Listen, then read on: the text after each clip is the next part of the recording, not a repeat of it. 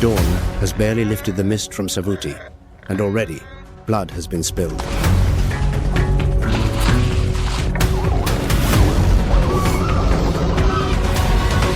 One moment of carelessness, and the buffalo's horns show no mercy, nor do the lion's fangs.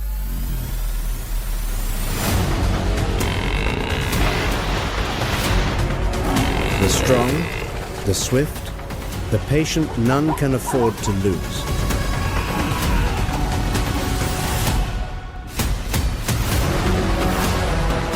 That is the law of the Savanna, written not in ink, but in blood.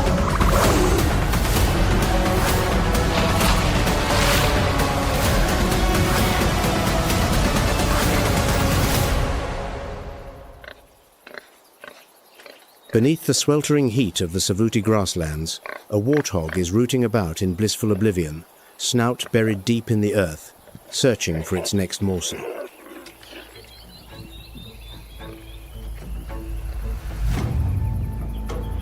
From within a thicket of sun-bleached grass, a pair of cold, endlessly patient eyes are watching.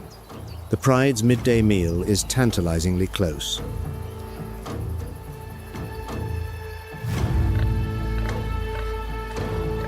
But the warthog is no fool.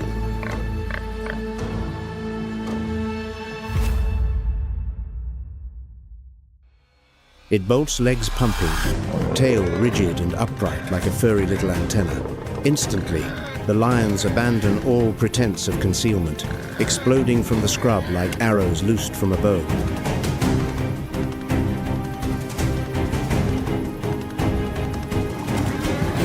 Lions are extraordinary sprinters, devastating over short distances, but they are not, by any measure, marathon runners.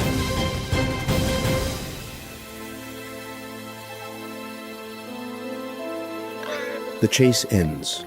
The hunters pull up, sides heaving, chests burning with the sting of failure and frustration.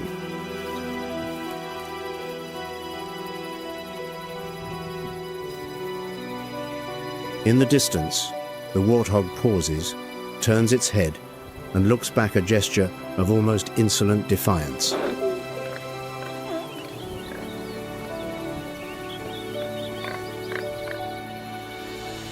Across this vast and unforgiving grassland, one might ask, who truly holds power here? The strongest, the fastest, or the one who knows precisely when to strike?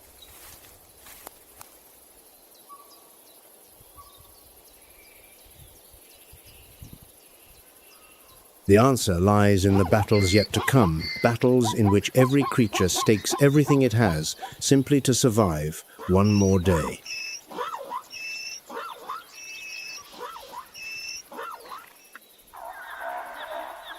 Welcome to WildVerse, where we explore the grandest and most authentic stories the natural world has to tell.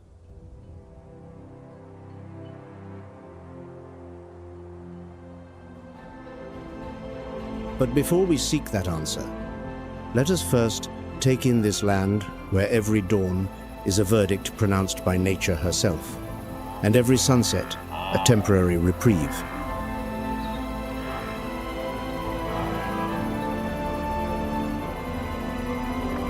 The lens pulls wide, and Savuti stretches all the way to the horizon, golden grasses shimmering beneath the morning sun like a carpet woven from pure gold.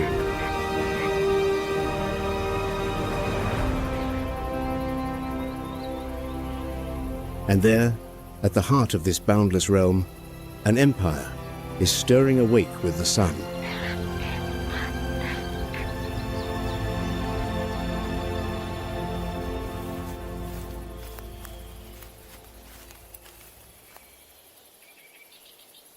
The Savuti lion pride rises as the first rays of daylight graze the crowns of the acacia trees. The entire pride mature males, seasoned females, and a tumble of cubs.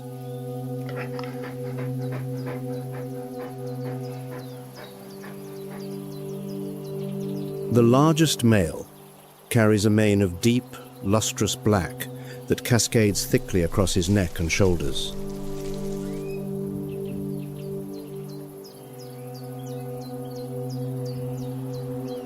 In the world of lions, the darker the mane, the stronger the male.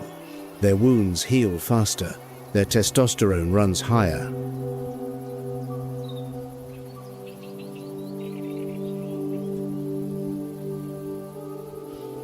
This is no ornament. It is a biological weapon, honed and perfected by millions of years of relentless evolution.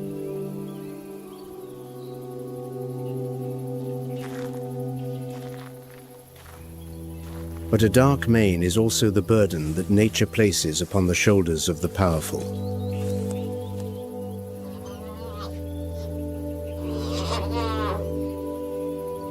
Under the scorching sun of the dry season savanna, it traps heat like a thick woolen blanket wrapped around the neck, a magnificent liability.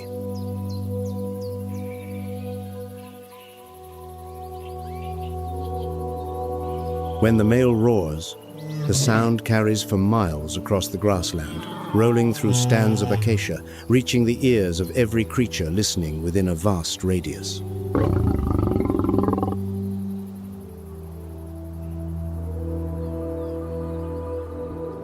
This is no ordinary call. It is a declaration of war sent to every trespasser, and an unmistakable warning that cannot be misunderstood. This territory is claimed.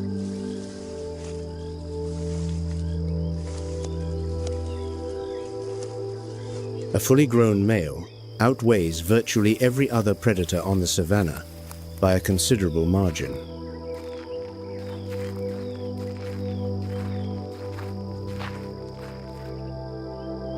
The females are notably lighter, yet it is they, not the males, who form the nucleus of every hunt.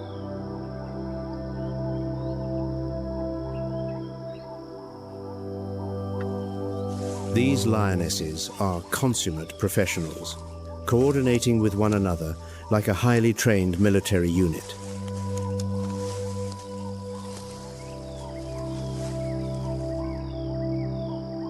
Their success rate when hunting as a group is many times greater than when hunting alone.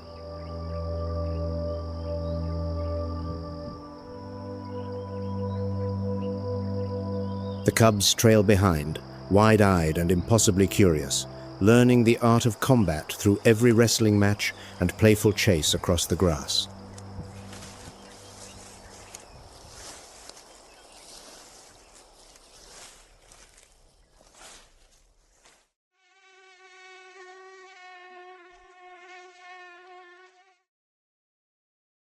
But Savuti is not merely a place where lions hunt antelope or zebra, as they do across so many other stretches of African grassland.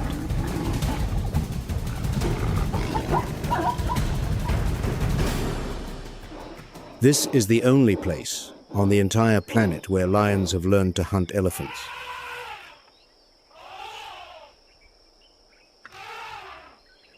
The females coordinate to encircle a young elephant separated from its herd.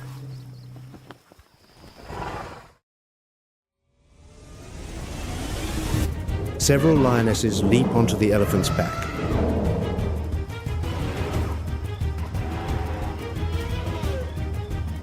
Others target the hamstrings of the hind legs.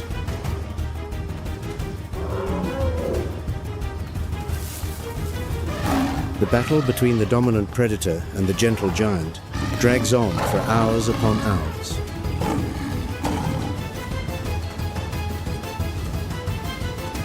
No other species of cat anywhere on this planet would dare attempt such a thing, and perhaps none would be reckless enough to try.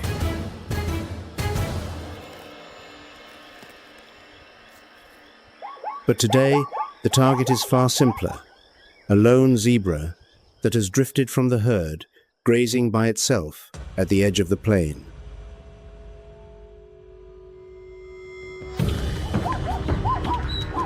The zebra never stood a chance. A cloud of red dust billows upward, then silence descends.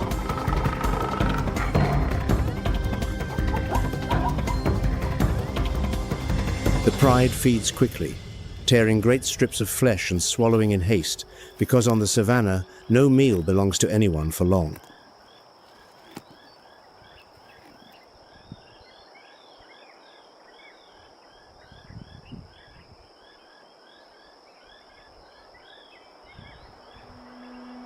But there is a creature standing not far away, observing the entire spectacle with the largest eyes of any land animal on Earth.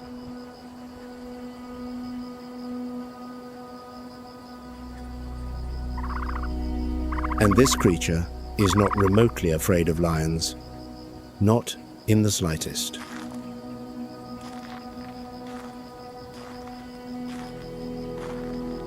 The ostrich stands statuesque amid the grassland, towering well above the height of any human being standing beside it.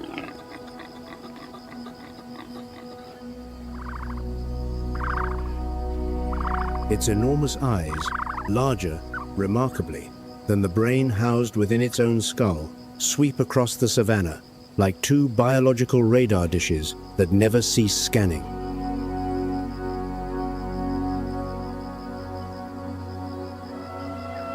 No land animal on Earth possesses larger eyes, not even the African elephant, whose body outweighs the ostrich many dozens of times over.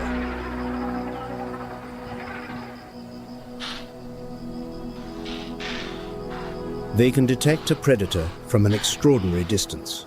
When a lion is still nothing more than a faint speck shimmering on the far horizon, the ostrich already knows precisely where it is.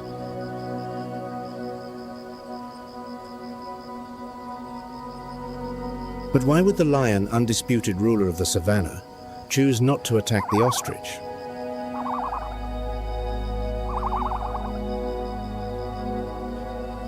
The answer lies in those legs.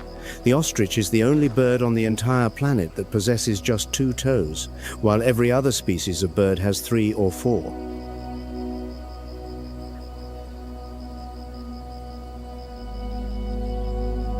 The larger toe bears a claw as sharp and lethal as a blade, and the ostrich's kick generates tremendous force, more than enough to make any attacker pay a devastating price.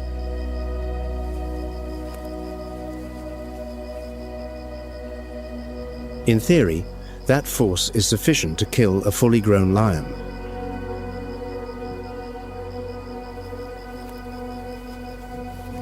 No scientific evidence has ever documented such an event actually occurring. But then again, no lion is particularly eager to become the first case study.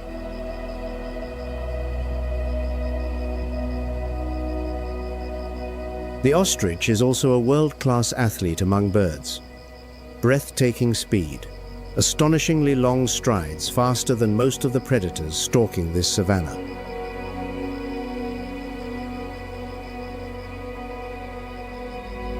As the largest and heaviest bird on Earth, the ostrich cannot fly, yet it possesses formidable defensive weaponry that commands the respect of every enemy.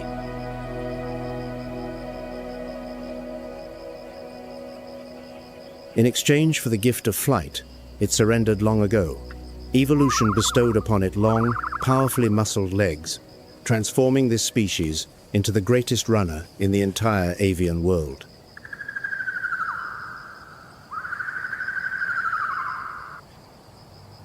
When breeding season arrives, each female lays a considerable number of eggs, but the nest is typically communal. Multiple females deposit their eggs into a single nest, creating an enormous collection piled high together.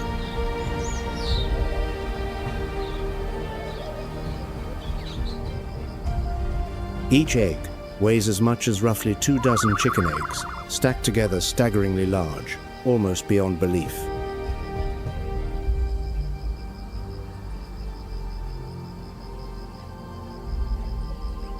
When the chicks hatch, they immediately face a world teeming with enemies, eager to turn them into a meal.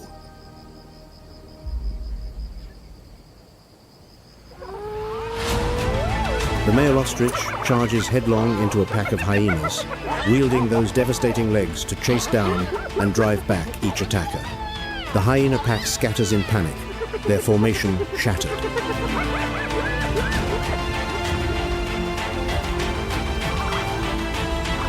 This sacrifice is not blind instinct, it is a survival strategy passed down through millions of generations, trading personal danger for the protection of the next generation.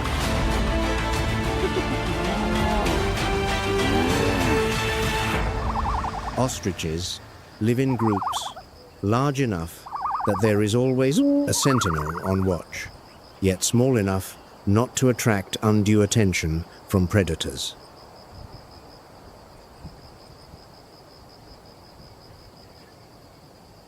On the savanna, the largest prey can sometimes be the most dangerous warrior.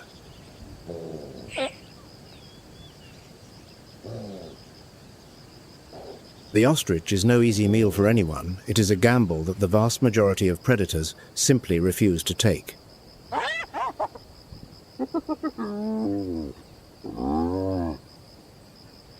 But there is one predator willing to wager everything on that deadly gamble, regardless of the danger, regardless of the odds.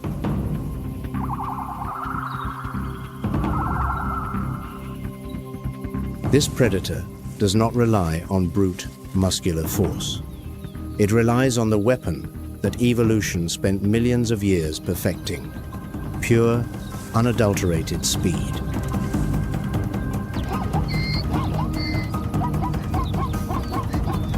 But speed, as we are about to witness, is both the greatest blessing and the cruelest curse that nature has ever bestowed.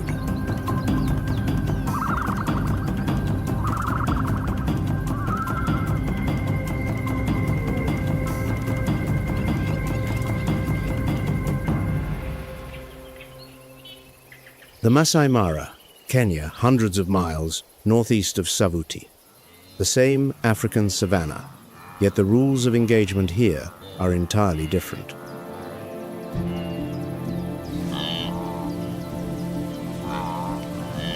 Across this landscape, a group of cheetahs moves together through the grass, a rare coalition in a world where cheetahs almost invariably live and hunt alone.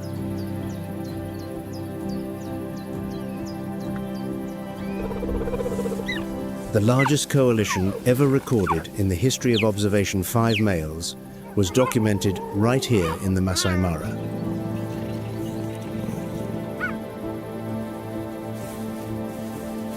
But even a smaller group is an astonishing exception, defying every textbook ever written on the species' behavior.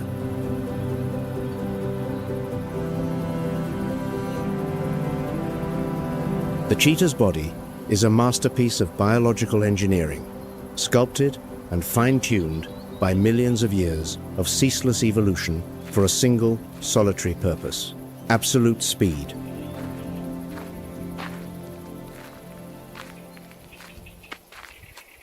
From a standing start to maximum velocity in mere seconds, accelerating faster than any supercar ever manufactured by human hands on this planet.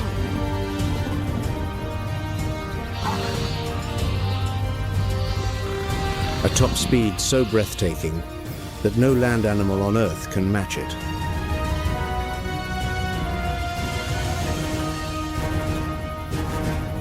Each stride at full sprint stretches longer than a family sedan, a phenomenal distance for a single footfall.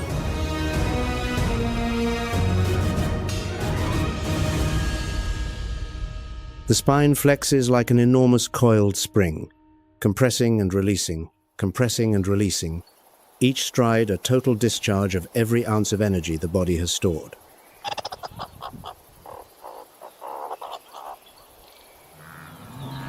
But the cheetah does not belong to the big cat family, as so many people mistakenly believe.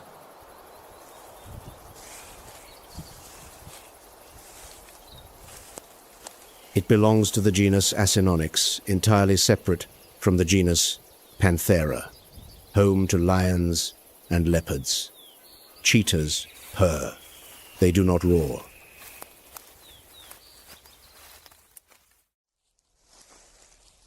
Significantly lighter than a lion, weighing only a fraction of an adult male lion's bulk, the cheetah is the fastest creature on land, yet also the most fragile when it comes to defending a kill.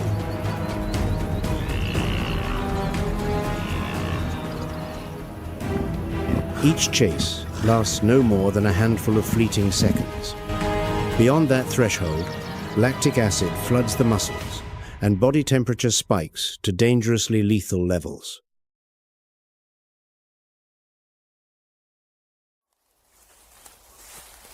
If the prey is not brought down within that golden window, the cheetah must stop to cool down or face the very real possibility of dying from overheating right there in the open grass.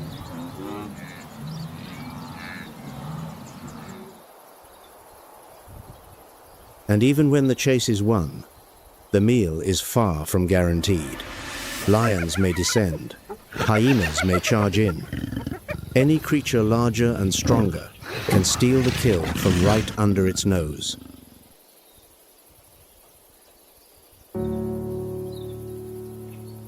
Speed allows the cheetah to make the kill, but speed cannot help it keep what it has earned. That is the cruelest paradox nature has reserved for the fastest animal on the planet.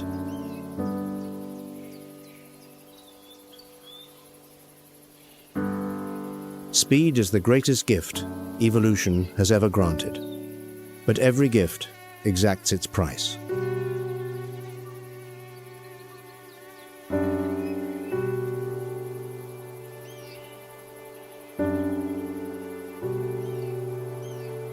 Today, this coalition of male cheetahs will pay that price in a head-on confrontation with a creature they should never have chosen as a target.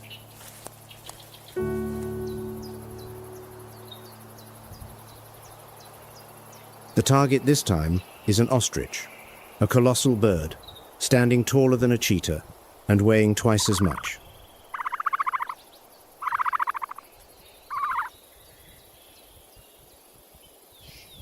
It cannot take to the air to escape, but it possesses hind kicks, capable of ending a life in an instant.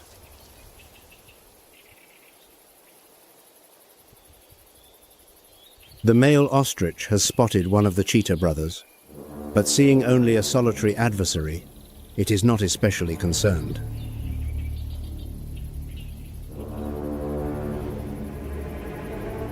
Then, without warning, 3 hunters emerge simultaneously from the shadows.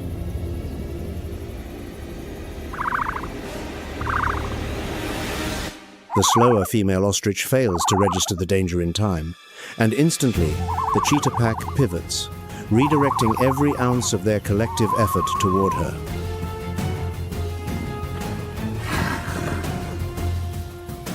It takes the coordinated strength and combined weight of all 3 brothers to bring down this formidable bird.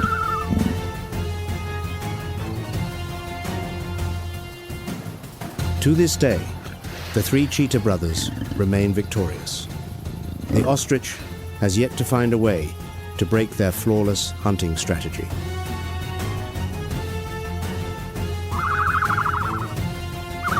It is seamless coordination, each animal filling a precise role.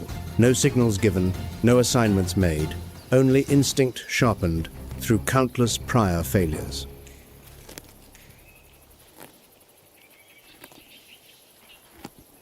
The coalition tears into the carcass, eating at a pace that barely allows for chewing, eyes ceaselessly scanning the distant horizon.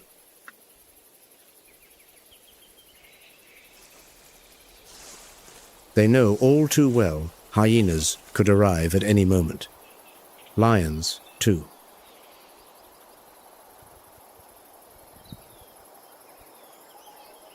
Speed brought down the prey, but speed cannot hold the prize if something stronger appears.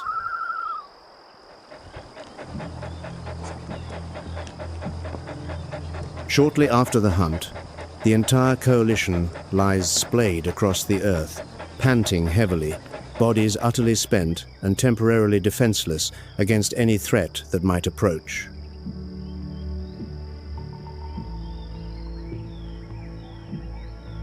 But that spectacular hunt conceals within it a bitter truth that few ever see.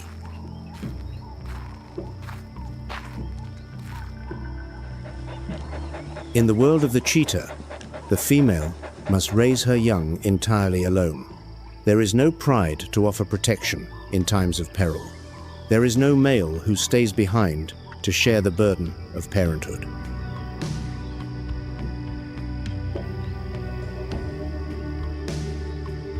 The majority of cheetah cubs perish before they are old enough to hunt for themselves, the highest mortality rate of any large cat on the African continent.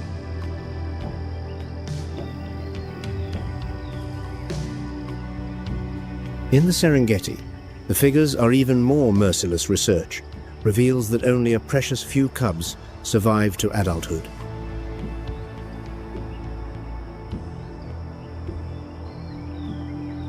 Every hunt a cheetah mother undertakes is not simply a search for food, it is a wager of her own life. If she is injured during a chase, her helpless cubs will starve within days.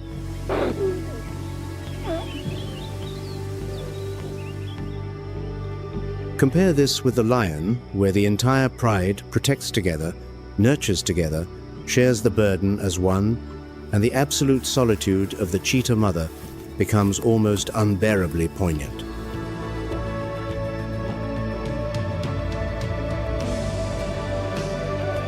Speed does not guarantee power on the savanna. Speed guarantees only opportunity, and opportunity is as fragile as a breath of air before the wind.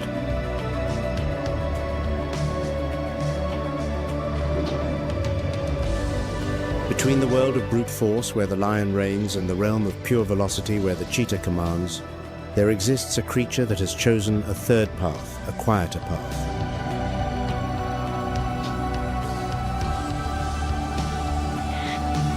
This creature is not the strongest, nor is it the fastest on this savanna.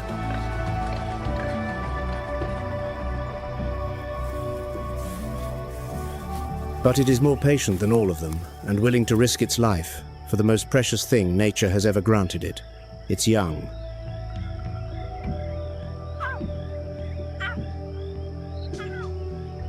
If you, too, find yourself drawn to these silent battles unfolding across the savanna, leave your thoughts in the comments below.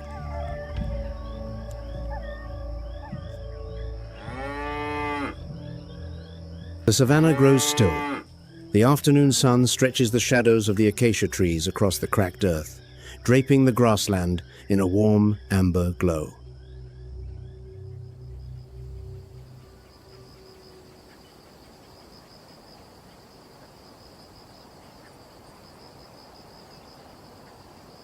But that tranquility is nothing more than an illusion. For here in the Masai Mara, a predator is lurking at the edge of the acacia woodland, and this one is more accomplished than anything we have yet encountered.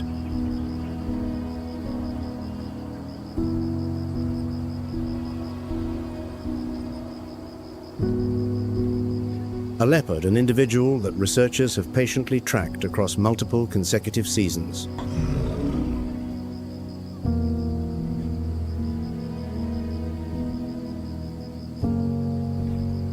Her coat of burnished gold, dappled with rosettes of deepest black, lies pressed flat against a branch, dissolving seamlessly into the dappled afternoon light, filtering through the canopy.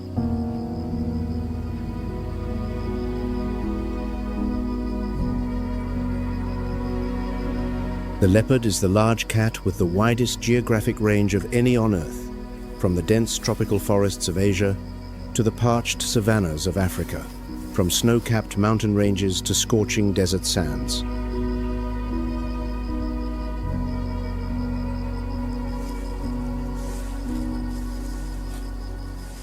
But here in the Masai Mara, the leopard's existence is a fiendishly complex equation of survival, one with no easy solution.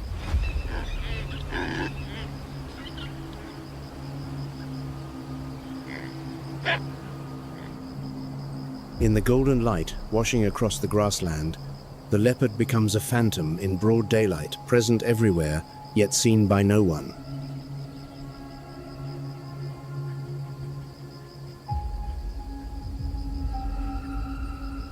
And the leopard hunts alone.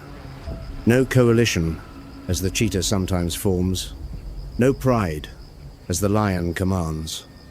Only inexhaustible patience, and a pair of eyes that never blink at the wrong moment.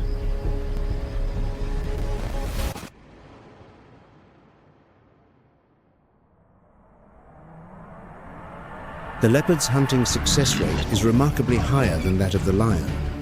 Where lions prevail in only a minority of their hunts, the female leopard succeeds far more often.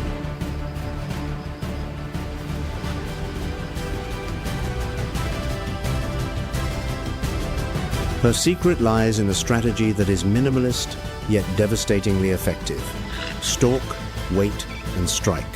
Only when the distance between herself and her quarry has closed to the point where failure is virtually impossible.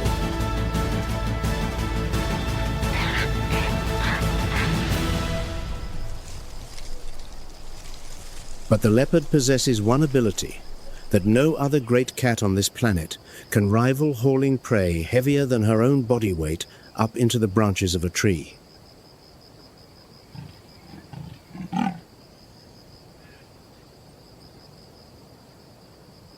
The lower jaw and the muscular architecture of the leopard's neck have been engineered by millions of years of evolution for a singular purpose: lifting heavy loads and climbing.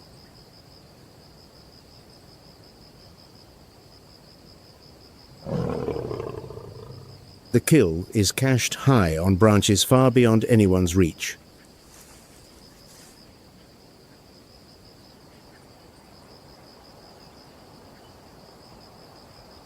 This is the survival intelligence of a creature that knows it is not the largest and has transformed its climbing prowess into an absolute advantage.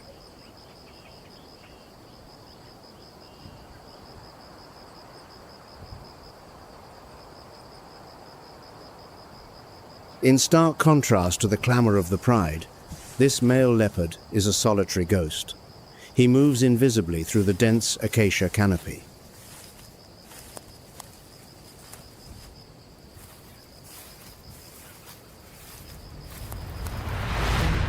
His quarry today is not the gentle, grass-chewing antelope, but a primate of formidable intelligence and ferocity, a troop of olive baboons.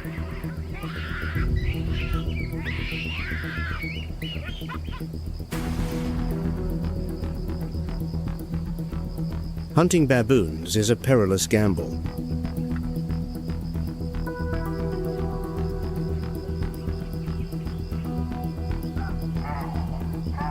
If detected in daylight, a leopard can find itself surrounded and mobbed by the entire troop, subjected to a barrage of lethal bites from every direction.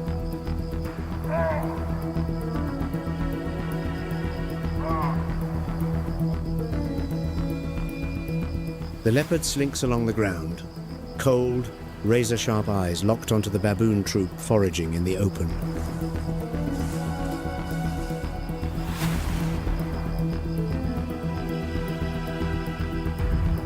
The troop is entirely off guard, engrossed in digging and foraging, oblivious to the fact that death is closing in beside them.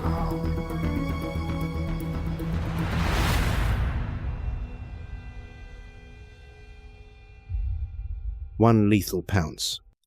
The hunter explodes forward, accelerating in a blinding burst before the victim can so much as cry out.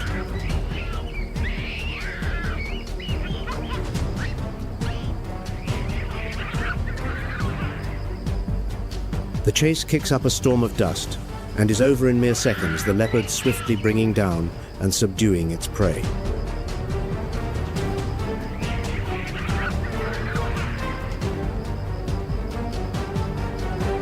The troop erupts in panic, shrieking and scattering in every direction, abandoning the assassin as it clamps down on its prize.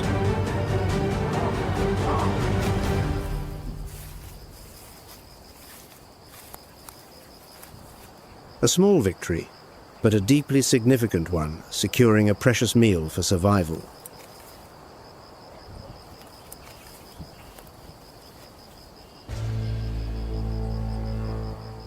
When the last scraps are consumed, the hunting instinct stirs once more.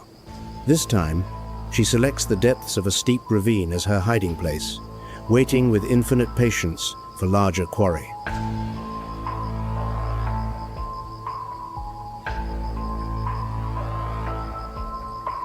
Her gaze locks onto an impala, a far more dangerous proposition.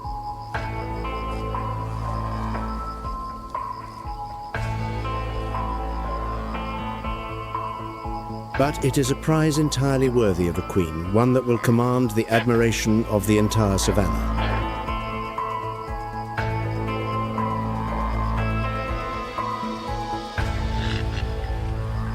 The ambush erupts in fury. Hold on, leopard. Summon every ounce of strength to finish this.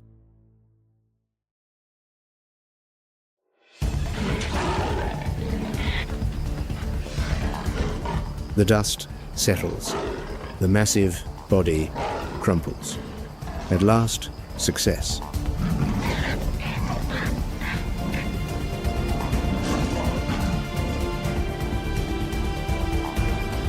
But the battle for survival does not end there.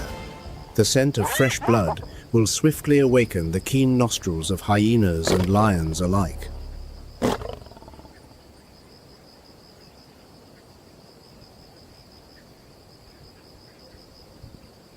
Clamping her jaws around a carcass weighing twice her own body, the leopard braces herself, driving razor-sharp claws deep into the rough bark.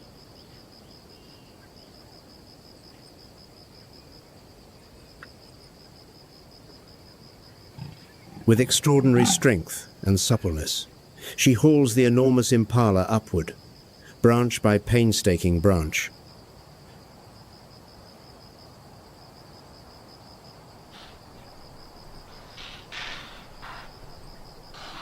Only when the prize is secured in a high fork, safely hidden from every enemy's line of sight, does the queen finally allow herself to rest and savor the feast.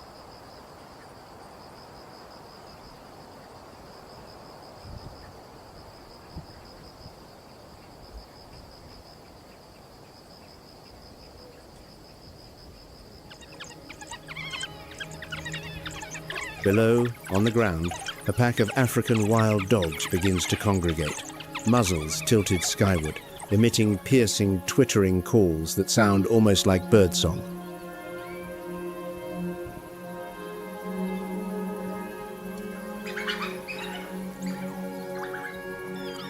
Patches of black, tawny gold, and white are splashed across their coats in patterns that follow no discernible rule whatsoever.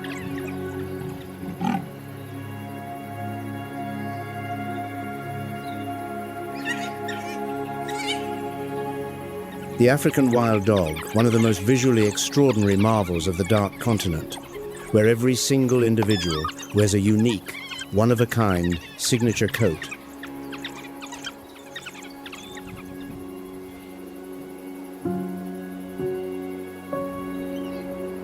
African wild dogs possess a teamwork so lethal in its precision that they can bring down prey many times their own size through relentless encirclement and continuous tearing bites.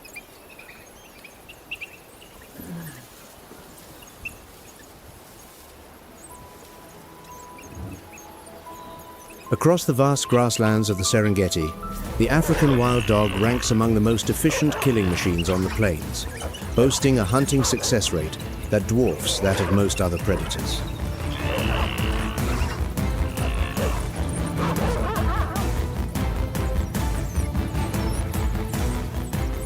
Unlike many carnivores, they hunt through a tightly knit social system in which a single alpha pair holds dominion over leadership and reproduction for the entire pack.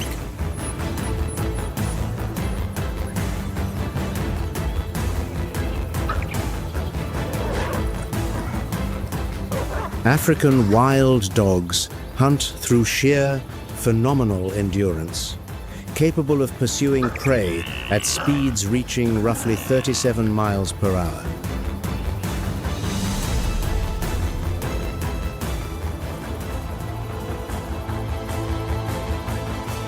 They maintain that pace relentlessly, mile after mile, until their target is utterly spent.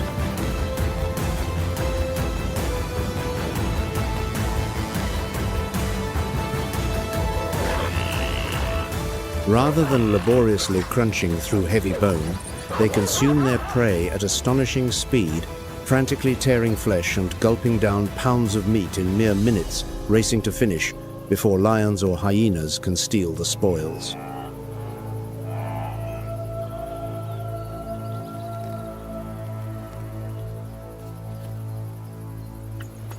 But no matter how numerous or disciplined the wild dog pack may be, They are entirely powerless against the leopard's command of vertical terrain.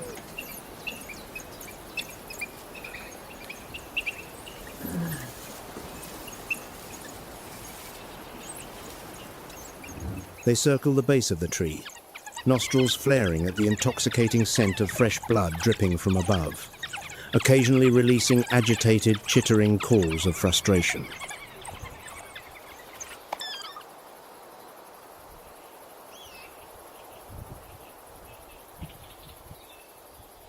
High on the branch, the leopard dines in perfect composure, utterly indifferent to the noisy mob below.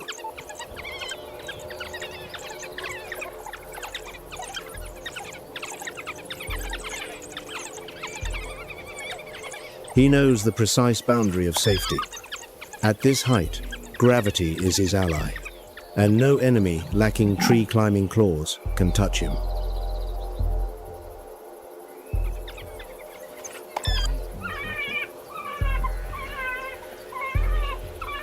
This tableau captures, in vivid clarity, the division of power and living space across the African savanna, each predator reigning from its own distinct throne.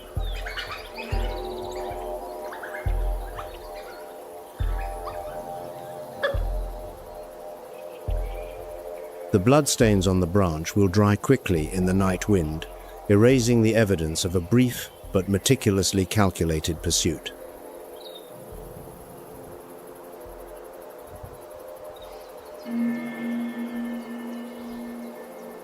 The leopard closes his eyes to rest, his spotted golden body blending flawlessly into the rough bark and the mottled moonlight sifting through the leaves.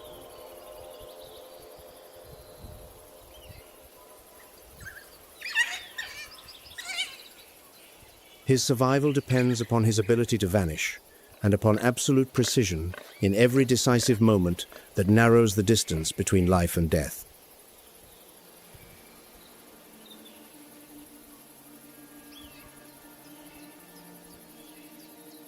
In the months that follow, this cycle repeats itself across the savanna without cease, honing ever sharper the skills of these silent assassins.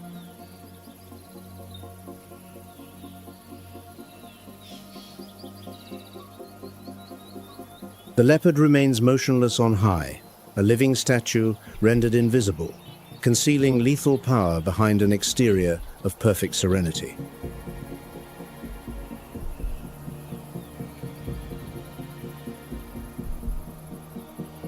He holds no gilded throne of dominion over the grassland.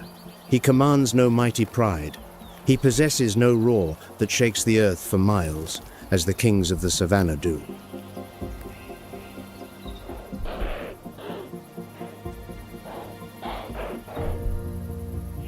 But he is a sovereign, sovereign of the night, sovereign of infinite stillness, sovereign of the art of invisibility that nature has so generously bestowed.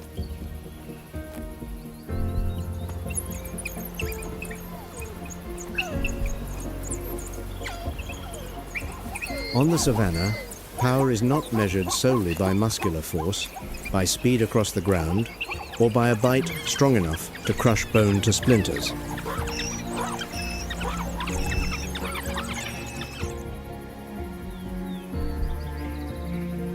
There exists another kind of power, the power of invisibility, which allows a solitary phantom to take a life from within the very heart of a herd's protection.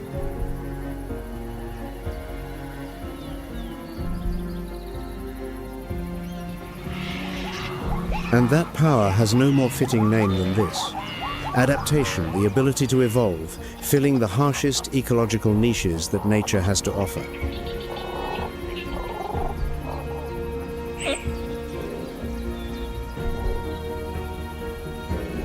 But the story of the savanna does not end here. One final chapter awaits.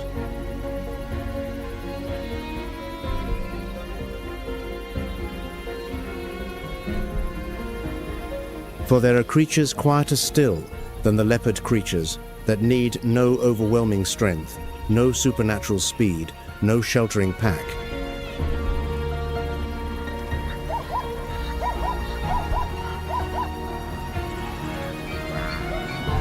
They need only one thing to endure across millions of years: infinite patience.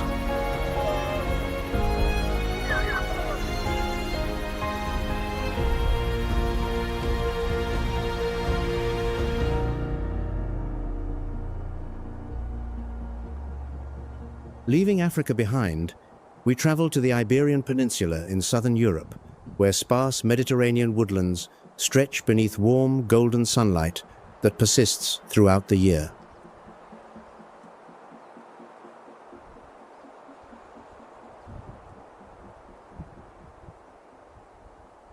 This is the home of the Iberian lynx, a representative of the wild cat species that once stood closer to the brink of total extinction than any other in modern history.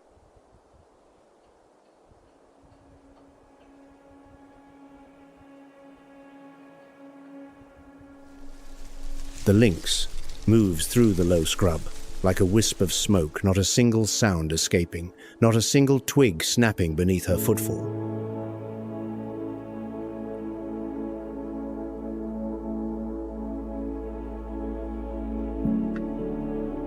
Her ears, crowned with distinctive tufts of black fur at the tips like biological antennae receiving signals, can rotate independently in multiple directions, scanning and analyzing sound from every quarter.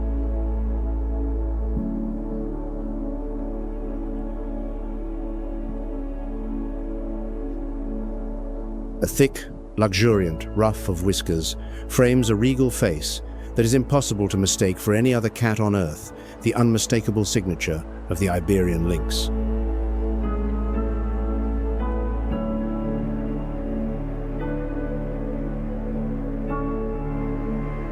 The Iberian lynx is not merely a hunting machine. She is a true masterpiece of evolution.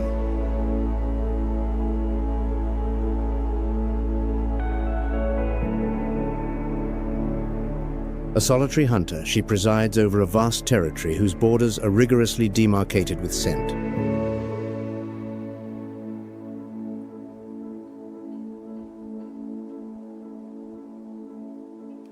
But it is precisely this extreme selectivity in habitat and diet that constitutes her fatal vulnerability, the very weakness that once brought this master of survival to the razor's edge of annihilation.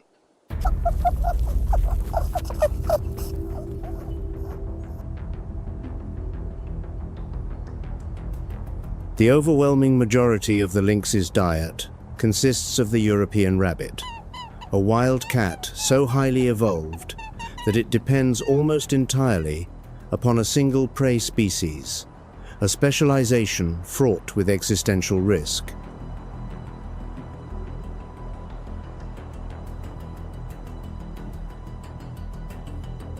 She lies motionless beside the trunk of an ancient cork oak for what seems an eternity.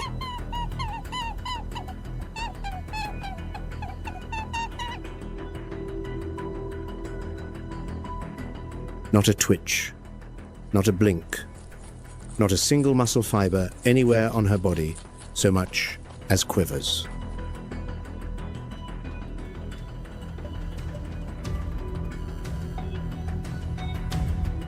Then, in less than a heartbeat, the Iberian lynx erupts from a state of absolute stillness into a whirlwind of claws and fangs.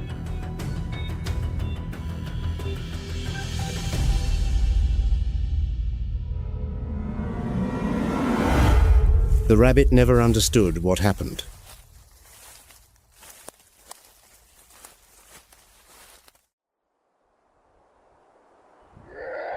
No need to be the strongest in the forest. No need to be the fastest on the plain. Only the knowledge of when to wait and the ability to strike with flawless precision.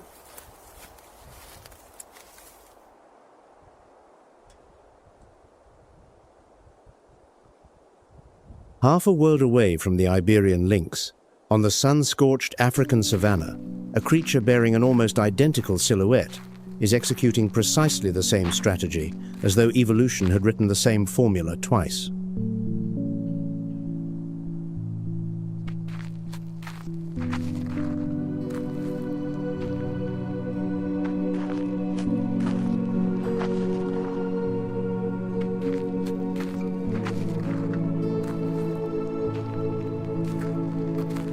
The caracal, karakulak, in Turkish, meaning literally black ear, a name that describes with perfect accuracy the most striking feature of this enigmatic cat.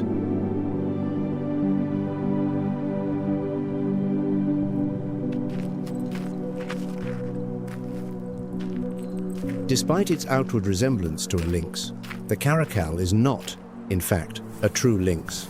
A tall genetic analysis reveals it is far more closely related to the African golden cat and the serval.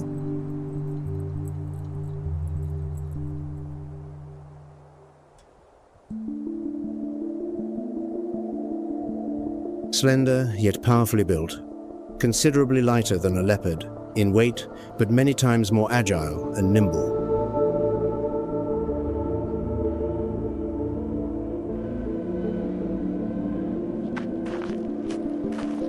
Its sprinting speed is breathtaking, fast enough to run down the majority of its prey.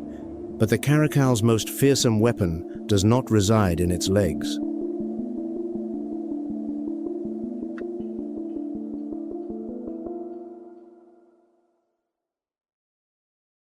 The caracal possesses an astonishing vertical leap, from a complete standstill launching itself skyward to snatch birds in mid-flight, claws hooking into the quarry with the surgical precision of a pair of forceps.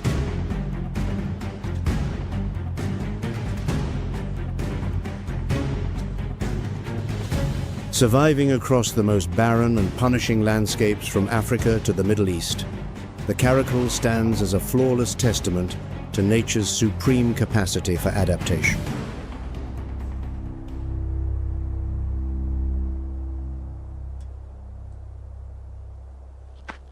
Through unrivaled speed, immaculate stealth, and absolute fearlessness, this solitary fighting machine continues to reign from its desert throne unchallenged.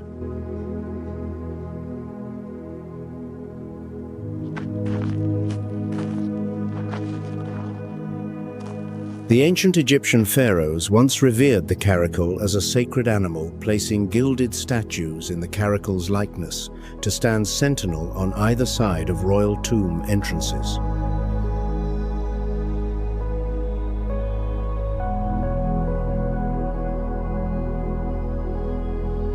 Two mirror siblings on continents separated by thousands of miles, the lynx on the Iberian Peninsula and the caracal on the African savanna, sharing the same lithe silhouette, the same black-tufted ears, the same strategy, patience, silence, and a single, lethal strike.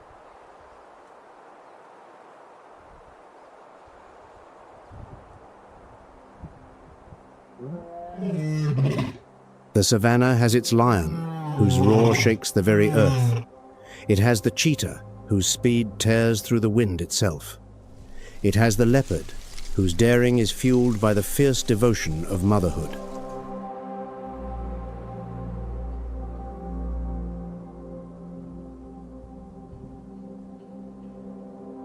But the most enduring survivors across millions of years of ceaseless evolution have always been those who know how to wait in silence.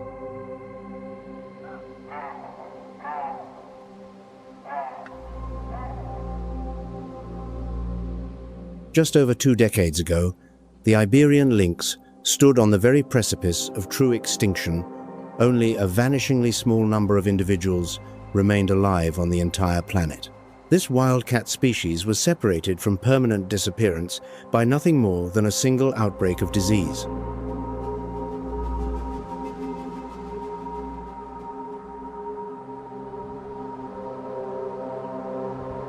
More than 20 years later, quite recently, the International Union for Conservation of Nature announced a figure that stunned the entire conservation world.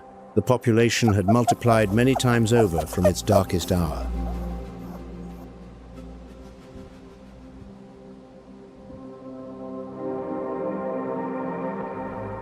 From the brink of oblivion to a spectacular resurrection, it is the greatest and most miraculous recovery story in the entire recorded history of wild cats on this planet.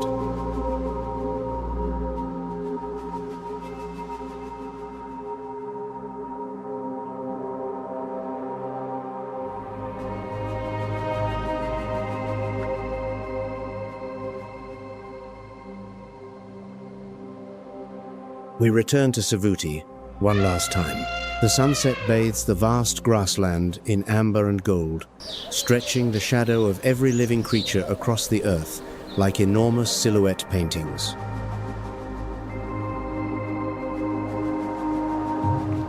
The lioness, the very same one that was tossed by the buffalo herd this morning, stands atop the highest rise of ground, surveying her boundless territory one final time as the day draws to a close.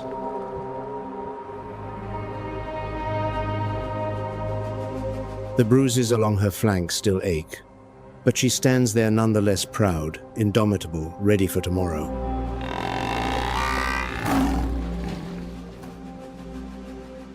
The strongest does not always prevail on the savannah. She knows that more clearly than anyone.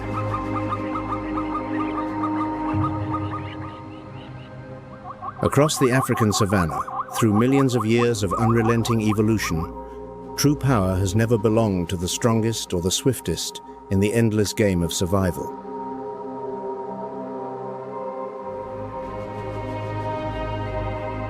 Power belongs to the one who knows how to wait with patience, who knows when to retreat, and who strikes with precision at the decisive moment.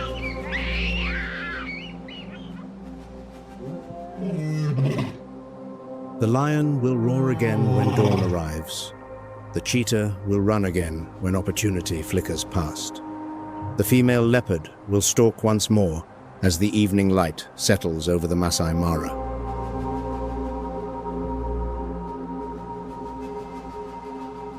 And the lynx, far, far away, beside an ancient cork oak on the Iberian peninsula, will lie motionless once more in absolute silence, waiting for her quarry to drop its guard.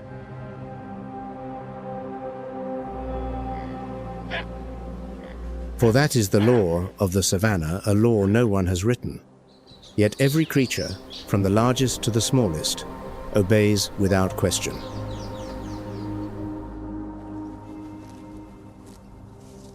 Thank you for joining WildVerse on this journey across the African savannah.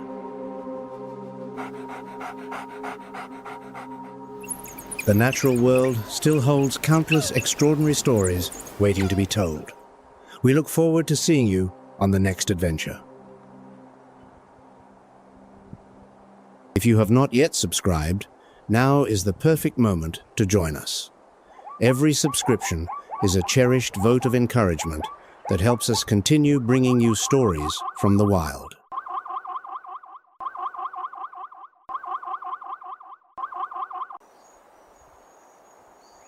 "40 days without a single drop of rain. The Mozambican earth has fractured into deep, jagged veins, as though the continent itself is breaking apart from within.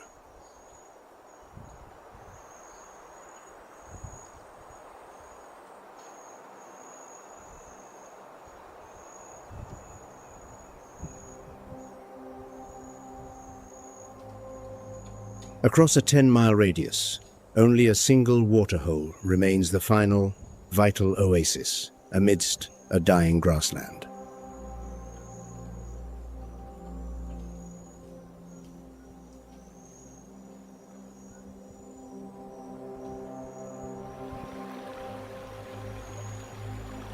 Right at the center of this pool, a hippopotamus emerges from the thick mud, the absolute master of this watery domain.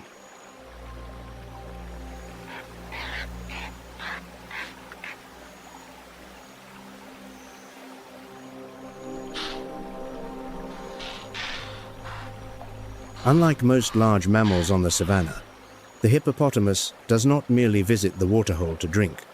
The hippopotamus lives here. This pool is its sanctuary.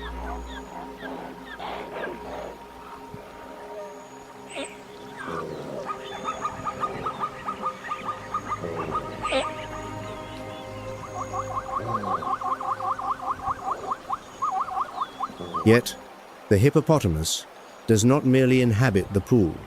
The hippopotamus owns it, and it has a distinct way of declaring its sovereignty.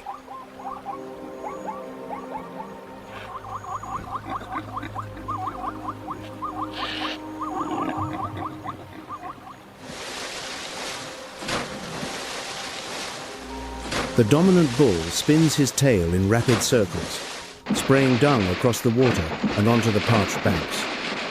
A pungent, suffocating stench diffuses into the searing air.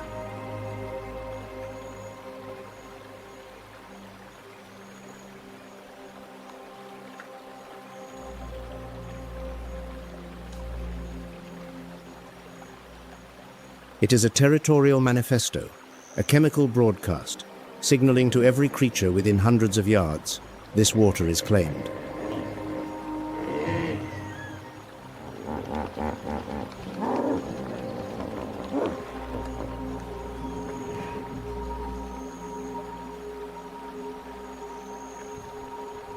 And in the heart of the dry season, when all paths lead to this very spot, that warning is no empty threat.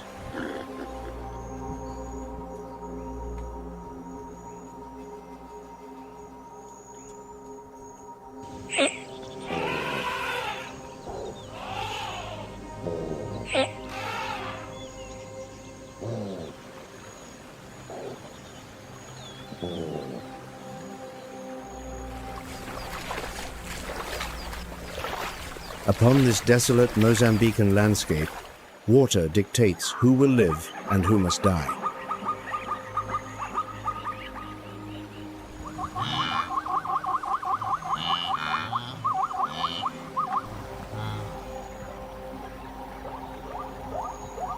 And the primary law of the waterhole is remarkably simple. Every species requires water, but not every species is permitted to drink.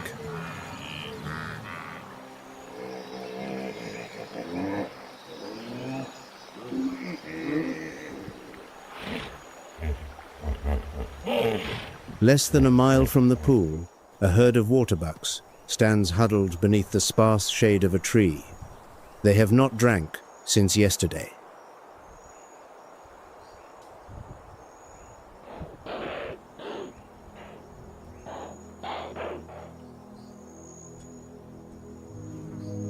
The waterbuck is a species entirely dependent on water.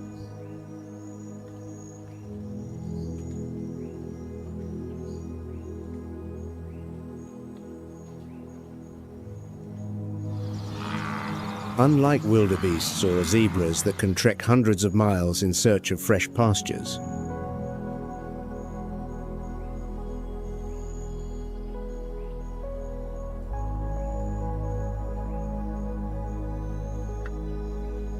a waterbuck never ventures more than 1 to 2 miles away from a permanent aquatic source.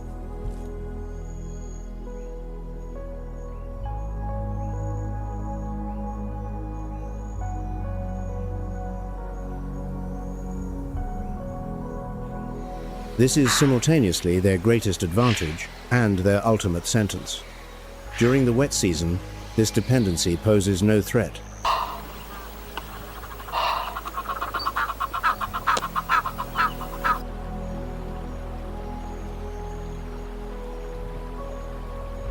But when the drought tightens its grip and all peripheral water sources vanish, the waterbucks are left with no choice but to visit the final pool.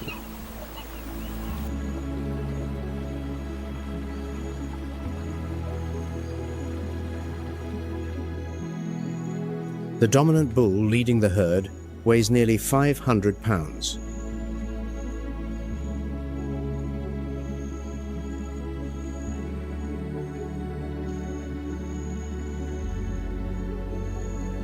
Upon his head, a pair of ridged, sweeping horns curve backward, measuring nearly 40 inches, the ultimate defensive weapon, though one reserved exclusively for males.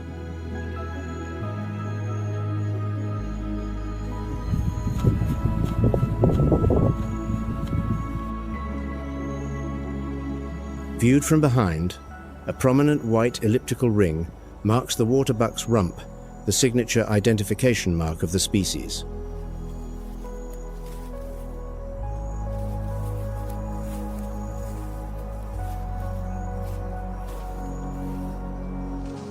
Yet, the waterbuck possesses a shield that few other prey animals can boast.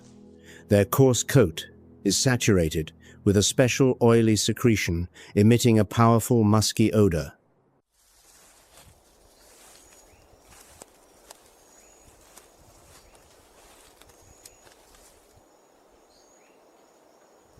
That scent is so pungent that even lions will occasionally pass them by, unless driven by absolute starvation.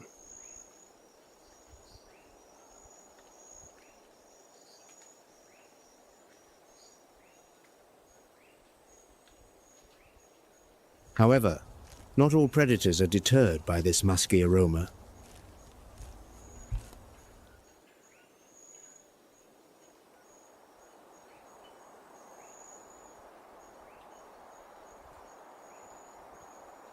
And crucially, this olfactory defense holds no power beneath the surface of the water.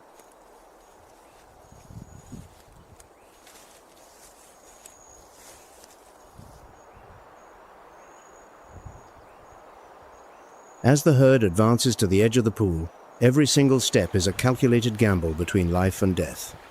Lowering one's head to drink means forfeiting all vision.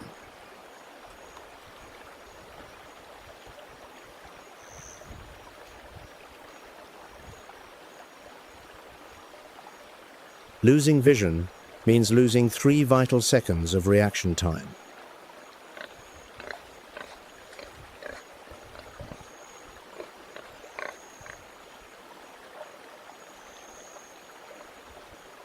And 3 seconds on the Mozambican savanna is the exact distance between life and death.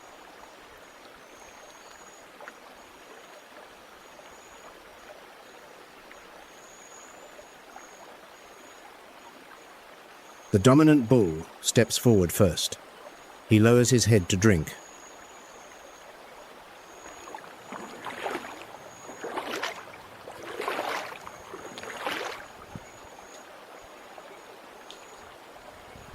Yet, beneath that deceptive, glassy surface, something is watching.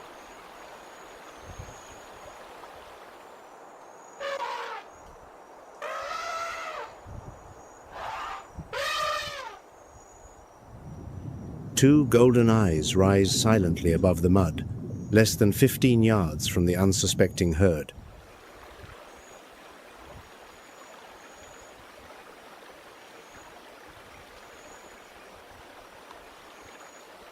It is the cruelest paradox of the dry season. Water sustains the waterbuck's life each day, yet it is this very water that draws them into the jaws of their enemy.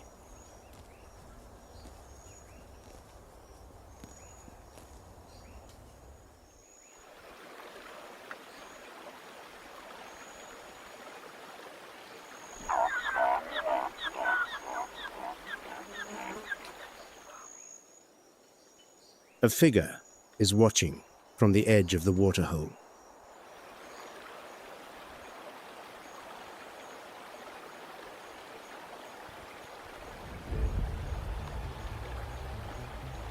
A young waterbuck is submerged close to a tree trunk in the middle of the waterhole.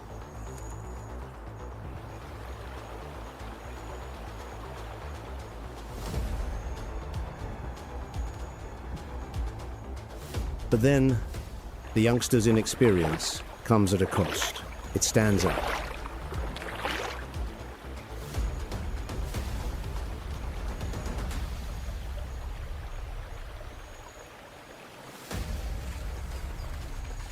The lead lioness reacts instantly.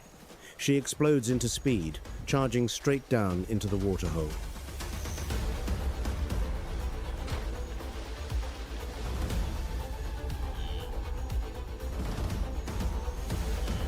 The waterbuck tries to flee, but the rising water completely neutralizes its speed.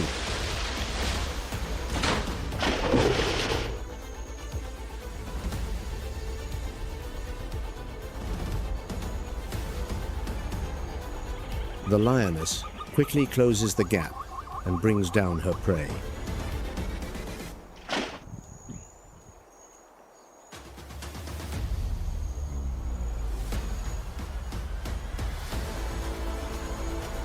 However, the deep water makes finishing the kill extremely difficult.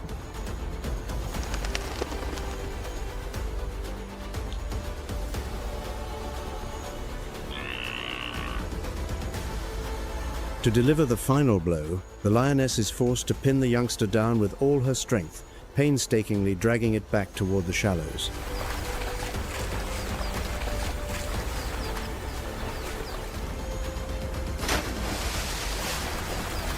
On the bank, the sub-adult lions remain hesitant, standing several dozen feet from the water's edge.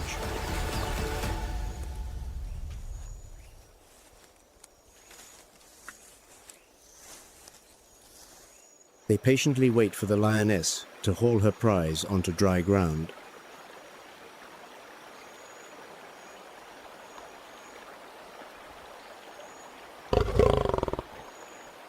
The entire pride rushes into the shallows, creating a chaotic scramble right over the carcass of the waterbuck.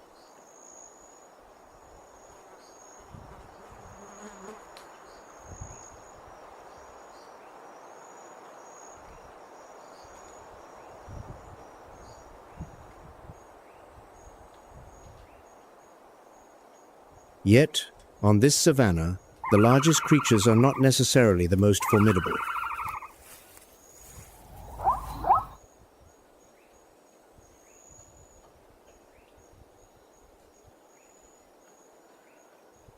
There exist far smaller warriors, armed with weapons, written deep within their very molecules.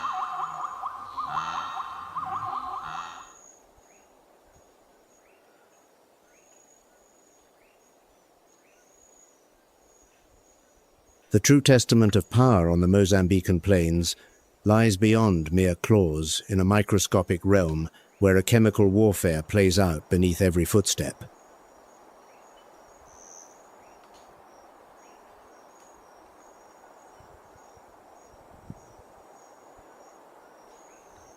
A few hundred yards from the pool, atop an exposed mound amidst the dry grass.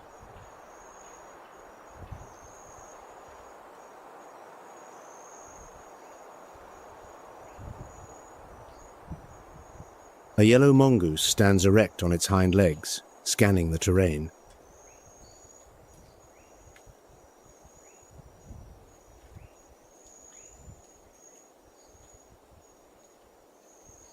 The mongoose is not large. A fully grown adult weighs less than 2 pounds.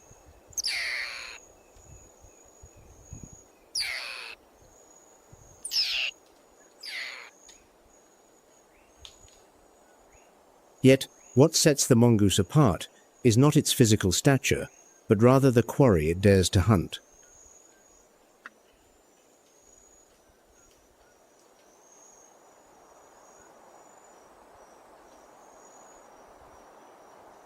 The cobra, a reptile armed with a neurotoxic venom potent enough to kill a human adult within a matter of hours.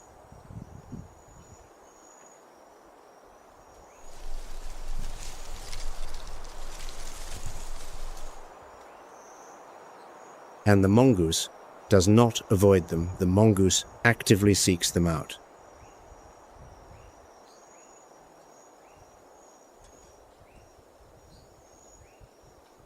The cobra rears up, flaring its hood in a definitive defensive posture, a clear signal that approach means death.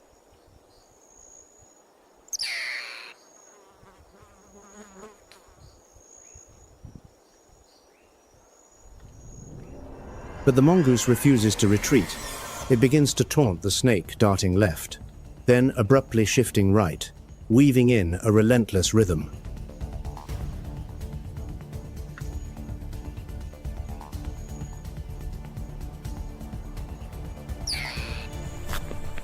The mongoose's gaze never wavers from the cobra's head for a single fraction of a second.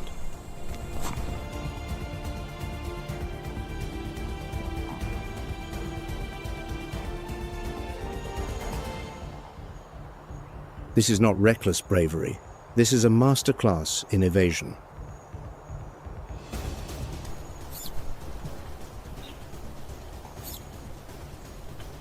The cobra strikes. The mongoose leaps aside, its fur bristling, and immediately launches a counterstrike.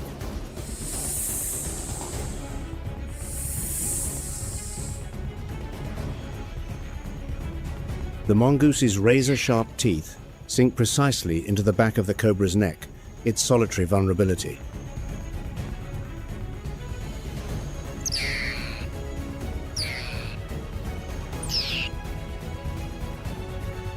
The venom is delivered, yet it finds no purchase.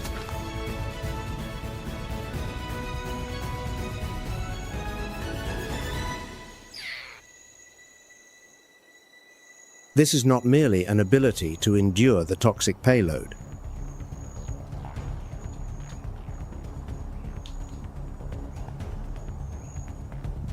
This is a mechanism of molecular blockade. Evolution has rewritten the genetic code at the amino acid level, transforming the receptor into something the neurotoxin can no longer recognize.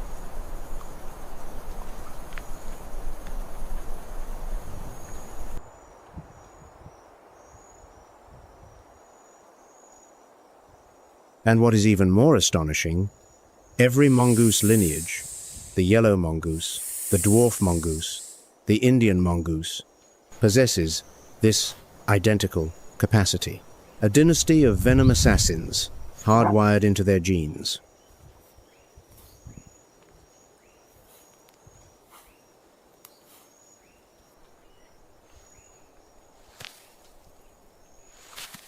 The mongoose finishes consuming the cobra, licks its muzzle, and casually slips back along the grass line as if nothing had transpired.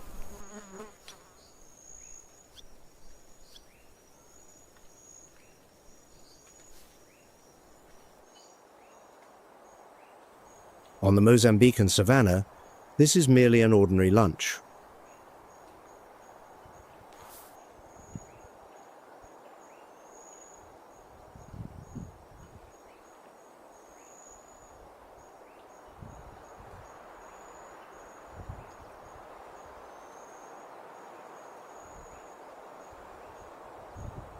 Yet, the mongoose is not the sole creature to crack the molecular code of venom on this landscape.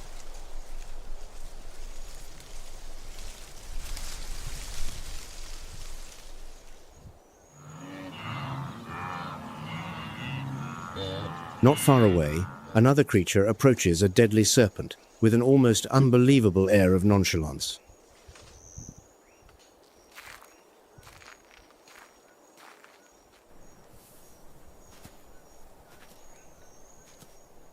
The honey badger appears, moving with an innate composure and a legendary, fearless audacity.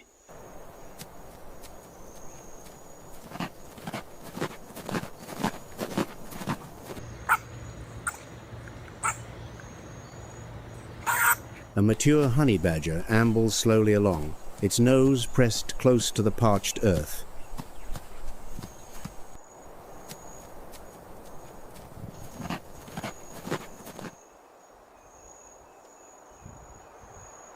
It detects a puff adder, coiled beneath a tuft of dry grass.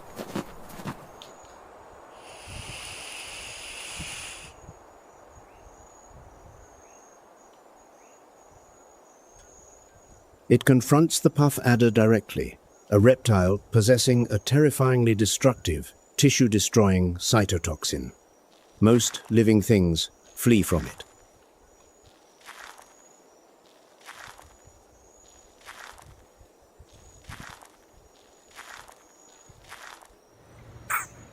The honey badger marches straight in, its demeanor as casual as if it were merely seeking a routine meal.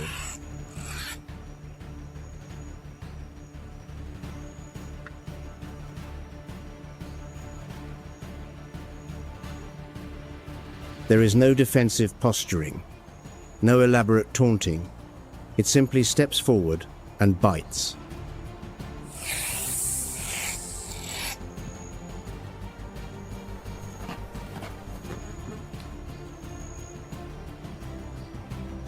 This absolute nonchalance is no suicidal tendency. It is safeguarded by two distinct layers of defense that evolution has spent millions of years perfecting.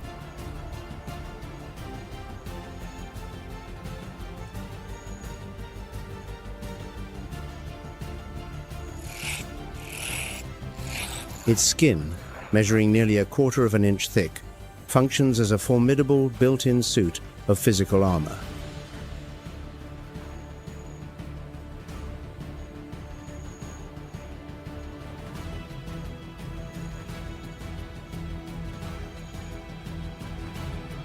An exceptionally loose subcutaneous tissue structure allows the badger to literally twist inside its own skin to counterattack even while firmly gripped by an adversary.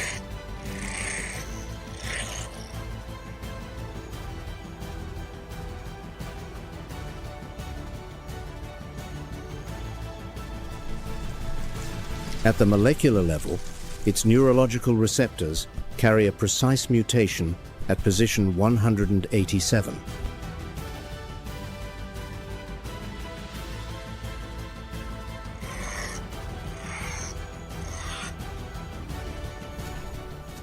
The amino acid arginine creates an electrostatic repulsion that prevents the snake's venom from binding to the target cells.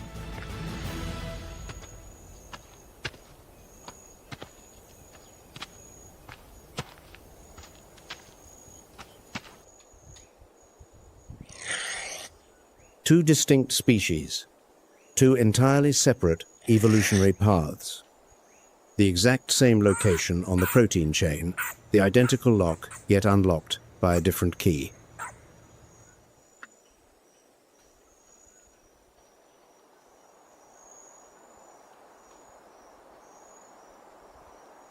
This is a profound demonstration of convergent evolution. When nature confronts the exact same problem, it arrives at a remarkably similar answer, though via its own distinct path.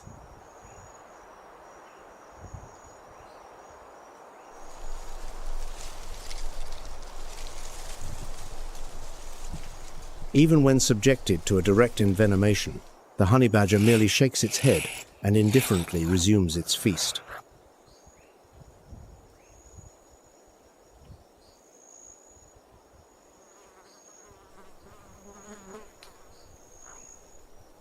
The honey badger is arguably the most formidable creature on the planet.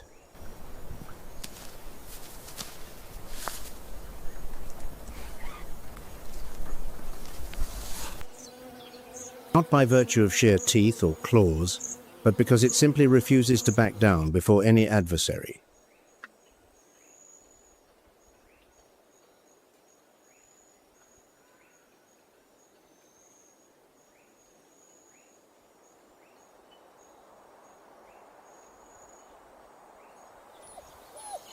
About half a mile east of the waterhole, a pack of African wild dogs is gathering in a circle on an open clearing.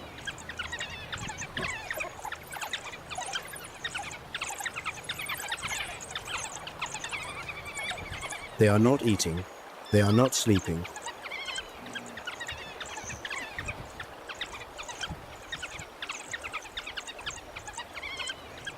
African wild dogs possess the most democratic social structure of any carnivore.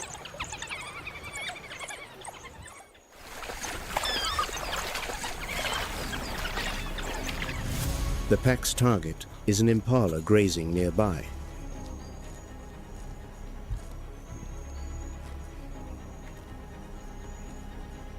The lead dog begins to accelerate, charging straight toward the prey at dizzying speed.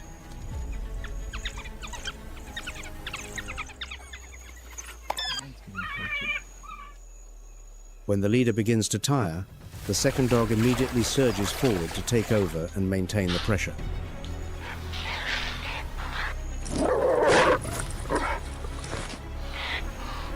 The impala runs frantically, but is given not a single second to rest.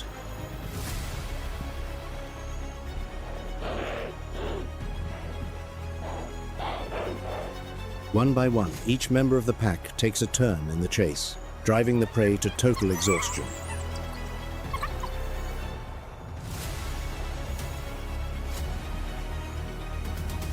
Finally, the impala collapses entirely under the relentless pressure of the hunters.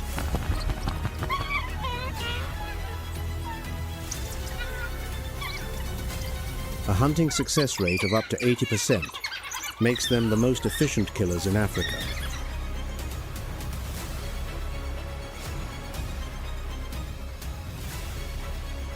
In Gorongosa, the return of the wild dogs is a beacon of hope for the ecosystem's recovery.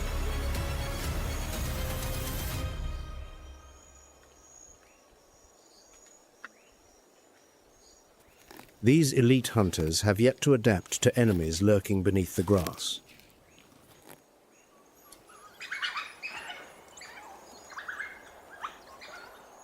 Despite facing the threat of extinction, the wild dogs persist in their daily battle for survival.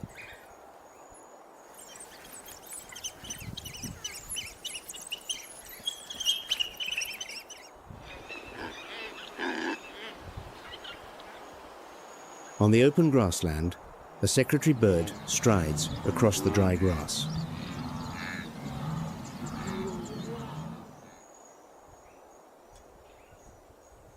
Secretary birds walk tirelessly across the ground.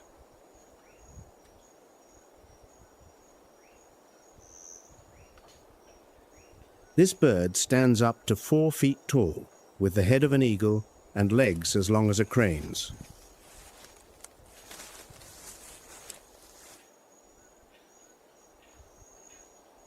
They often stomp hard on bushes to force their prey out into the open.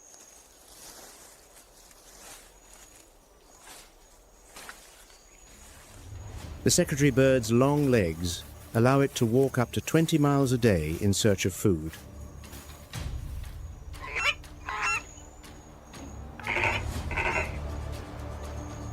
This bird's most fearsome weapon is a thunderbolt kick, delivering force 5 times its own body weight.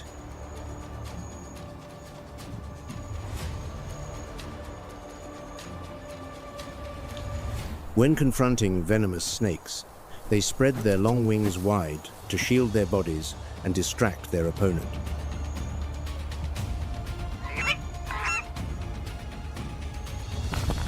The bird unleashes a lightning-fast kick to the venomous snake's head, dropping it instantly.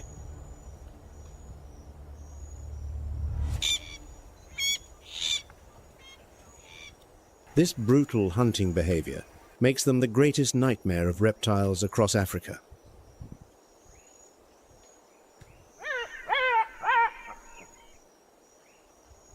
After its meal, the secretary bird continues to patrol along the smouldering edges of a nearby bushfire.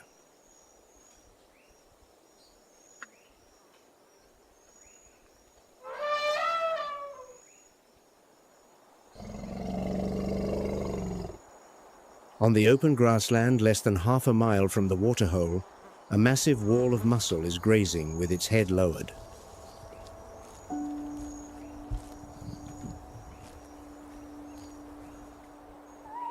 The white rhinoceros, the second largest land animal on the planet, surpassed only by the elephant.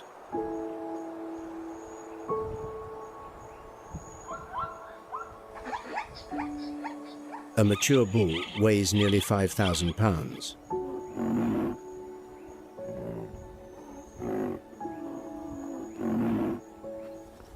The largest individual ever recorded reached nearly 8,000 pounds heavier than a small truck.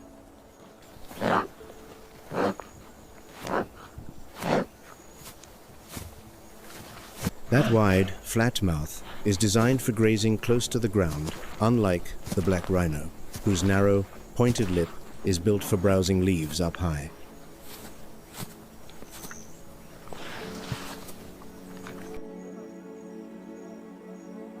That small difference creates an enormous ecological impact.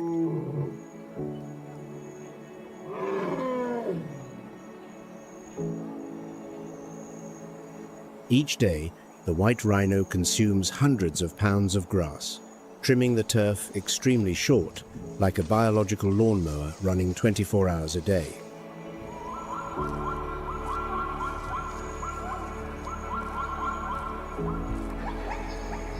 The ultra-short grass patches created by the white rhino become natural fire breaks for the savanna.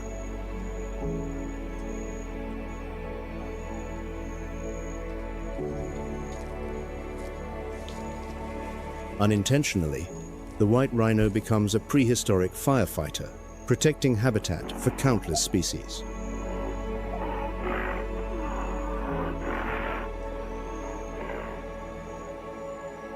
The white rhino does not know it is protecting the entire savanna, but the savanna knows.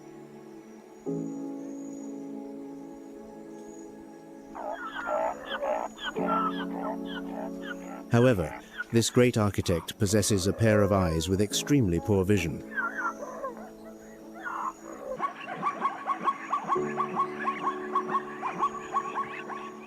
It can barely make out any object beyond 30 yards.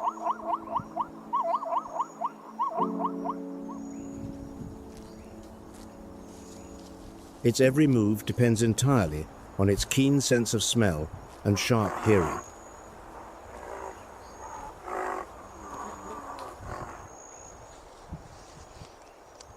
In the distance, a pride of lions is stealthily closing in, targeting a young rhino as their prey.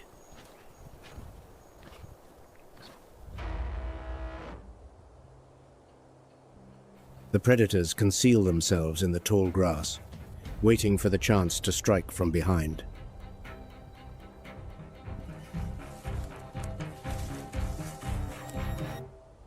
Catching an unfamiliar scent, the bull rhino immediately swings around to face the threat.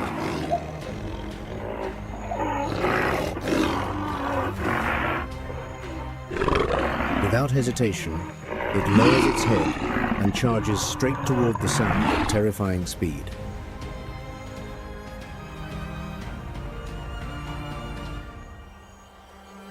The massive bulk bulldozes everything in its path, sending the entire pride of lions scrambling in panic.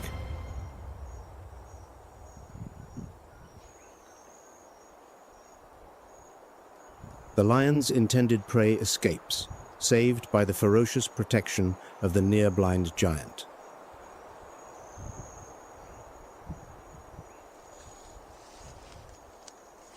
Its most powerful weapon is its long keratin horn, rising proudly from its snout.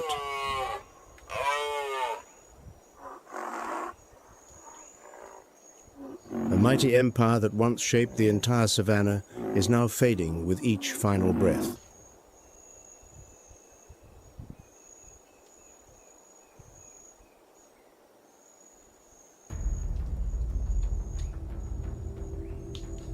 Late in the afternoon, as the sunlight stretches long across the still water, only 2 eyes and 2 nostrils break the surface.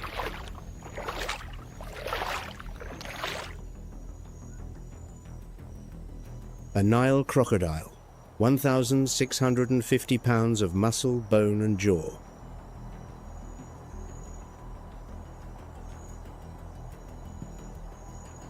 The hatchlings are beginning to break through their eggshells to enter the world.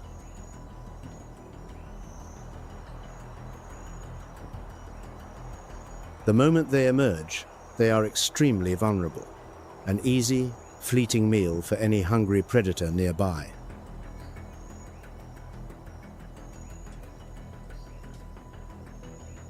To gently collect her tiny offspring, the mother crocodile must use the most lethal jaws on the planet.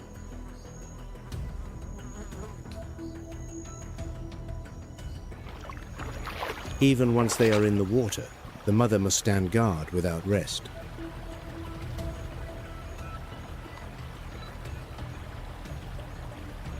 In this unforgiving wilderness, a mere 1% of crocodile hatchlings survive to adulthood.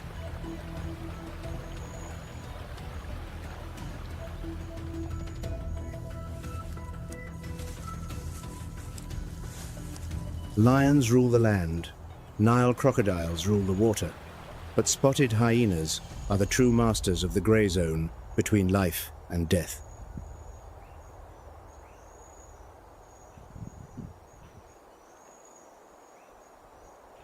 When the wildebeest calving season begins, the Serengeti grasslands are flooded with vulnerable newborns.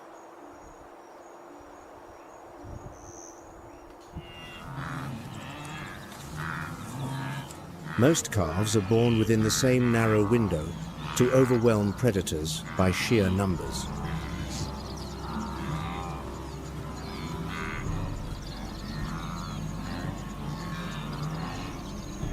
However, if a mother and calf fall behind, danger will follow immediately.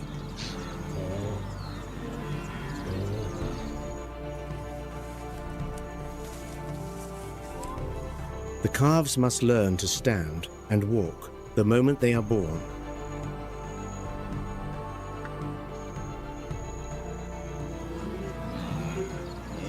The hungry eyes of a spotted hyena clan are closing in.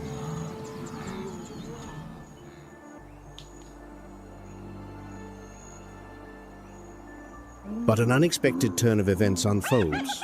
The zebras do not panic.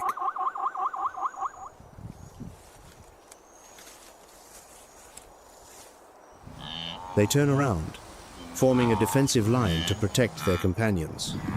Outnumbered, the hyena clan is forced to retreat.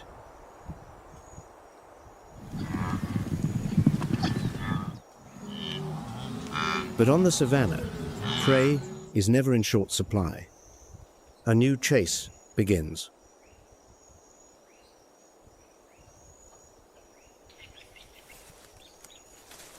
Hyenas do not hunt with explosive speed.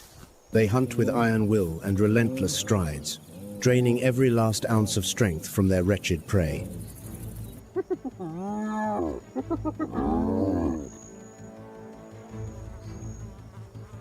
This time, another wildebeest mother and calf have fallen into the crosshairs.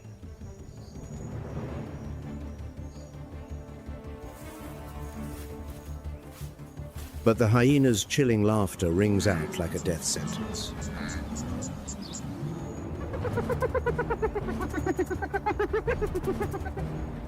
One by one, the hyenas take turns closing in, using their boundless endurance to drain the very last breath from their wretched prey.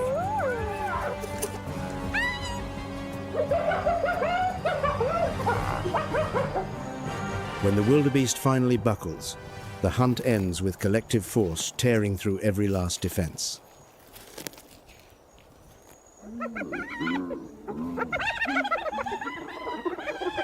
Unlike lions or crocodiles, hyenas possess a unique chemical weapon system housed within their stomachs and bloodstreams.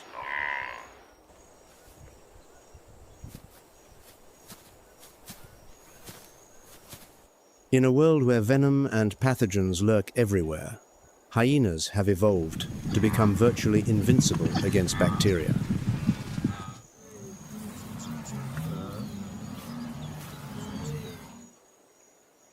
A modern genetic study reveals that the hyena immune system possesses an extraordinarily diverse set of MHC gene complexes for pathogen recognition.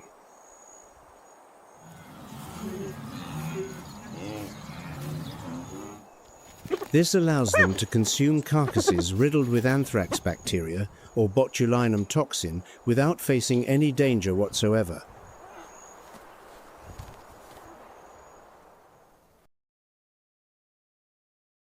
The secret lies in the acid concentration within their stomachs, with a pH so low it can completely dissolve bone and horn within hours.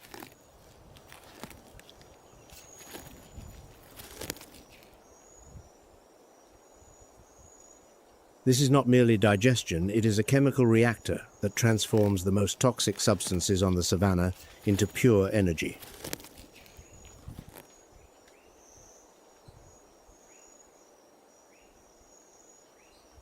Just as the mongoose cracks snake venom with protein mutations, hyenas have cracked nature's decomposition code to stand beyond every rule of sanitation.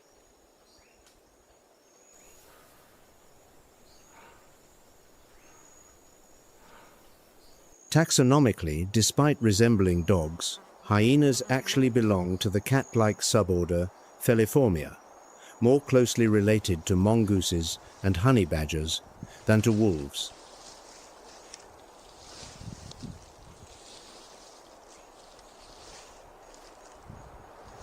This genetic crossover has produced a hybrid warrior, possessing the endurance of a canine and a bite force of 1,100 psi, rivaling the great cats.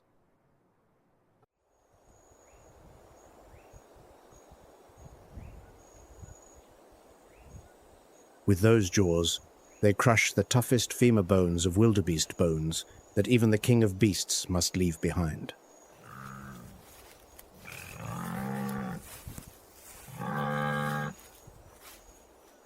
Their laughter is a complex language used to coordinate the matriarchal clan during their bloody campaigns.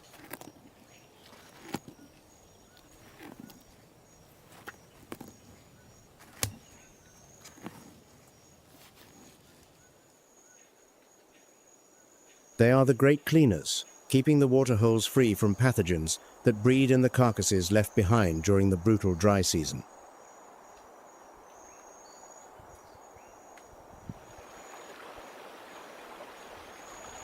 Under the scorching Mozambican sun, the last waterhole becomes the fortress of the hippos, where life and death are separated by a single breath.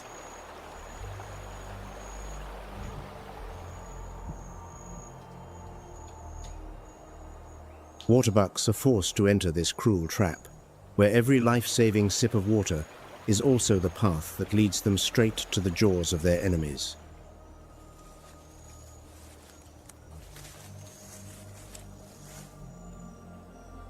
Lions assert their dominance on land with supreme patience, waiting for the moment their prey lowers its head to unleash the fatal pounce.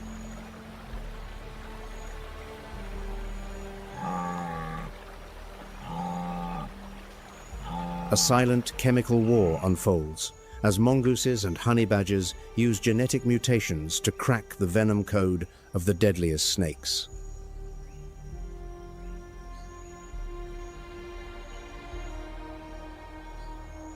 African wild dogs choose the power of democracy, using sneeze votes to run a relentless and disciplined hunting machine.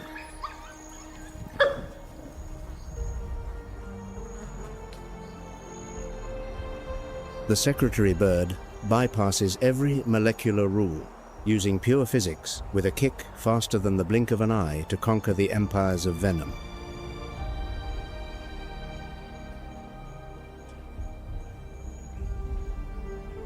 From white rhinos shaping the grasslands to Nile crocodiles ruling the depths,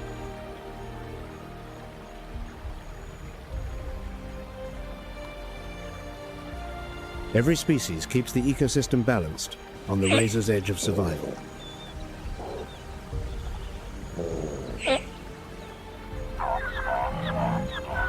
Spotted hyenas use an immune system that cracks every pathogen and jaws that crush bone and marrow to redefine the boundary between predator and the great scavenger.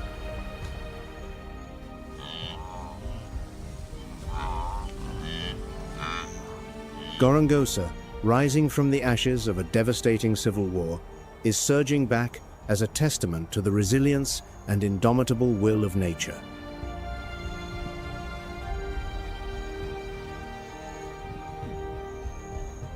In the end, the victor of the savannah is not necessarily the strongest, but the one resilient enough to adapt and endure through the harshest dry seasons.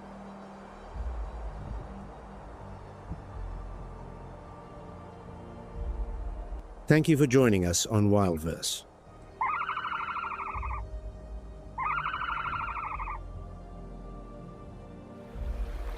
The natural world still holds countless stories waiting to be told.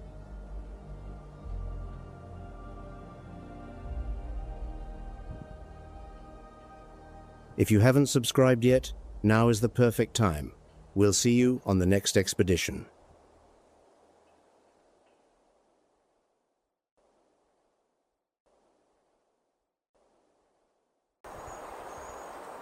The queen of the savannah is in no rush. In the world of the apex predator, patience is a far deadlier weapon than speed.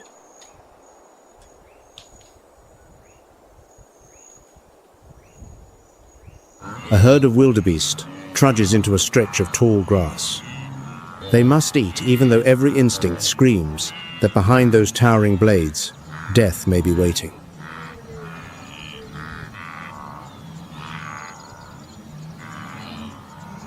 The first wildebeest lowers its head. In the instant its muzzle brushes the lower grass, the lioness explodes forward.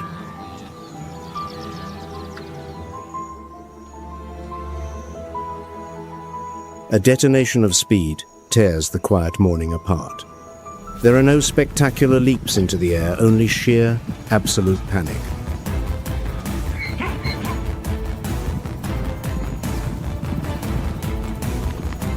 Dust erupts.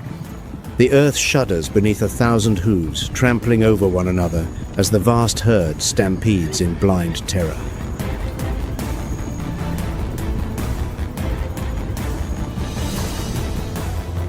But the lioness has already chosen her target, one wounded animal, falling out of rhythm. Half a second stumble is all it takes. The hunt ends swiftly, swallowed by a curtain of dust.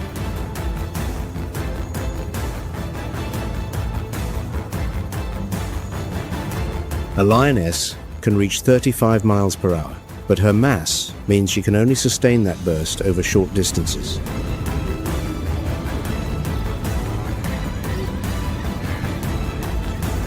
An adult wildebeest can gallop at 50 miles per hour with far superior endurance, but a wounded one cannot.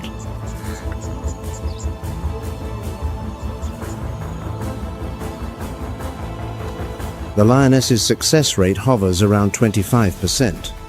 That means for every 4 lunges, 3 times she must watch, empty-handed, as her quarry vanishes into the distance.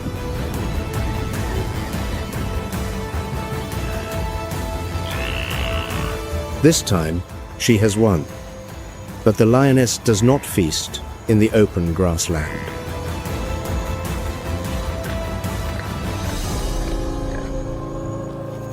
She clamps her jaws around the prey's neck and hauls the carcass, laboriously, into the shade of an acacia cluster some 50 yards away. Why would a victor retreat so quickly into the shadows?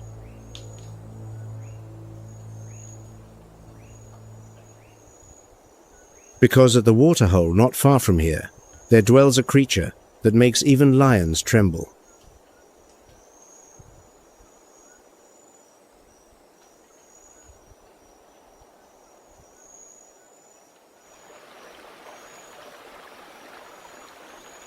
The water parts. A colossal head rises, slowly, deliberately. A bull hippopotamus, 4,000 pounds, jaws that gape to 150 degrees, canines 20 inches long, honed like butcher's knives.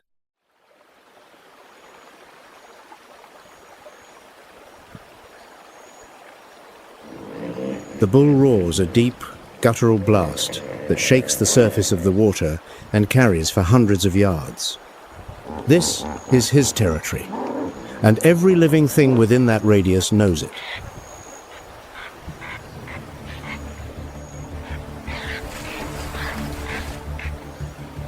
A young hippo drifts too close, the bull charges, jaws yawning wide, teeth splayed like twin sabers.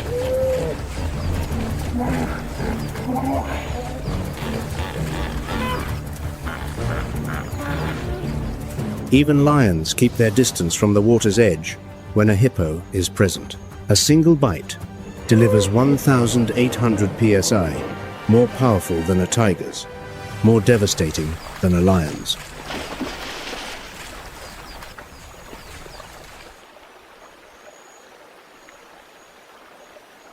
The most dangerous large mammal in Africa.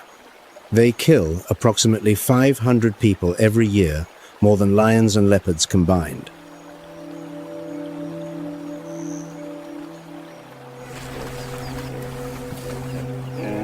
And the majority of those attacks occur when boats stray into their river territories.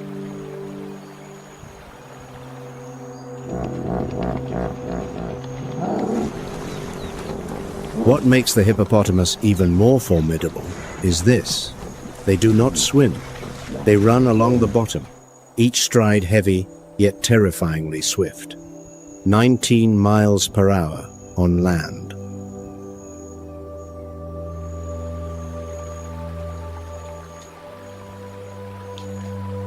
They can hold their breath for up to 5 minutes beneath the surface, more than enough to reach any creature reckless enough to enter their water.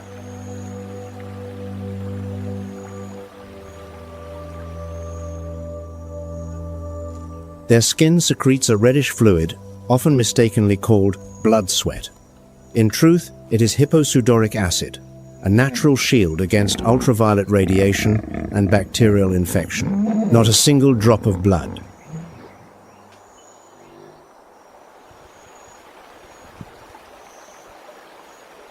The hippopotamus commands the water. The lion commands the land. But between those two kingdoms, one hunter has chosen a third path, the canopy above.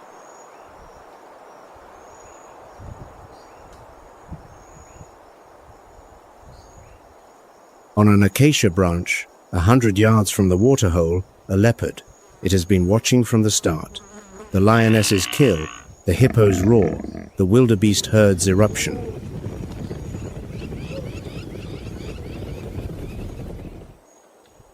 It knows the rules of this waterhole. Never compete with a stronger rival evade, and wait for your moment.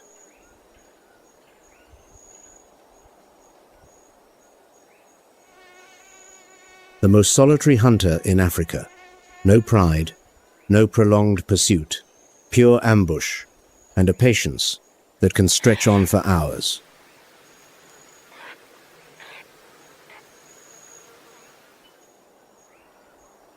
£125. Yet it possesses an advantage no other predator can match, dragging prey 3 times its own body weight up into the trees.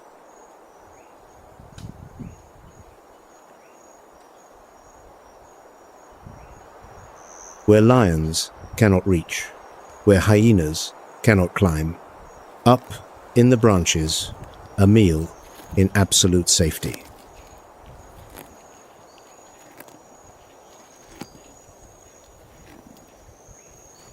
That is the survival advantage that allows the leopard to endure in a kingdom ruled by far larger beasts.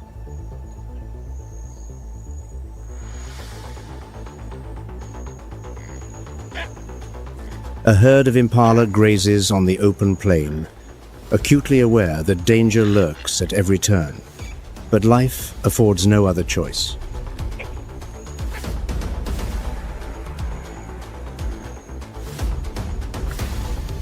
The leopard slips to the ground, belly pressed to the earth, eyes locked on target, 20 feet, every muscle drawn taut as a bowstring.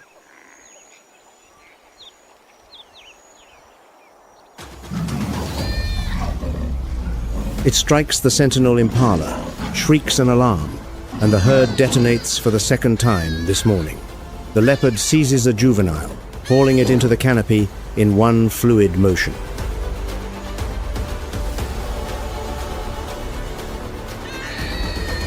The lioness eats on the ground, confident within her pride. The leopard eats in the trees, vigilant and utterly alone. Both hunt the same prey, but they inhabit 2 entirely different worlds.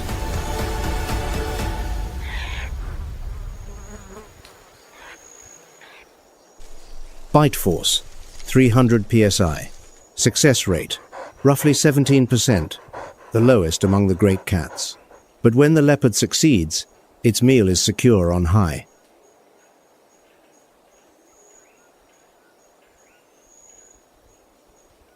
The lion wields brute strength. The leopard wields camouflage. But at the water's edge, among the reeds, another hunter deploys the rarest weapon of all patience beyond comprehension.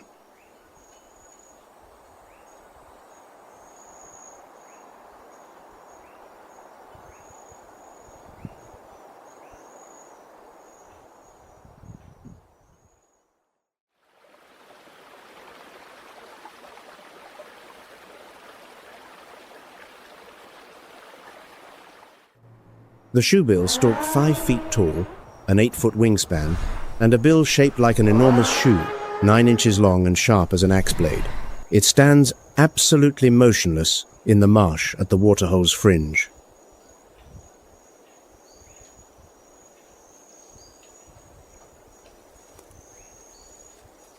Fierce, yellow eyes bore into the water's surface. 30 minutes pass, not a twitch, not a single muscular tremor.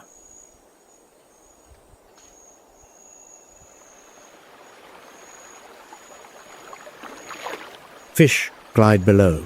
The shoebill strikes its bill, cleaves the water like a hatchet. It clamps a 2-foot lungfish in its vice-like grip, decapitating it before swallowing.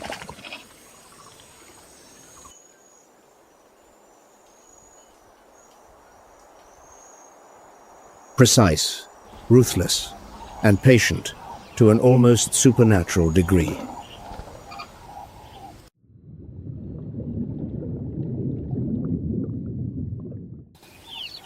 The IUCN classifies them as vulnerable, Only around 5,000 individuals remain on the entire planet. This bird can stand motionless for over an hour, waiting for precisely the right moment.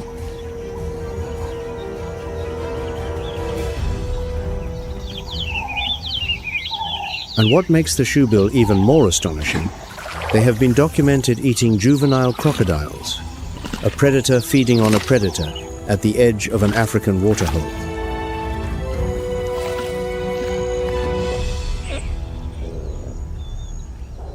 Midday. The sun scorches the savanna. The lioness sleeps beneath the acacias, her belly full. The hippo wallows submerged, only its eyes and ears breaking the surface.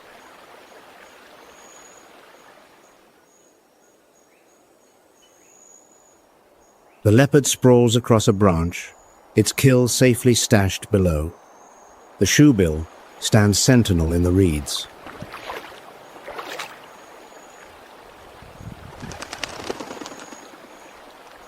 At a single waterhole, 5 survival strategies coexist: raw power, territorial dominance, camouflage, infinite patience, and lightning agility.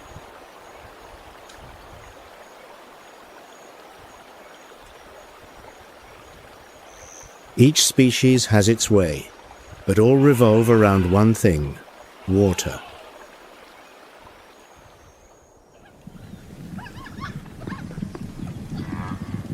Yet the supreme predators do not reign only where the sun blazes. Thousands of miles to the north, where temperatures plunge to -50 degrees Fahrenheit, another kingdom endures.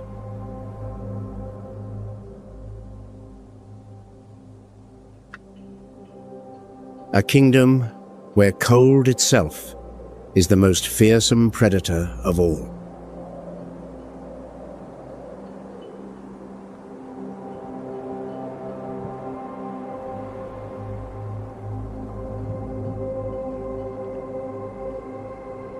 A blizzard tears through the taiga. Wind screams through the bare trunks of Siberian pine, lashing snow against everything in its path. The temperature touches -50 degrees Fahrenheit.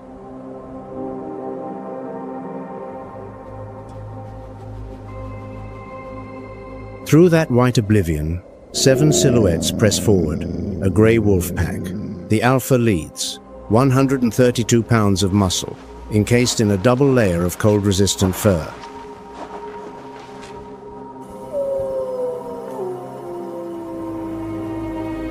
An insulating undercoat within, a waterproof guard layer without, a machine honed by evolution for a land where no other wild canid dares to tread.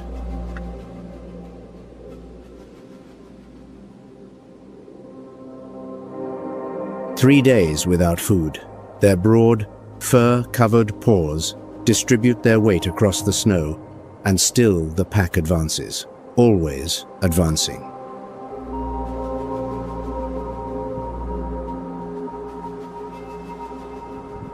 Siberia, the coldest and most expansive territory on any continent. 5,200,000 square miles of wilderness, where winter persists for 8 months and the sun vanishes for weeks on end.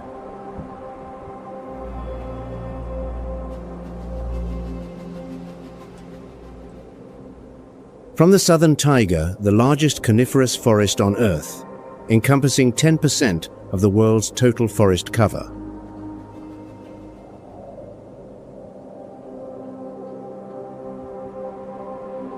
To the Arctic tundra in the north, this is the domain of creatures that have learned to survive where no other species dares to dwell.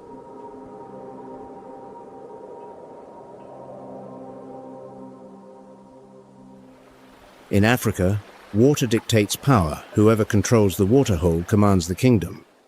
But in Siberia, the seasons hold the power of life and death.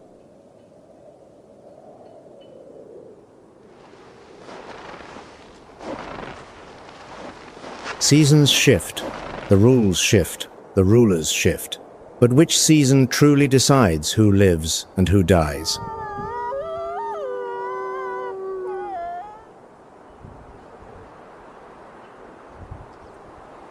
The answer lies buried deep beneath 3 feet of snow blanketing the land ahead of the wolf pack. And it begins with winter, the season where death arrives in silence.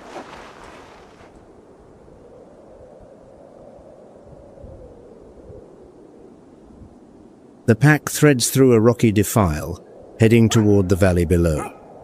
Each wolf patrols roughly 31 miles a day through forest, across frozen rivers, over snow-laden passes.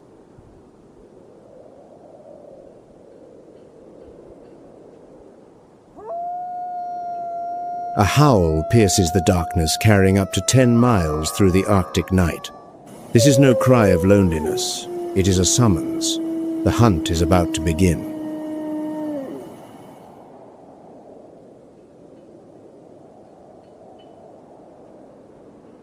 Every wolf in the pack possesses a unique howl, an acoustic fingerprint. The alpha howls first. The pack joins in a symphony in the heart of the wild.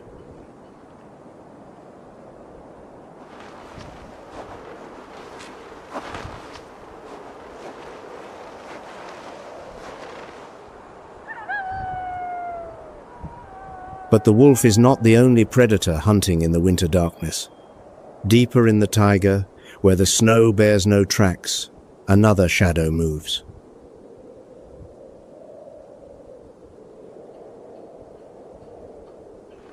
Entirely alone.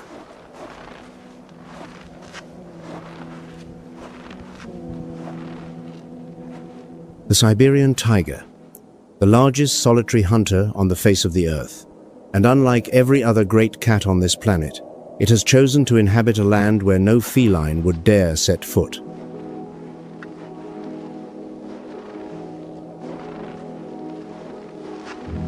Historical records document individuals exceeding 660 pounds, though in the wild today, adults typically range from 350 to 420 pounds.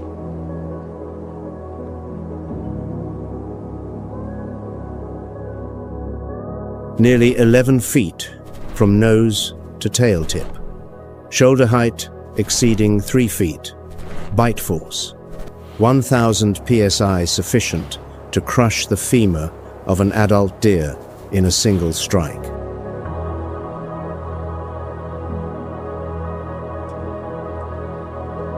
But size is not what makes the Siberian tiger extraordinary.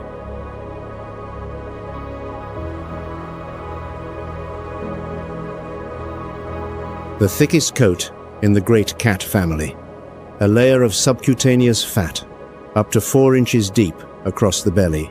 While the lioness in Africa shares her spoils with the pride, the Siberian tiger keeps everything for itself.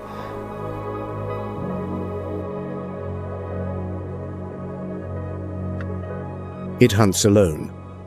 It feeds alone. It lives alone. Only when a tigress bears cubs does she tolerate another living creature within her territory, and only for the first 2 years.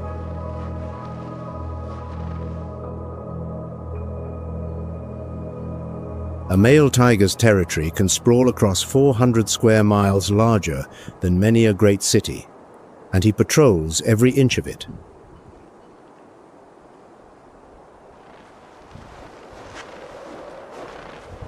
The Siberian tiger moves through a Mongolian oak forest, eyes scanning the trees. Sika deer, its primary prey, are pawing through the snow for acorns, 200 yards ahead.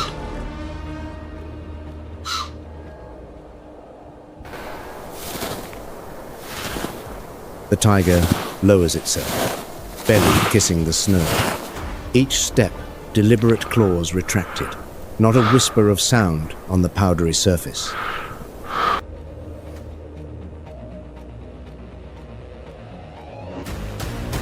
"50 feet, 30 feet, 20 feet. Every stride is a calculation. Distance, wind, angle of attack.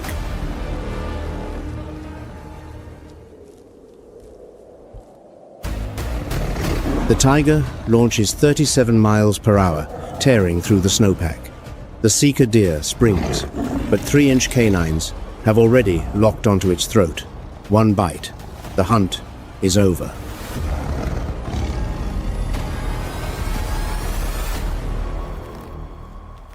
In Africa, the lioness hunts with her pride tactics built on numbers and coordination.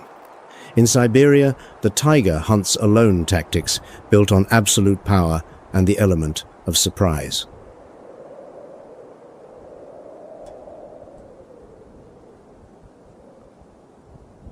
Two continents, two philosophies, one outcome: the strongest eats first.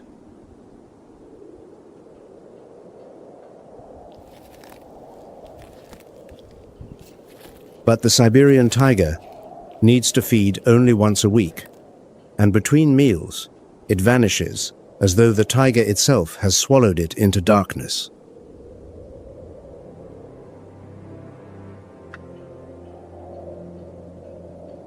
Yet where the tiger ends, another kingdom begins upon the sea ice, a realm without trees, without soil, only ice and wind.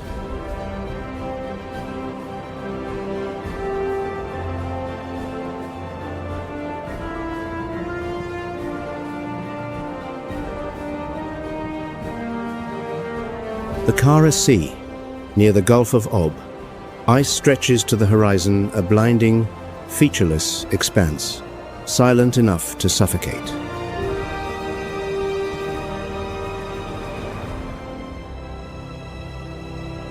And upon that 3-foot thick mantle of ice, the largest land predator on Earth is on patrol.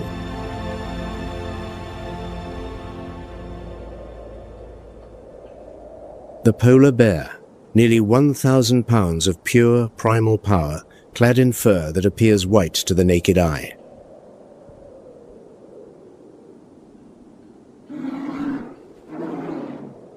But in reality, polar bear fur is entirely transparent.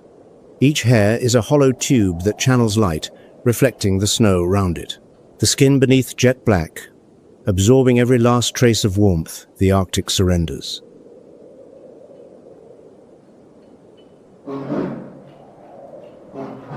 Paws 12 inches across natural snowshoes, distributing nearly 1,000 pounds over thin ice without a single crack.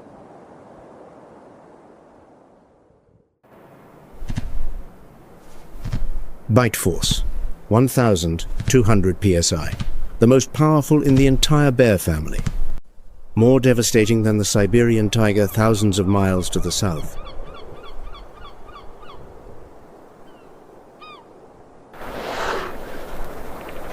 But the polar bear's most lethal weapon is not its fangs or claws. It is its sense of smell, capable of detecting prey up to 20 miles downwind.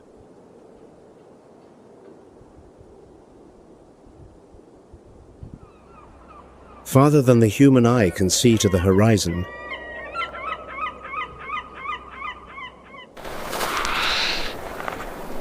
ringed seals the primary quarry rest, beside breathing holes in the ice, 50 to 70 pounds, capable of diving deeper than 300 feet, swimming at 15 miles per hour.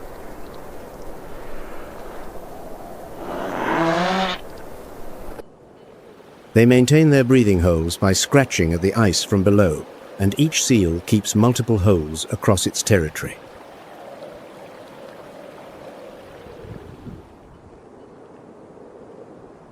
This means the polar bear can never know precisely which hole its prey will surface at.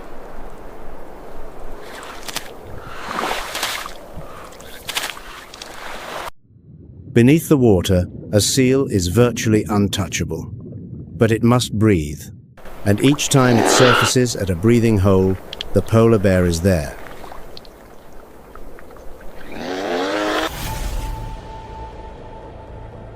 The bear lies motionless beside a hole 1 hour, 2 hours, sometimes half a day. Patience in the Arctic is not a virtue. It is a condition of survival.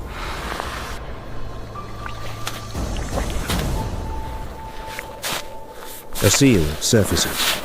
The bear strikes a 12-inch paw, slams down like a sledgehammer, hauling the seal onto the ice in one explosive motion.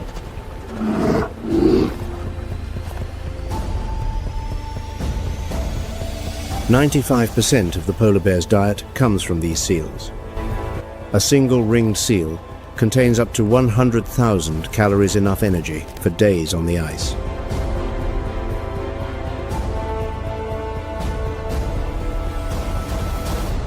But winter is not merely the hunting season. Deep within a snowdrift on Wrangel Island, a pregnant female lies curled in her den, neither eating nor drinking, enduring a vigil of 5 months.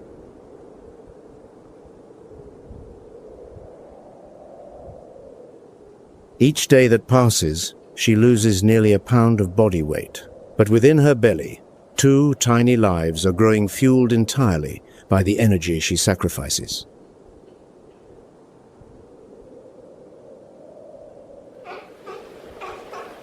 The hunters battle winter, but the prey must choose stand their ground or flee. That choice will determine who survives when the snow begins to melt.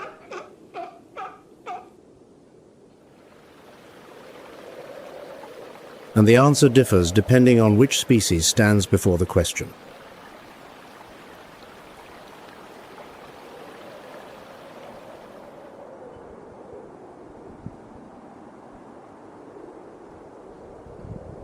The reindeer choose to run.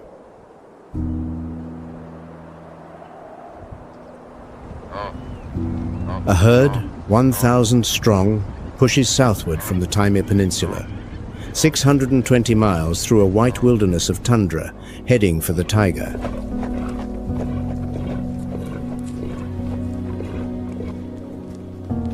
The longest migration of any terrestrial mammal in the Northern Hemisphere, and every mile is a gamble between life and death.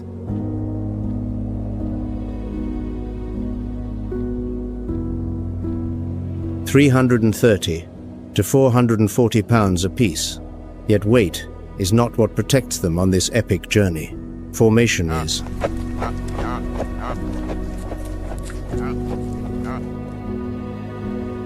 The mature bulls walk the perimeter antlers facing outward, ready for battle. The females and calves move at the center. The herd travels as a single living organism.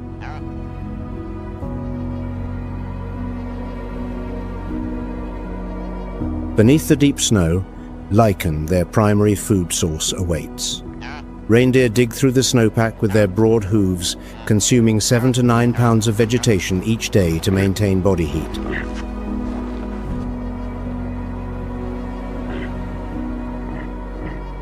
But there is a secret that science did not discover until 2011 through research by the Royal Society.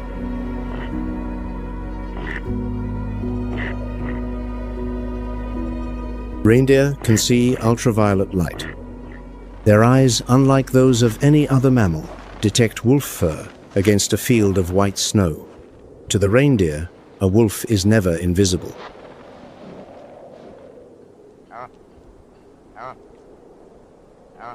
But seeing the enemy does not guarantee escaping the enemy.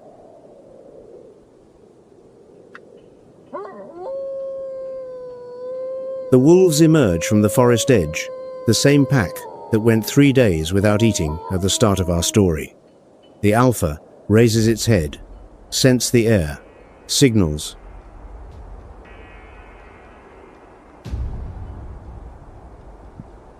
The wolf's tactic is not speed, it is coordination. 37 miles per hour when needed, but endurance is the true weapon.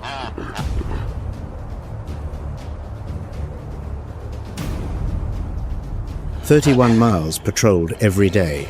Relay pursuit when one tires, another takes over. No predator on the snow coordinates more effectively than the wolf.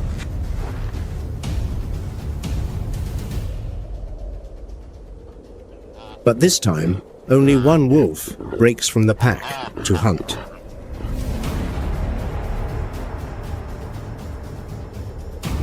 The reindeer herd explodes. Chaos. A blizzard of kicked-up snow obscures everything beyond 10 feet.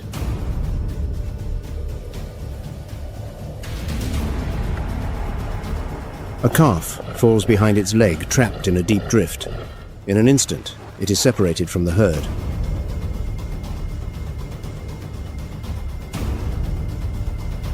The alpha wolf closes in. 400 psi locks onto the calf's neck. It collapses within 10 seconds.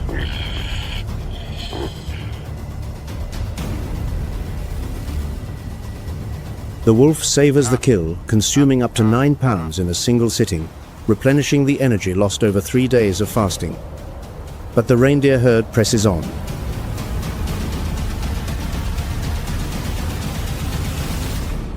"1,000 becomes 999. The migration does not halt for a single death.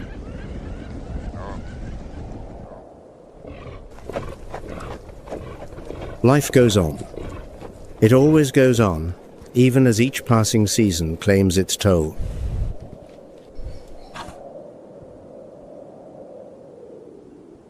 If you too have been captivated by this confrontation between predator and prey across the frozen frontier, share your thoughts in the comments below. Not every species chooses to run.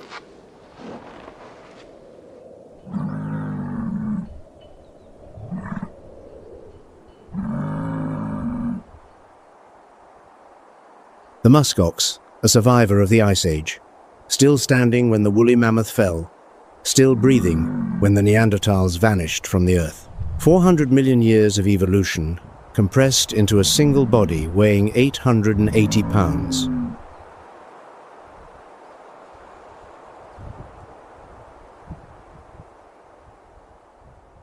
Standing roughly 5 feet tall, draped in a shaggy coat up to 2 feet long that sweeps almost to the ground, and beneath that coarse outer armor, a secret caveat.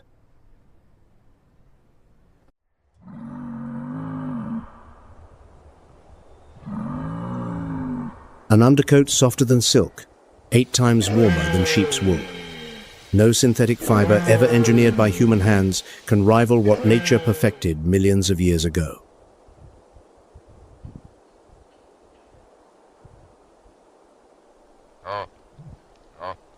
The reindeer runs. The muskox stands. 2 opposing strategies, same winter, same enemy.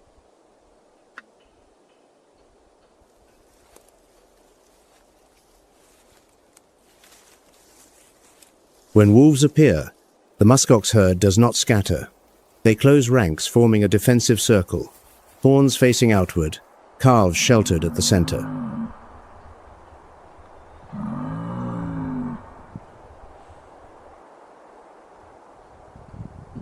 A newborn muskox weighs only 10 to 15 pounds, so small that a single wolf lunge could prove fatal, and so the wall of horn and muscle that surrounds it is the only shield it has.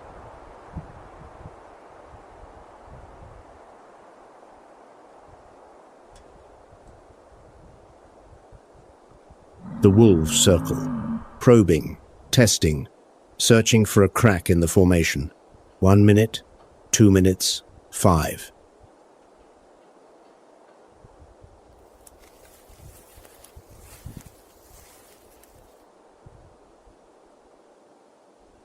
A young wolf edges too close. The dominant bull charges.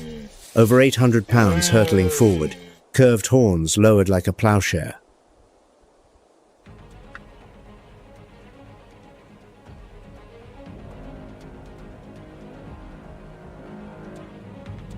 The young wolf is sent sprawling, retreating instantly. A cow surges out after it delivering a second blow to ensure the intruder understands the message. Then she falls back into formation.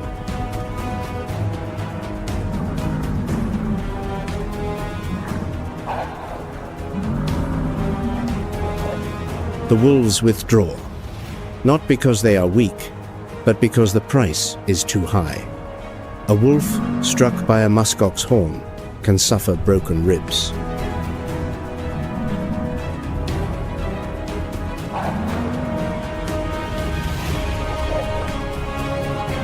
Broken ribs mean death. Wolves do not gamble against those odds.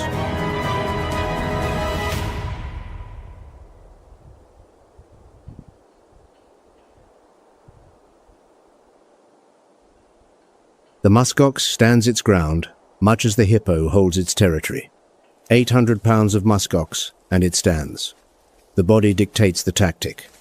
Across every continent, this law does not change.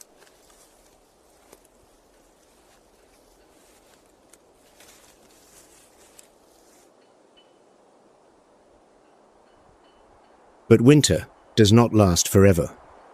And when the snow begins to flow in streams, the balance of power will reverse entirely.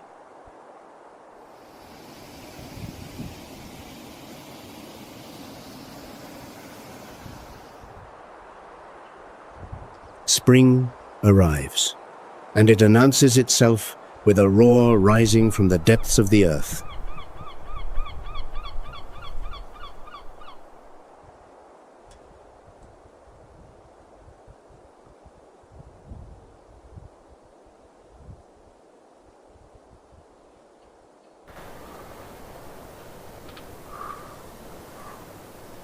The brown bear emerges into the light after a hibernation lasting roughly 5 to 7 months, rising to nearly 10 feet when it stands on its hind legs.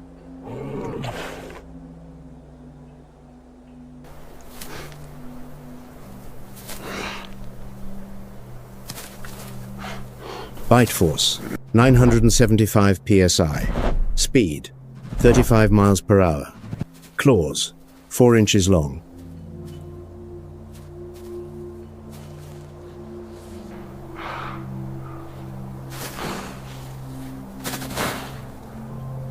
But right now, it is weak, ravenous, having lost nearly half its body weight, and it needs food before its own body begins consuming its muscle.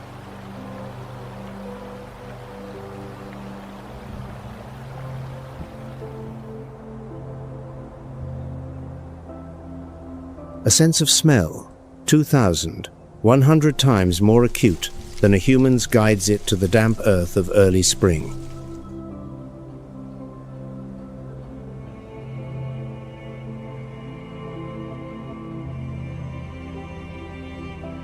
There are no grand feasts of meat. Spring has only just begun, and nature at this moment is a brutal equation of survival.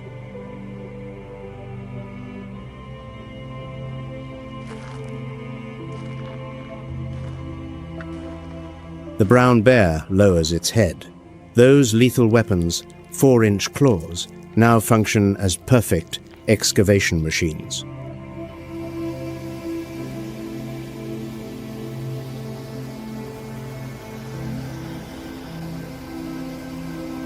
This enormous biological engine unleashes its power. It flips boulders weighing hundreds of pounds as effortlessly as turning a dry leaf. It shreds rotting logs with a single swipe of its paw.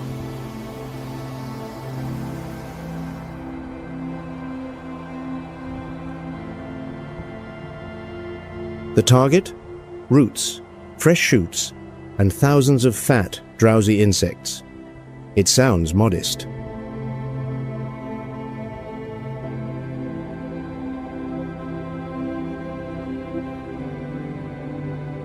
But for a machine running on fumes, every gram of protein and fat is a lifeline, the critical restart that keeps the engine from devouring itself.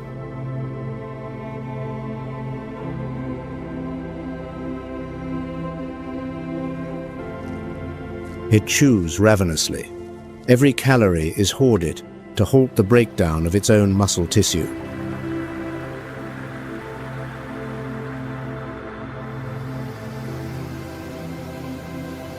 Before it can reclaim its throne as the ultimate predator, the brown bear must first become the most patient forager on the landscape, surviving the earliest, leanest days of spring.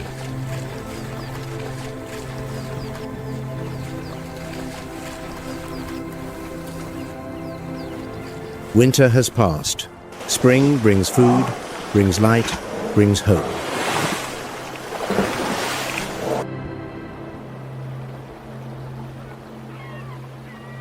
But spring does not bring only sustenance.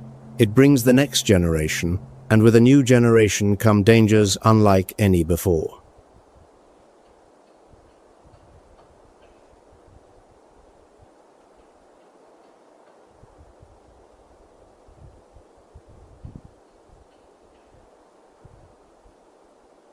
Wrangel Island, March. The sun appears for the first time in weeks, casting a pale gold wash across the snow-covered slopes.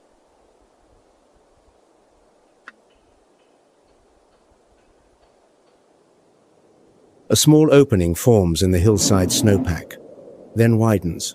A black nose emerges, drawing in the biting air, a mother polar bear, seeing light for the first time in 5 months of darkness.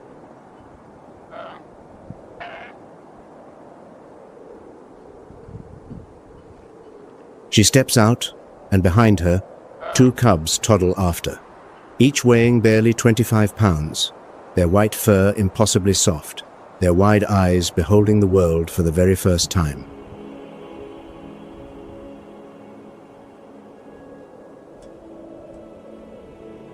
"5 months without food. The mother has lost nearly 40% of her body weight from close to 1,000 pounds down to barely 600.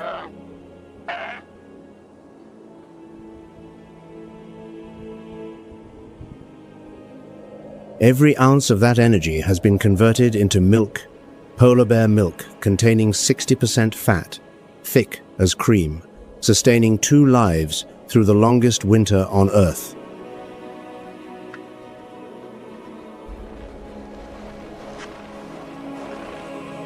But now, she is starving, and her 2 cubs need her alive.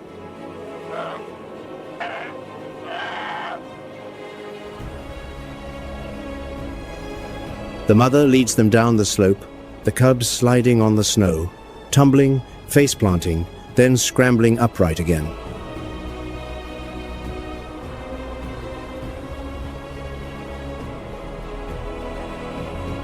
The world beyond the den is too vast, too bright, too cold. Their tiny legs have never walked on anything but rock in a darkened chamber.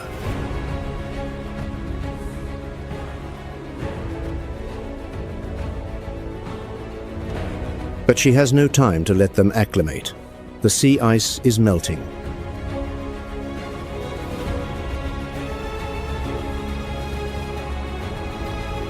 Arctic sea ice is losing more than 12% of its extent every decade. According to NASA satellite data, the fastest rate of decline in recorded history.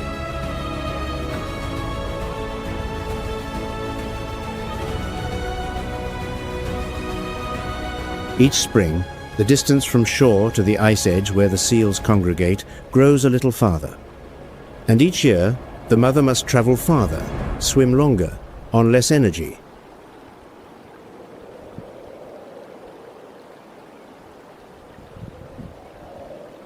She needs to reach the ice edge before the ice fractures.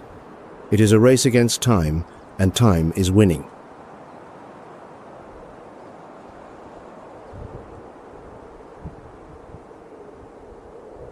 The mother steps onto the sea ice. With every stride, she pauses to listen faint cracking sounds beneath her feet. The ice here is thinner than in years past. Thinner every year.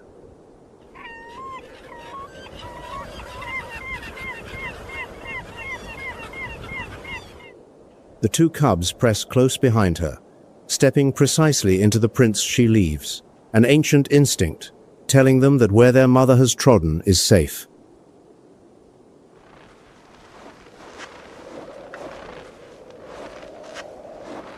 A crack. The ice splits beneath the mother's feet. A ribbon of black water opens between 2 floes. The mother leaps across. She turns back.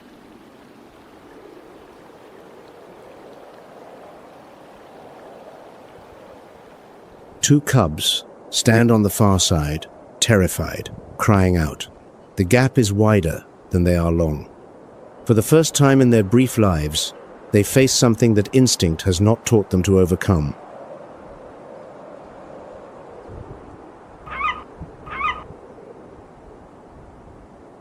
The mother rumbles softly, a sound of reassurance, not threat. One cub jumps, plunges into the frigid water, paddles frantically to the other side. The mother uses her muzzle to push it up onto the ice.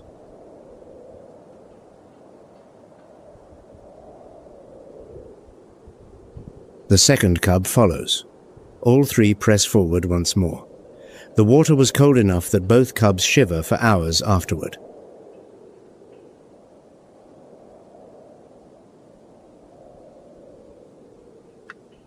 At last the ice edge. Ringed seals lie basking beside their breathing holes. The mother lowers herself, advancing step by step, a hunting technique she has perfected over 10 years.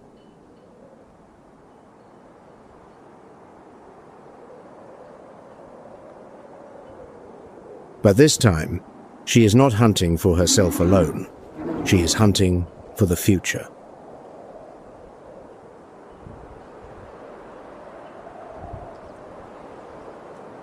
The mother charges a 12-inch paw, slams down. The seal thrashes, but it is 1 second too slow. The first meal after 5 months of fasting.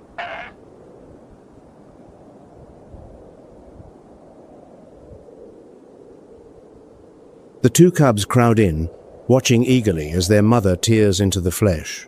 They are no longer content to wait for milk. Their milk teeth are sharp enough now to taste the spoils.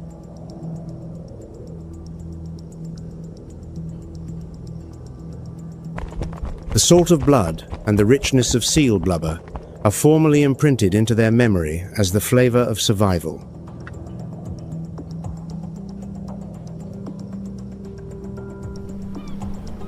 This is the first practical lesson, and in a warming world, it may be the most important. Hunt fast, eat fast, before the ice disappears beneath your feet.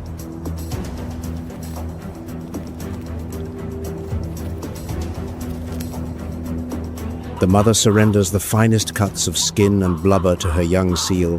Fat converts directly into energy, into muscle mass and fat reserves, into the continued existence of the next generation.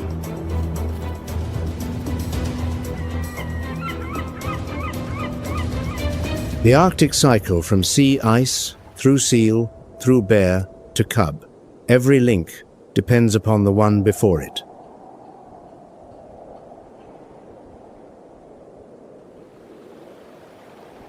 But the entire cycle depends on a single thing, ice, and the ice is vanishing.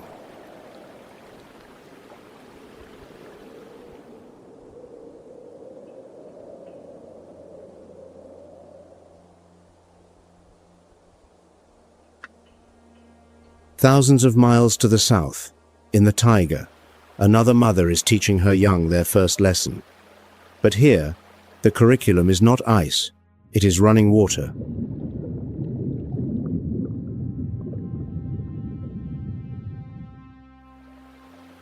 A Kamchatka stream. Salmon surge upstream, thousands of them, jostling past boulders, leaping up cascades. The entire river seethes with life.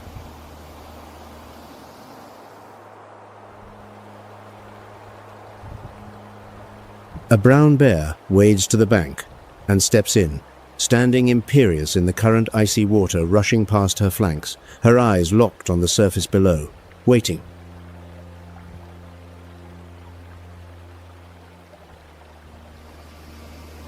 A salmon leaps the bear, swings a paw, and snatches it mid-air, jaws clamping shut.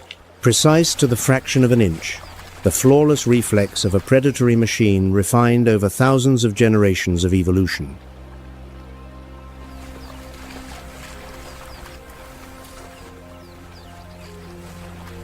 But the feast is anything but easy. Beneath the churning current, thousands of salmon are rocketing past at remarkable speed.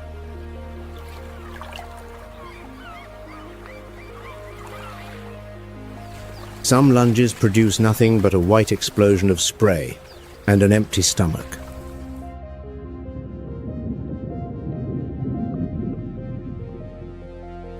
Wading along the shallows, the bear methodically flips stones, searching for stranded fish or stray eggs washed downstream.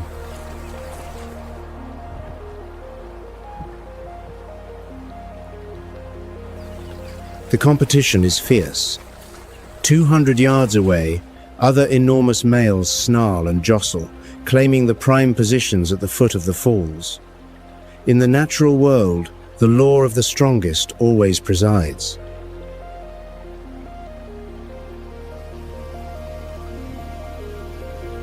To avoid bloody confrontations, she patiently retreats upstream, where the current is gentler, the ground safer, even if the fish are fewer.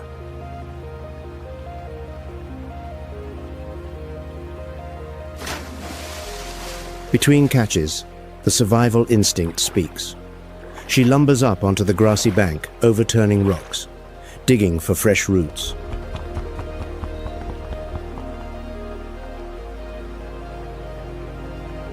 The brown bear is an omnivore, and the dietary flexibility is precisely why it dominates every landscape, from Alaska to Kamchatka.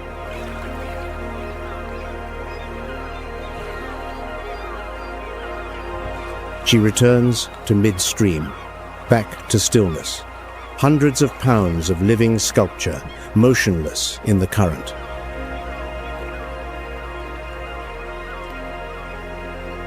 She understands the most critical lesson of the hunt. Patience is the supreme weapon of the predator.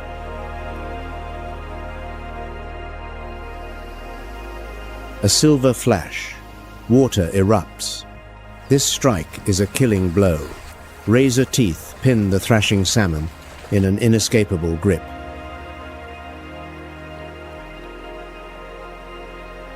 The protein-rich, fat-laden feast continues, fueling reserves for the winter ahead.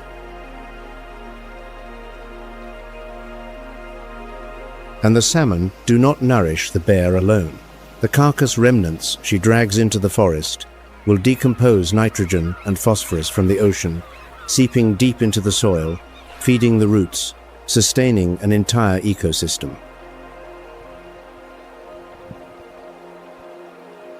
Spring turns to summer, and in Siberia, summer is no holiday, it is a sprint.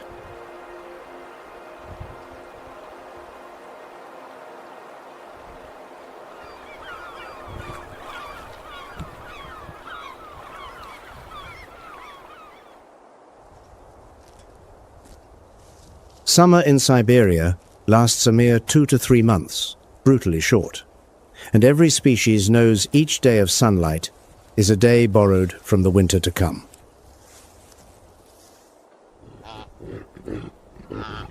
It is an arms race, every creature racing to stockpile, racing to breed, racing to teach its young. Because winter does not ask who is ready.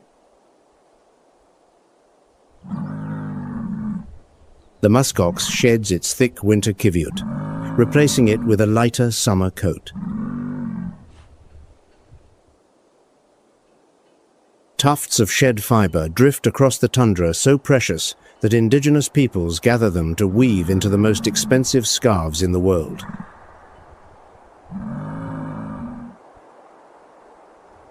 Then autumn arrives. Birch leaves blaze gold and fall like rain. Temperatures plummet from around 60 degrees Fahrenheit to below freezing in a matter of weeks.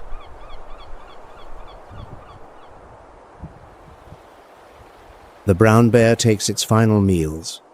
The wolf pack tightens formation, drilling the young wolves through their last lessons.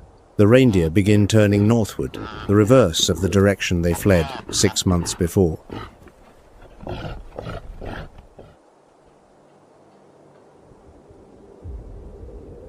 The wheel of the seasons completes one revolution, and with every turn, the question remains the same.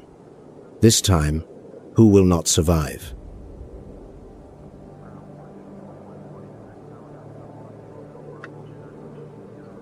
But there is one enemy that no species can outrun, and it arrives in silence.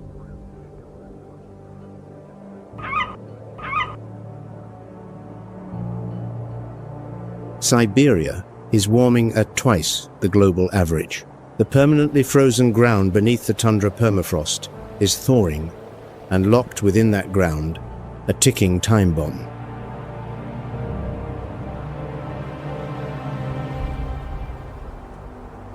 $1.5 trillion tons of carbon, double the total amount of carbon dioxide currently in Earth's atmosphere. A bomb that humanity cannot defuse.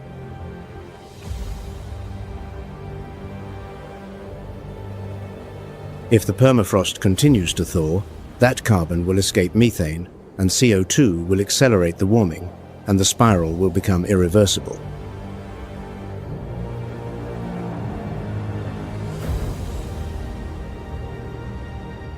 Sea ice is losing more than 12% of its coverage every decade. For polar bears, that means the hunting platform is literally disappearing beneath their feet.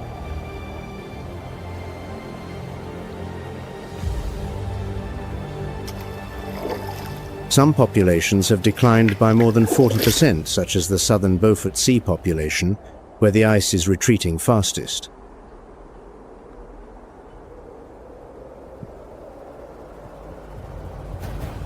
The mother bear we have been following, she and her 2 cubs, will have to swim farther every year, hunt harder every season.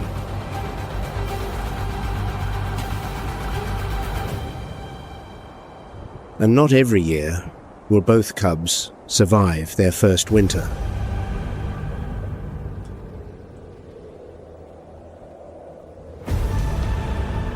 The Siberian tiger, only around 600 individuals remain in the wild. That number has risen slightly, from roughly 350 in 2005.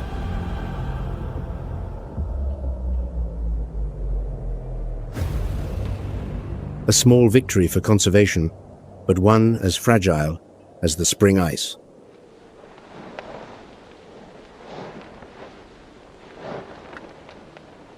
"600 tigers across 5 million square miles of taiga. Each tiger requires 400 square miles of territory. When the forest is felled, the territory shrinks and the taiga disappears.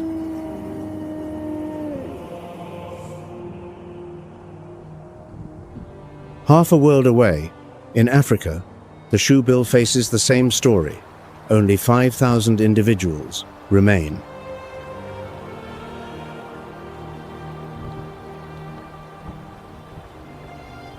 Papyrus marshes are being drained for agriculture. Habitat vanishes day by day. A bird that stands motionless for over an hour waiting for a single fish, but cannot stand and wait for its habitat to return.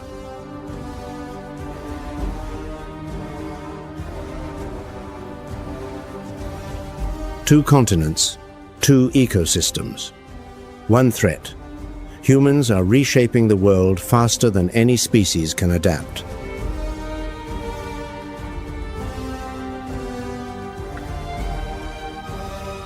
But life in Siberia has never been easy. This land has endured dozens of ice ages, dozens of mass extinctions.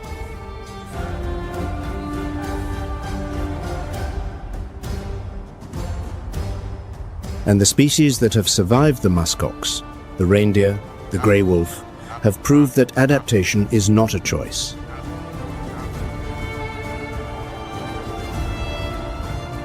It is a primal instinct carved into every cell across millions of years.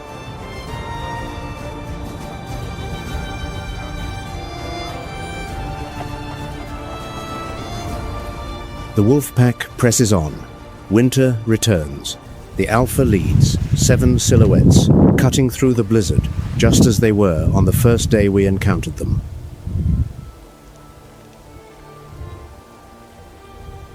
Thank you for journeying with WildVerse. The natural world still holds countless stories waiting to be told.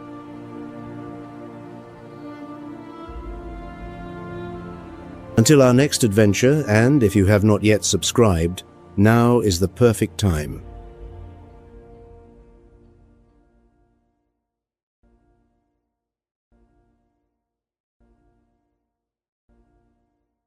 Welcome to WildVerse, where we explore the grandest mysteries of the natural world.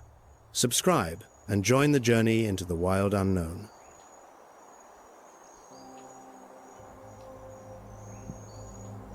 Ribs pressing sharp against sun-scorched hides, the Acilia pride's not taken a large kill in days. Hunger carves deeper lines into their flanks with every passing hour.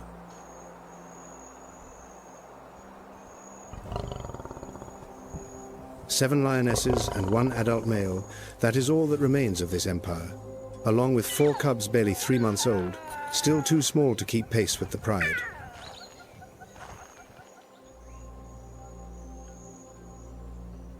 Ruaha, Tanzania's largest national park, spanning over 20,000 square miles, shelters roughly 10% of all the lions on Earth within its borders of riverine forest and baobab woodland.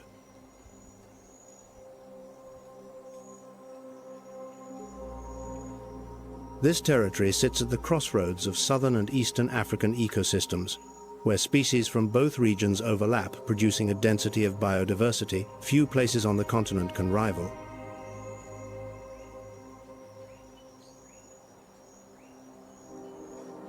More than 570 bird species have been recorded here, from lilac-breasted rollers to martial eagles. But that number alone does not guarantee survival for the predators below.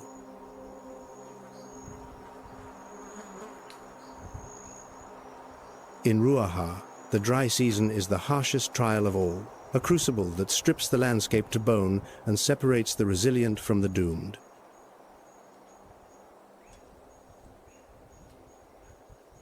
When drought pushes a dynasty to the brink, can collective strength rescue an empire on the verge of collapse, or will the land reclaim what it once gave?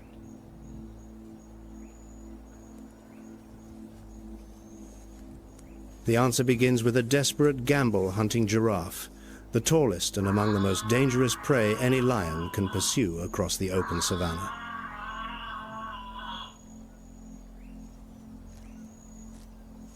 A Masai giraffe stands towering over the savanna, its head reaching above 18 feet. From that height, it detects every movement within a radius of miles across the flat terrain.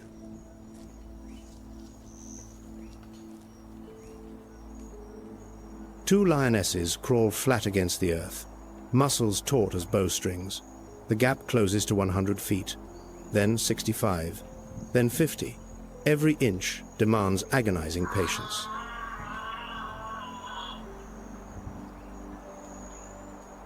But the cracked ground betrays them. A single crunch, the giraffe wheels around, 4 long legs lashing backward like steel beams. A kick scythes through the air, missing a lioness by inches.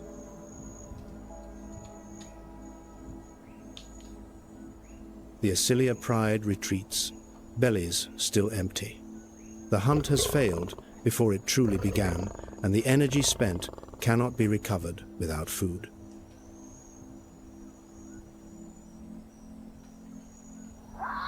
Yet this seemingly invincible giant harbors a fatal vulnerability that no one expects, a weakness hidden in the very act of sustaining its own colossal body.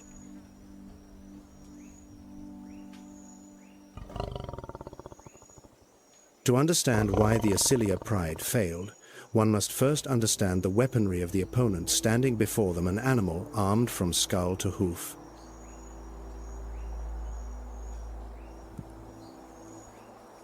The Masai giraffe is the tallest land animal on the planet, towering above the thorn-veiled canopy. Height is not merely an advantage of vision, it is a shield of defense.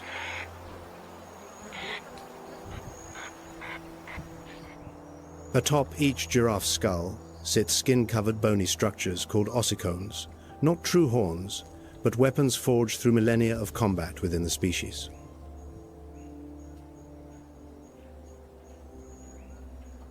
When two males compete for mating rights, they perform a ritual called necking, swinging necks longer than 6 feet into each other with force enough to shatter a rival's jawbone.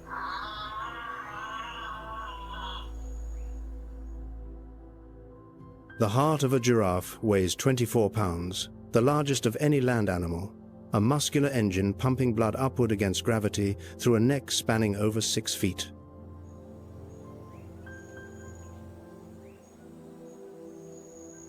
A specialized circulatory system with one-way valves regulates blood pressure at twice the level found in humans, preventing fatal surges when the animal raises or lowers its head.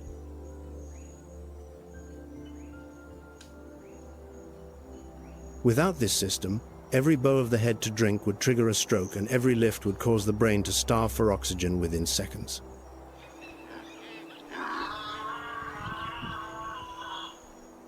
But The most formidable weapon is not on the head.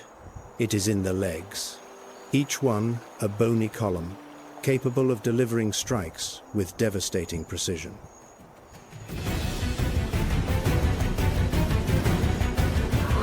A single giraffe kick carries enough force to kill a full-grown lion. The hooves, hardened and broad as dinner plates, strike with the impact of a sledgehammer.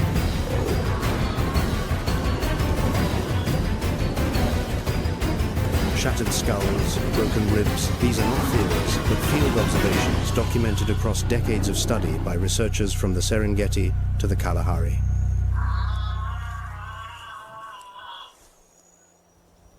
A tongue stretching 20 inches long, coated in dark melanin that shields against ultraviolet rays, allows them to strip thorny acacia leaves without a scratch, feeding where no competitor dares.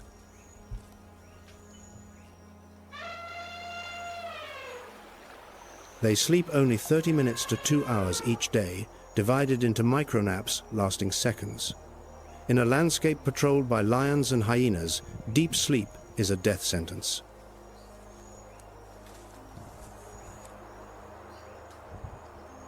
Even during birth, a mother giraffe remains standing. The calf drops from a height above 6 feet, a brutal fall onto hard ground, yet essential to trigger the first breath.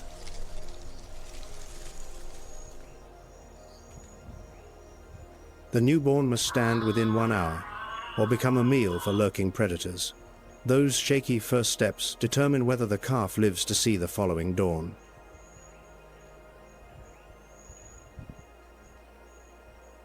Only 50 to 75% of giraffe calves survive to adulthood. Lions are the primary cause of mortality, followed by spotted hyenas and leopards hunting under darkness.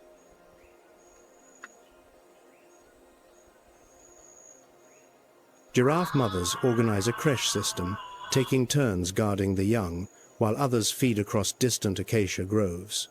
Even giants require community to raise their offspring.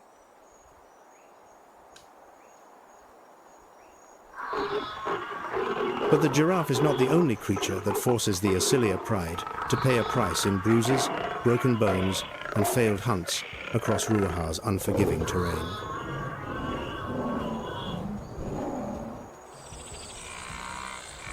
Cape buffalo, a 2,000-pound mass of muscle-bearing horns, capable of piercing a truck panel, approach every threat with aggression written into their very nature.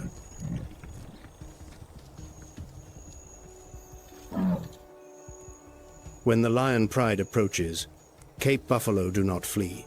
They pivot, forming a wall of horns, a barricade of bone that punishes any attacker reckless enough to charge head-on.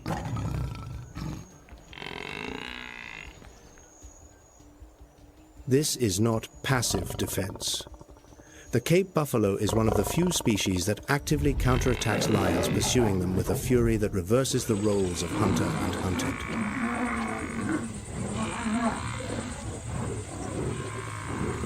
When a calf is separated from the herd, the entire group charges forward, not to escape but to retaliate. Horns slash, hooves trample, and lions are forced into trees to save their lives.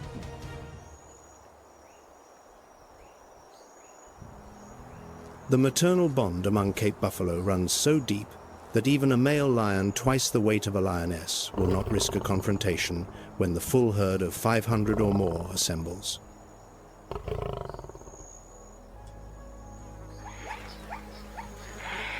Burchell's zebra fights by a different philosophy, not with numbers, but with position, where every member of the family unit knows precisely where to stand during an attack.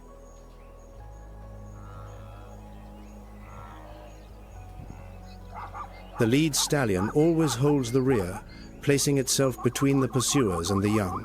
It sacrifices forward vision to protect what lies behind, a calculated trade only experience teaches.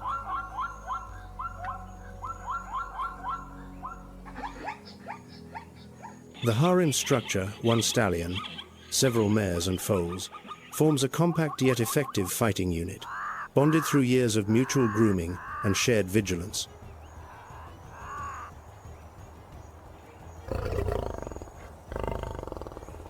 And when cornered, a zebra wheels around, delivering a reverse kick, powerful enough to shatter the jaw of any predator that ventures too close, sometimes killing hyenas outright.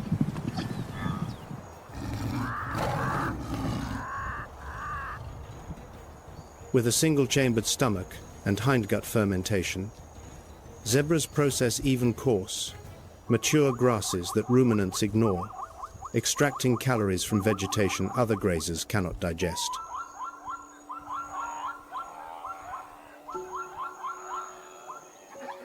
They are the pioneers of the grassland, clearing tall, fibrous stems to expose tender shoots beneath for the antelope and gazelles that follow in their wake.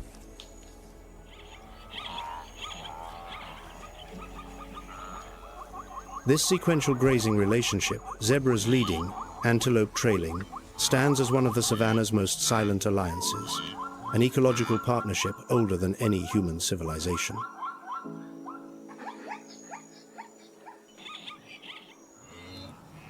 Even the wildebeest, the lion's most familiar quarry, refuses to surrender quietly when cornered at the river's edge during the punishing heat of dry season.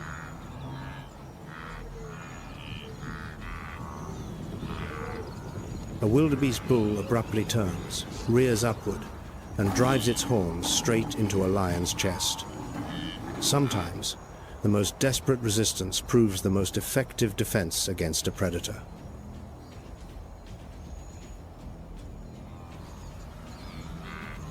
Nearly 1.5 million wildebeest migrate through this region each year, crossing 3,000 miles in an endless circuit driven by the search for fresh grazing and seasonal rainfall.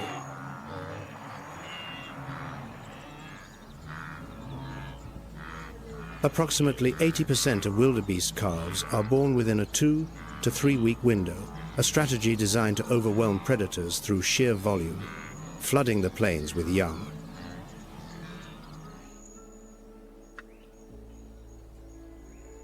But even that tactic only delays the inevitable.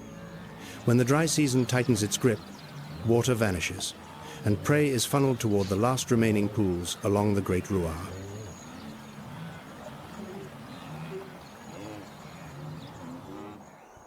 And there, the Assylia pride waits. Yet even a fortress has cracks, and this starving empire is about to face enemies more dangerous than any prey it has pursued.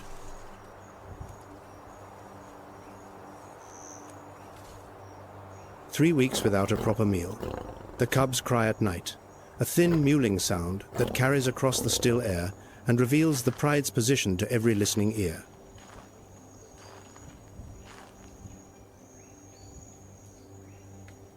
The Assylia pride decides to try for zebra. 2 lionesses take the lead, crawling along a dry stream bed, closing on a herd drinking at the water's edge beneath scattered acacias.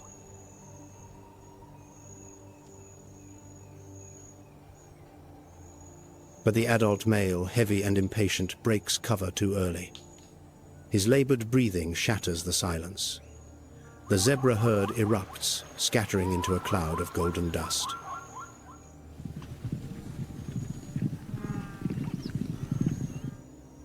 Another failed hunt. The raw power of the male, the weapon that can bring down a buffalo, becomes a liability when stealth is required, and every sound betrays the ambush.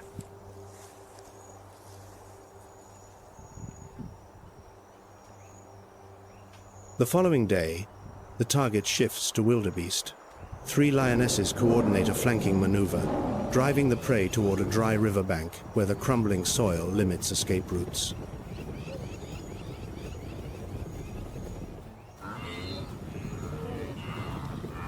But the temperature has surpassed 105 degrees Fahrenheit. Lions possess no sweat glands. They can only shed heat by panting, tongues lolling, burning through precious energy with every gasping breath.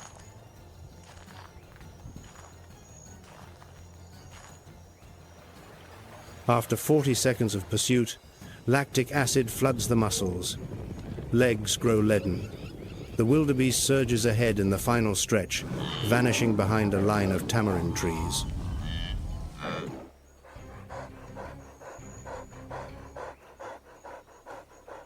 The Assylia pride collapses onto the ground, gasping. Core body temperature spikes above 104 degrees Fahrenheit without shade within 10 minutes. Heat stroke becomes a genuine and lethal threat.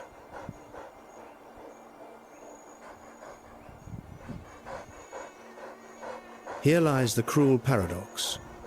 The lion is an apex predator, yet physiology imposes severe limits.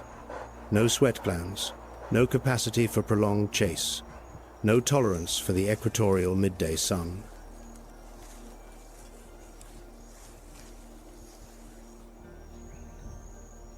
Ruaha, in the dry season, transforms lions from rulers into prisoners of their own shade, confined to the shadows, hunting only when the temperature dips toward bearable.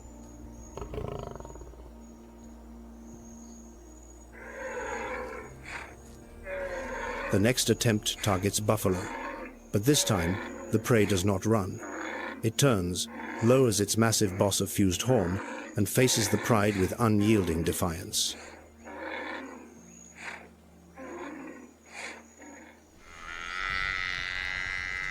A buffalo cow stands firm, shielding her calf behind her massive flank. The lionesses encircle, but when they rush in, the entire herd wheels around in formation.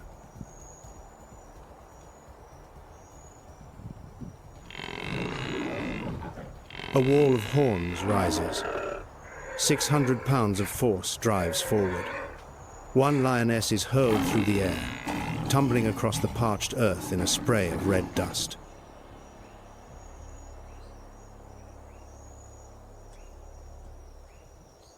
The maternal bond among buffalo overpowers any hunting tactic the Asilia pride can devise.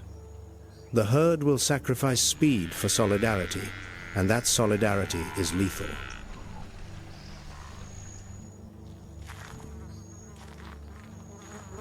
The lioness rises, limping badly. The shoulder wound will haunt her for days, stiffening with each cold dawn. She is the pride's most skilled and experienced hunter.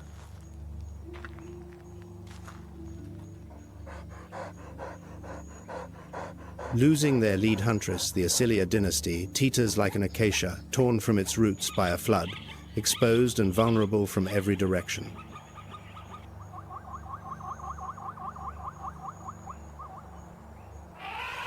Then the elephants arrive grey mountains moving through the Mayombo woodland, their feet cracking branches, their rumbles vibrating through the ground at frequencies below human hearing.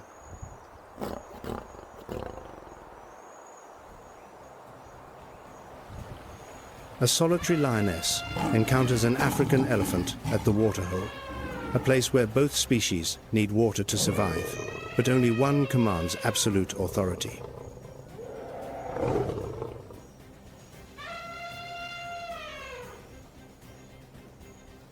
The elephant stamps the dusty ground, sending tremors through the earth that ripple outward for dozens of feet.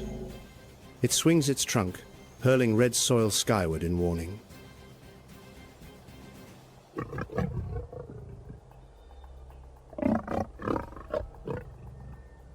The lioness steps back, not from fear, but from instinct, the knowledge encoded through generations that no fight with an elephant is worth losing everything over.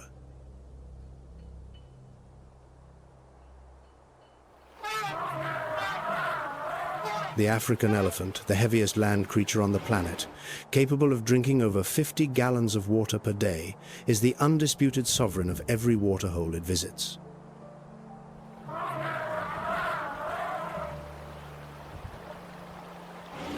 In Ruaha, even the apex of the food chain must yield to 6 tons of bone and muscle. Hierarchy here is measured in weight, and the elephant outweighs all arguments.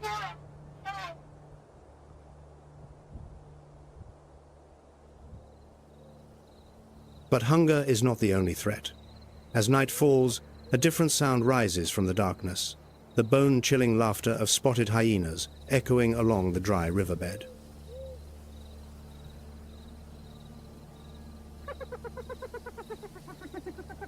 The Ruaha hyena clan, a matriarchal society numbering up to 100 members, operates under a female-dominated hierarchy, more rigid and complex than that of any primate troop.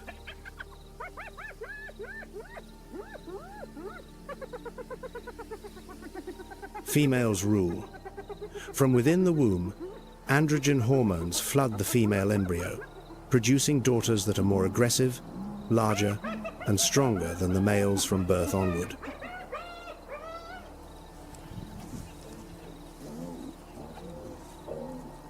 Rank is inherited from the mother. A queen's daughter is born into aristocracy, automatically outranking every male and every subordinate female's offspring within the clan structure.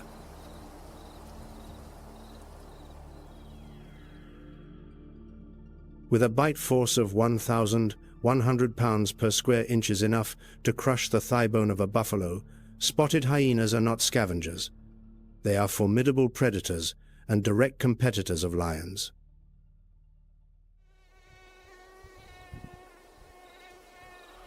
And tonight, they have caught the scent of blood from the wounded lioness, struck by the buffalo, a trail of iron and weakness carried on the warm evening breeze.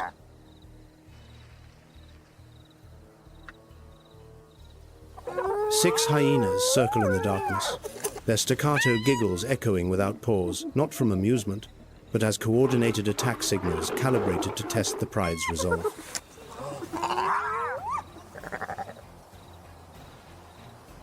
The Acelia male, weighing nearly 450 pounds, emerges from the shadows, his dark mane bristling. His roar resonates across 5 miles of silent night, shaking the air itself.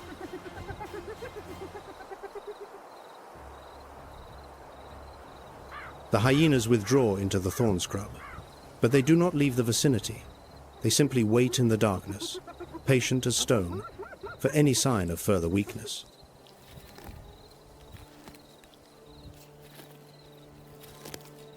The fission-fusion social system of spotted hyenas allows them to splinter into small scouting parties and reassemble into a unified, overwhelming clan force at any moment of opportunity.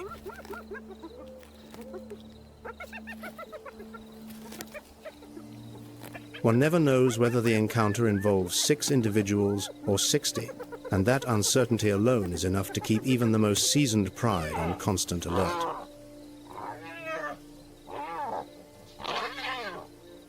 Male hyenas leave their natal clan upon reaching maturity between 2 and 3 years old, wandering in search of a new clan, starting from the bottom of the social ladder, but the females remain, inheriting power.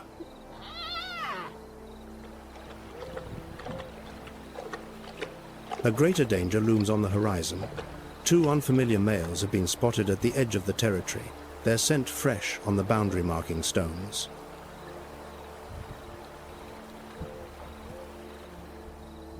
If they infiltrate successfully, the law of nature has already written the outcome. Every cub in the pride will be killed to bring the females back into estrus.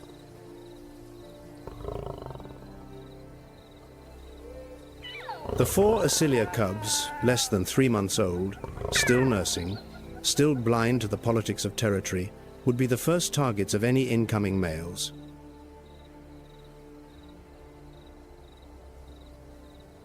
The Acelia pride fights on too many fronts. Hunger ahead, hyenas flanking, invaders behind. The weight of survival presses from every direction without mercy or reprieve.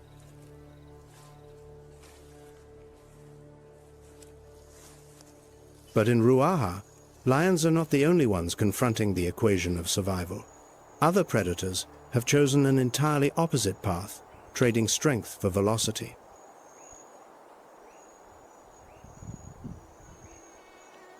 The cheetah, a biological instrument honed by 40 million years of evolution for a single purpose: velocity. 0 to 70 miles per hour in 3 seconds, accelerating faster than most production supercars.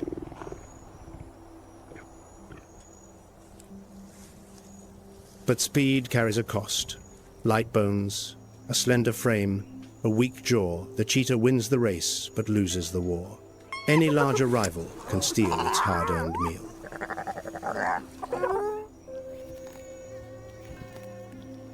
A female cheetah lives in solitude, bearing the burden of raising cubs, hunting, and defending a territory spanning up to 1,500 square miles entirely alone across open grassland.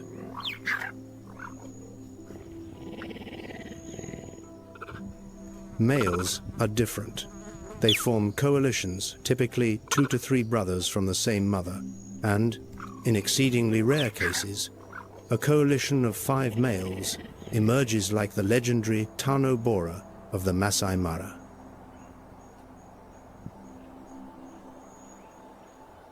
Across the entire world, only about 7,100 cheetahs remain scattered across fragmented habitats, hemmed in by agriculture, roads, and the expanding footprint of human settlement.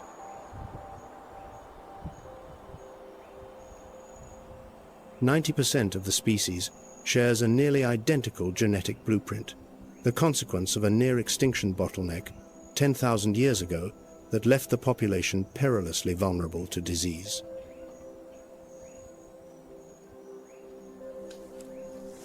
Mortality among cheetah cubs in their first 3 months reaches 70 to 90%, driven primarily by lions and hyenas. Every cub that reaches independence defies odds that would extinguish most bloodlines.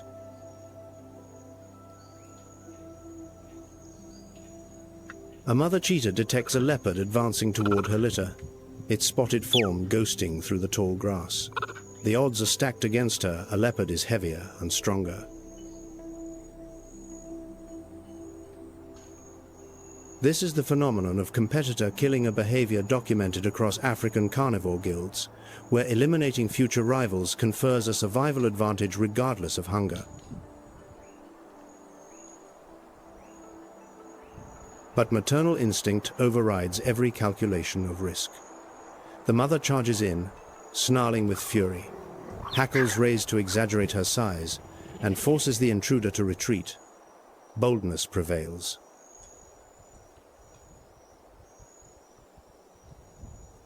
Thousands of miles from Ruaha, in Zambia's Luangwa Valley, known as the Valley of the Leopard, a contrasting story unfolds beneath a canopy of ebony and mahogany.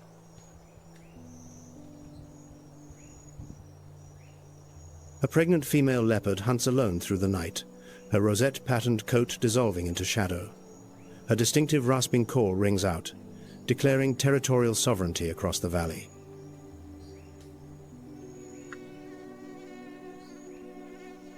Three days later, concealed in a rock den beyond any line of sight, 3 leopard cubs are born, eyes sealed shut, each weighing less than a pound, utterly dependent on their mother.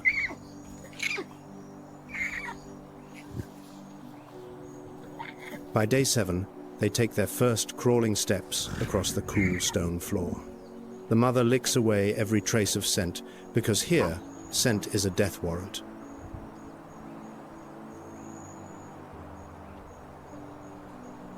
The maternal bond in leopards persists for 18 to 24 months, among the longest of any great cat. Every hunting skill, from stalking to climbing, must be taught individually.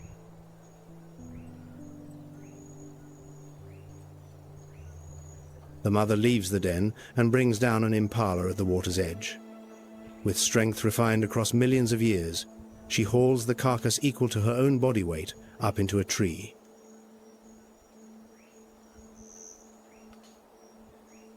But safety is relative. A pack of African wild dogs appears 15 strong, boasting an 80% hunt success rate, the highest of any large African predator on the savanna.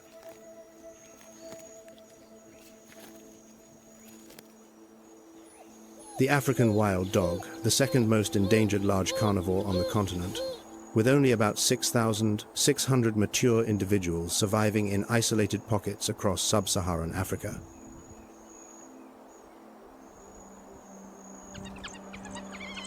They surround the base of the tree, barking incessantly, their painted coats flashing in the dappled light. The mother leopard lies frozen on the branch, gripping the carcass with locked claws.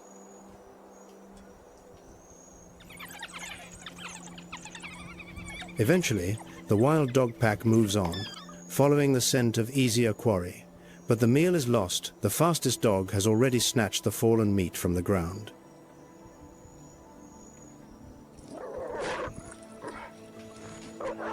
The price of solitude. There is no one to provide cover, no ally to share the watch. The Asilia pride at least has each other. A leopard has only itself and its wits.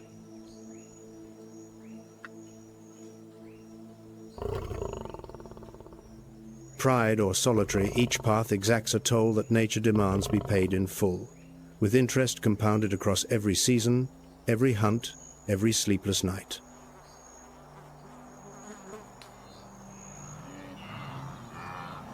If the struggle for survival in Ruaha captivates, leave your thoughts in the comments below. Every voice strengthens this community of wildlife enthusiasts.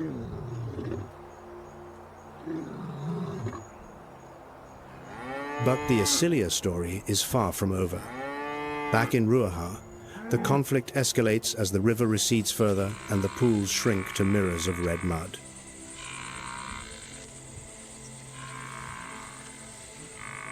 Cape buffalo, 2,000 pounds of muscle and horn, demand the brute strength of a male lion to bring down. But the Asilia male cannot be everywhere at once.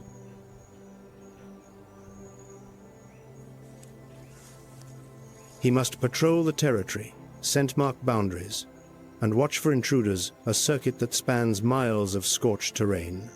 The male's power is stretched dangerously thin.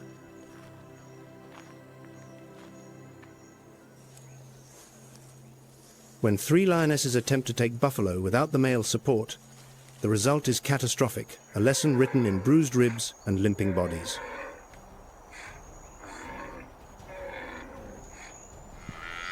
The buffalo herd does not run.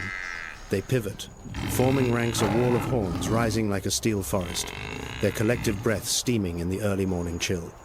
Then they advance.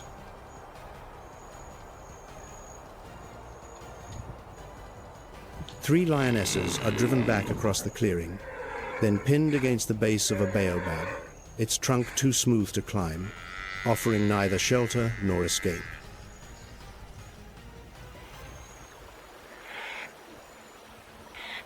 Under moonlight, a Nile crocodile slides into the shallow river where prey, fleeing the lions unwittingly, races straight into the jaws of another predator lurking just beneath the surface.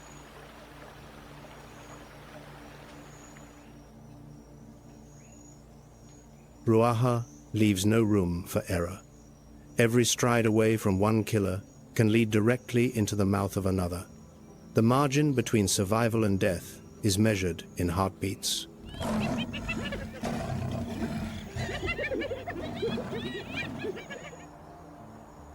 The Asilia pride stands at the edge of oblivion. Bodies wasted, wounds unhealed, hyenas probing without cease, and the foreign males still circling somewhere beyond the tree line.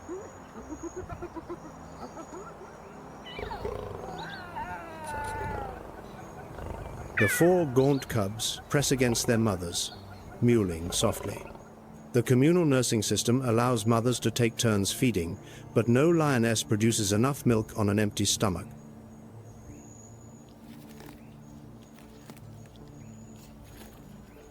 Only 2 paths remain, rise or vanish into Ruaha's history, alongside every dynasty that came before them, leaving nothing but scattered bones and fading paw prints in the dust.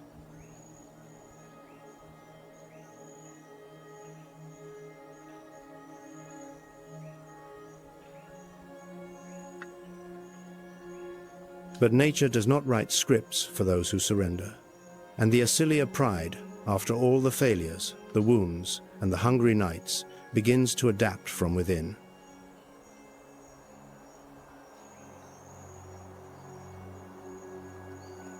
Not through strength alone, through intelligence, reading the land, studying prey patterns, and turning the dry season's cruelty into a weapon of ambush and calculated patience.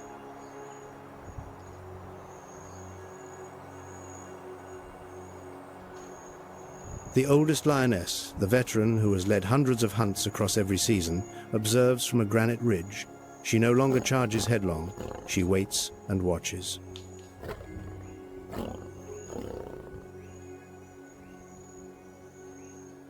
The pride gathers at the last remaining pool along the Great Ruaha, not to drink, but to ambush whatever arrives at the water's edge, driven by a thirst it cannot resist.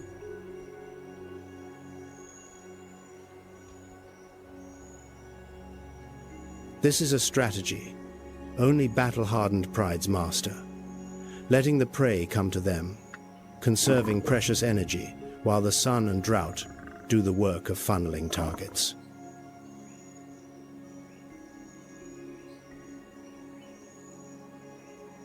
During the Ruaha dry season, water becomes the perfect trap.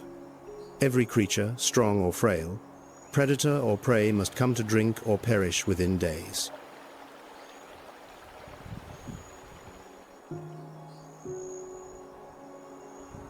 Seven lionesses split into two groups. 3 lie concealed along the southern bank, where low scrub hides their tawny silhouettes.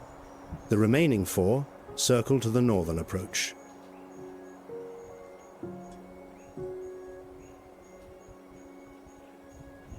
The pincer is set a formation perfected over generations of communal hunting, where each lioness knows her role as precisely as soldiers in a disciplined regiment.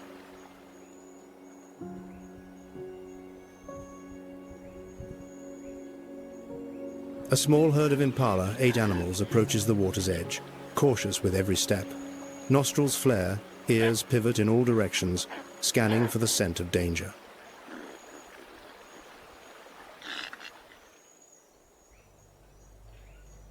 The shoulder-wounded lioness lies still as carved stone.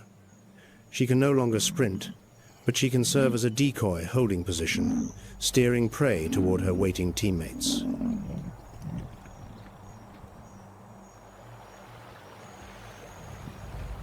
The instant the lead impala dips its head to drink, the 4 northern lionesses erupt from cover, not to catch but to drive the herd southward in controlled panic.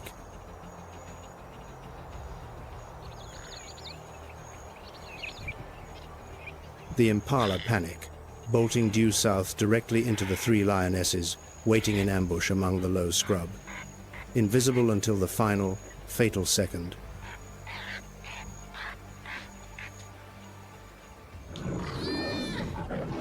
In under 4 seconds, one impala is brought down, neck seized, body crumpling into the dust. The first meal in weeks sends tremors of energy through the pride.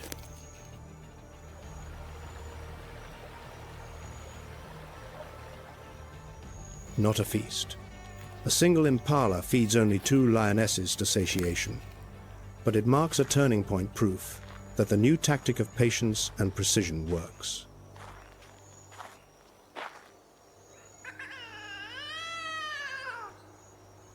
The cubs, 4 gaunt youngsters, receive the smallest portions, scraps the mothers relinquish from their jaws. In the world of lions, the young do not eat first.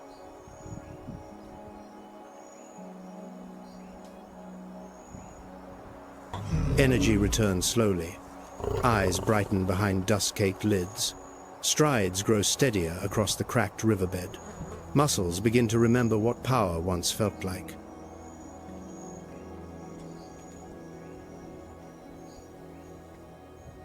For the first time in weeks, the lionesses lie beside one another, grooming their companions with rough tongues. Social bonds are reinforced. A pride survives only when each member stands for the rest.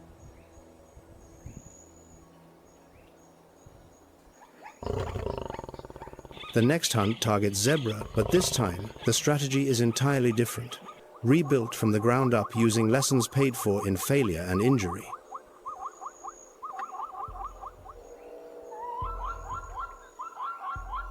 Instead of chasing under the searing sun, the Acilia pride waits for dusk when the temperature drops and muscles are no longer threatened by the crippling onset of heat stroke.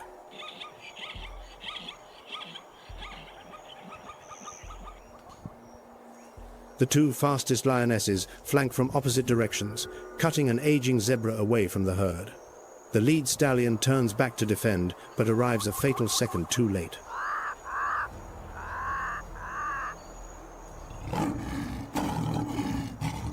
The lesson drawn from defeat: never pursue the strongest individual. Target the slowest, the old, the weak, the sick, and let natural selection guide the kill.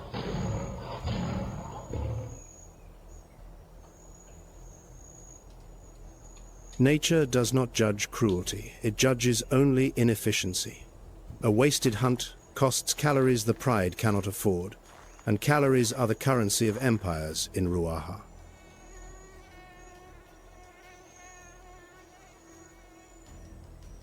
The wounded lioness, the pride's finest hunter, rejoins the coordinated effort for the first time since the buffalo strike, limping but determined.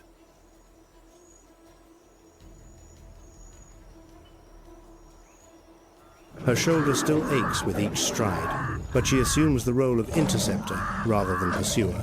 A decade of experience compensates for the speed her injury has stolen.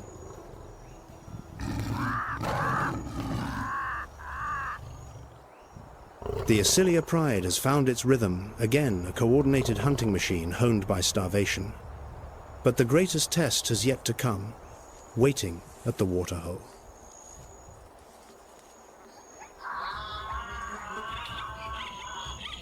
The giraffe, the giant that defeated the Asilia pride at the outset, still roams freely across the territory, browsing the high canopy beyond the reach of other herbivores.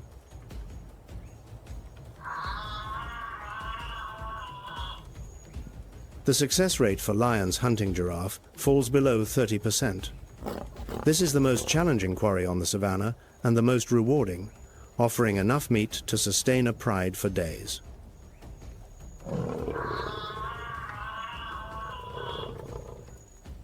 Then, on a single late afternoon as the sky turns copper and vermilion, what the Asilia pride has waited weeks for finally arrives at the water's edge.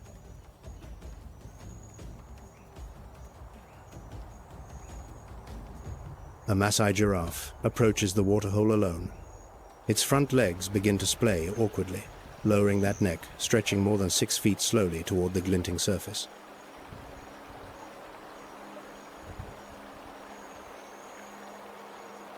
This is the moment that evolution cannot protect, the 3 to 4 seconds of vulnerability that no amount of height or kicking power can defend against.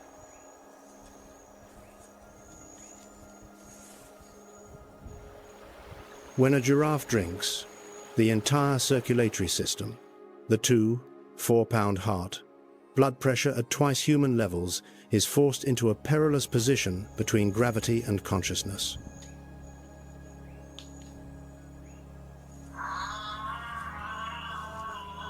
One-way valves in the jugular veins prevent blood from surging into the brain in the descent, a marvel of cardiovascular engineering unique among living mammals.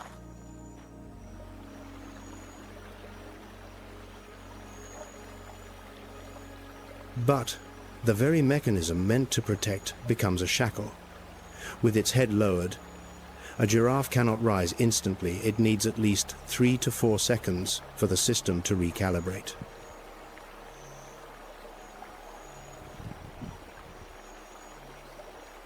Three to 4 seconds. In the predator's world, that is a lifetime, an eternity in which fortune shifts from the hunted to the hunter in a single breath.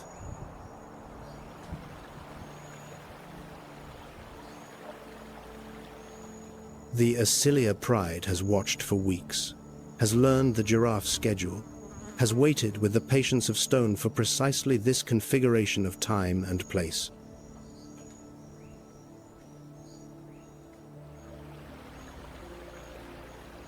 Four lionesses press flat against the earth, unhurried this time, breathing through open mouths.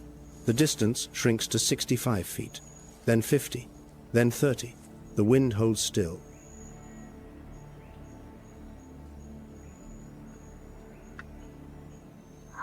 The giraffe lowers its head, lips touch water. The surface ripples outward in widening rings, the last peaceful moment before the world ignites.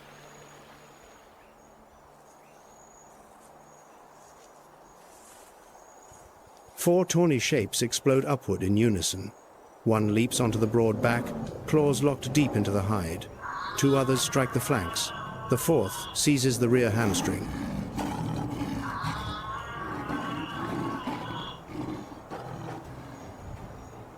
The combined weight of 4 lionesses still falls short of half the giraffe's mass, but they know precisely where to bite the tendons, the throat, the soft tissue behind the skull.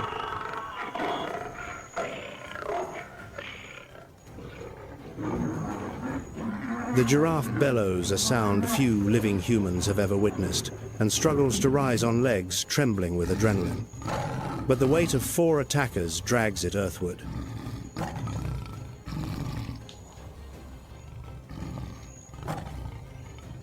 The battle stretches on for nearly 15 minutes under a bruised violet sky.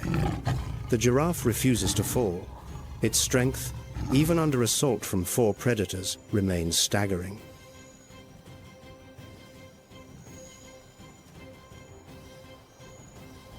At last, drained of blood and energy, the giant buckles. Its knees strike the earth. Red dust billows upward in a slow cloud. Silence descends across the waterhole.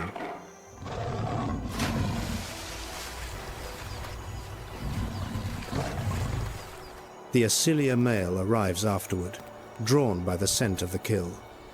A low rumble, not a threat, but a declaration of feeding priority. In lion society, the male eats first.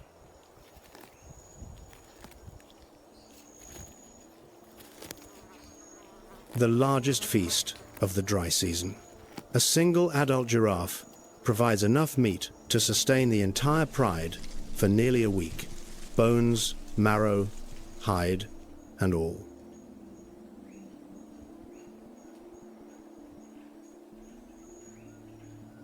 Vultures have already gathered overhead, wheeling in patient spirals, casting moving shadows across the kill site. They will consume the remains. Nothing goes to waste in Ruaha.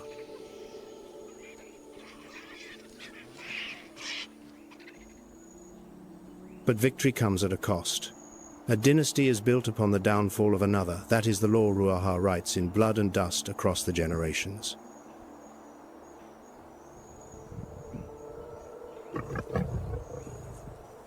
The following day, a second opportunity appears on the heat-shimmered horizon. A mother giraffe and her young calf move near the waterhole, unaware of the pride lying in wait.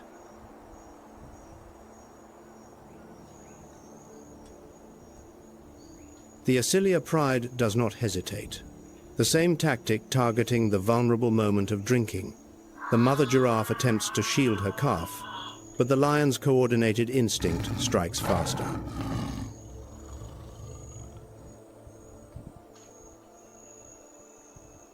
Two consecutive large kills in as many days. The Acilia pride steps back from the precipice of collapse into a phase of recovery, bellies distended, muscles regaining tone.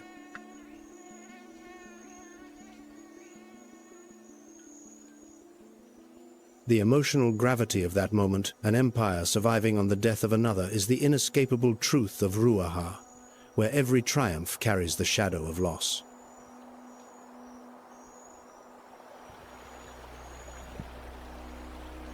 Empires do not always crumble from the outside.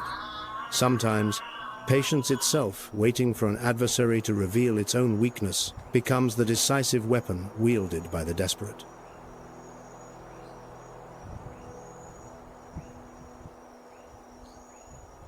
The punishing cycle of Ruaha demands not only strength but memory, the ability to learn from failure and forge it into triumph against the next season's trials.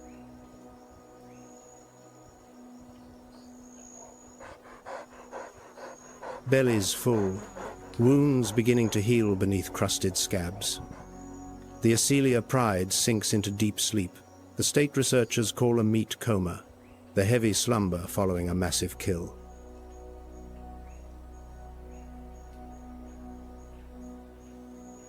But even in sleep, social instinct persists. Ears twitch at distant sounds. A lioness shifts to cover a cub with her paw. Protection continues, even in unconsciousness.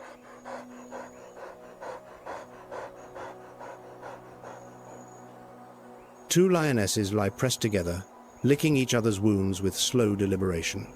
Lion saliva contains antibacterial enzymes. Grooming is not merely affection, but battlefield medicine refined by evolution.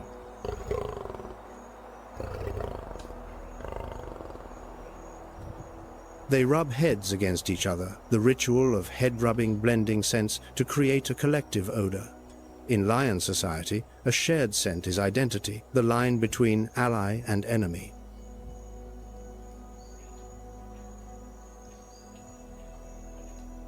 The 4 cubs, full-bellied for the first time in weeks, begin to play beneath the dappled shade of an acacia, their movements loose and unguarded.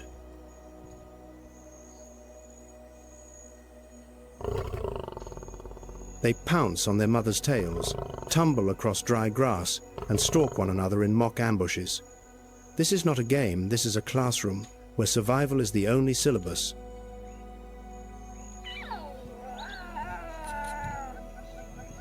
Every pounce, every mock ambush, every clumsy leap, sharpens the instincts that the future will demand when these cubs must hunt for themselves or starve.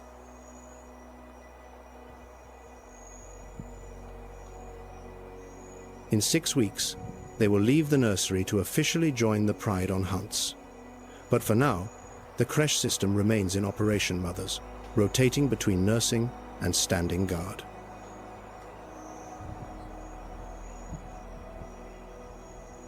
Whichever mother needs to hunt entrusts her cubs to a companion. Upon returning, she calls with a distinctive low rumble, and the cubs recognize their own mother's voice among dozens of sounds.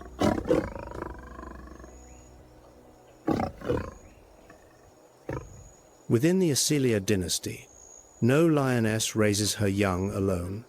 The burden of motherhood is shared across every female, a cooperative bond that separates lions from all other great cats.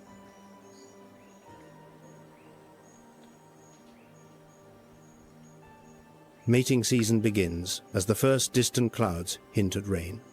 The Acelia male devotes his attention to each lioness in turn, mating repeatedly over several days with each partner.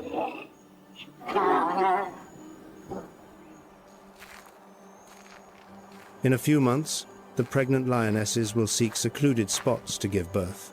They will relocate the cubs every 3 to 4 days, shifting positions before scent accumulates and betrays them.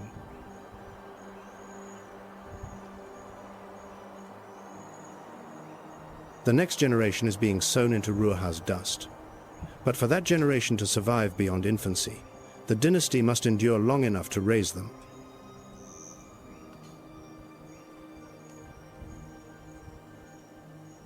The two unfamiliar males, the threat from the territory's edge, have vanished into the Mayombo woodland. Perhaps they sensed the Acelia pride had recovered its strength and cohesion.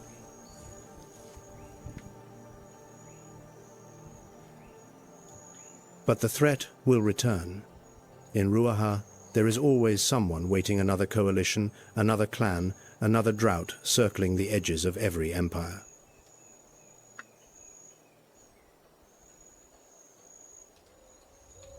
Every night the hyenas come back, their eerie laughter rising from the riverbank, probing for cracks in the pride's defense, testing whether exhaustion has opened a gap.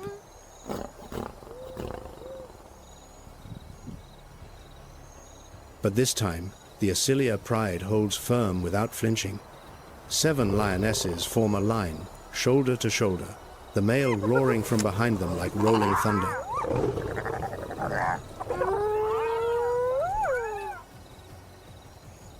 The hyenas retreat into the scrubland shadows. Not forever, but today, the empire still stands, its territory intact, its cubs alive and growing.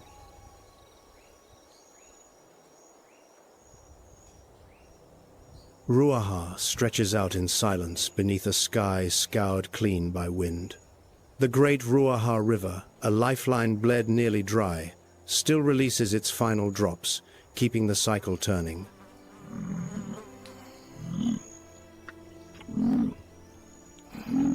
Power here is never permanent. The dry season will return with its familiar cruelty. Another pride will challenge. Invaders will come searching for territory and breeding rights.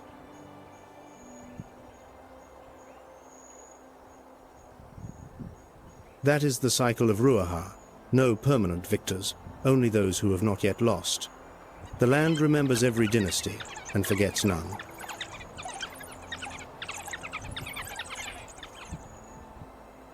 Since the 1990s, the flow of the Great Ruaha has plummeted by 80%, drained by upstream agricultural irrigation that diverts water long before it reaches the park's parched lowlands.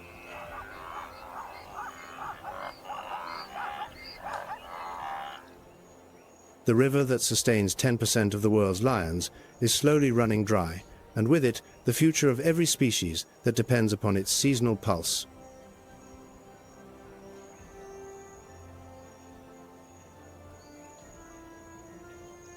The national park's elevation ranges from 2,500 to nearly 6,000 feet, creating temperature variations and habitat diversity that nurture hundreds of species drawn from both southern and eastern Africa.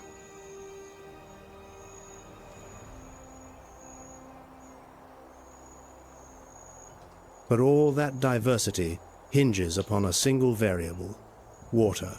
Remove it, and the entire web predator, prey, scavenger, and seed collapses in sequence.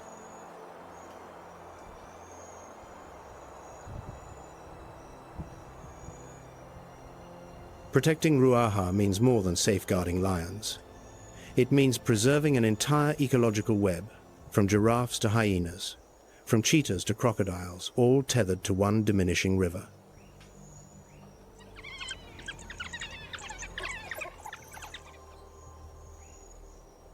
Over 20,000 square miles of wilderness, one of Tanzania's least visited national parks, still retains a primordial character that much of Africa has already surrendered to development, agriculture.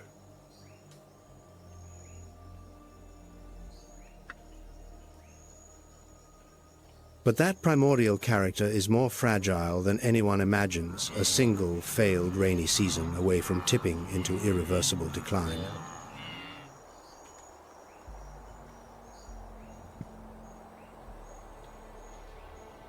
The Asilia Pride rests on a rocky outcrop overlooking the valley. 7 silhouettes etched against the blazing red of a Ruaha sunset, their breathing slow and synchronized.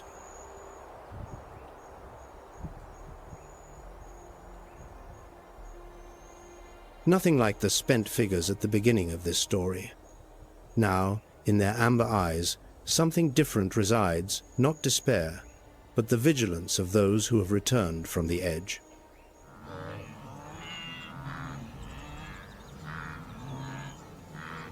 In the Wild Kingdom, hunger drives everything, but even the strongest predator must guard what lies behind, for the future of any dynasty rests with its youngest members.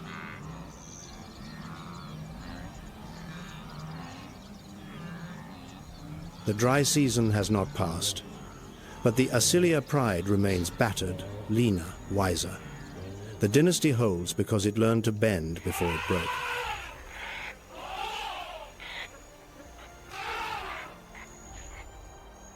And in Ruaha, as long as the river still flows, even if only its last drops trickle across sun-bleached stone, the struggle continues without pause.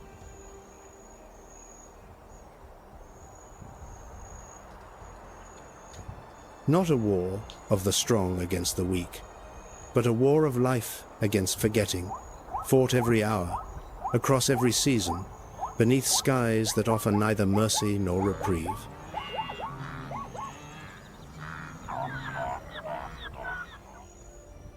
Thank you for journeying with WildVerse. The natural world still holds countless stories waiting to be told. Until the next adventure, stay wild, stay curious.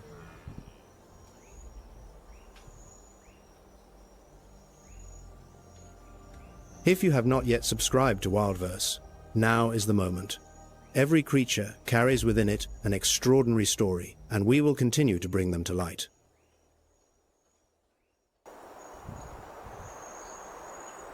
She has not eaten in 4 days. Ribs press sharp ridges beneath her faded, tawny coat. Her eyes, twin ambers, cold and unblinking, never leave the target ahead.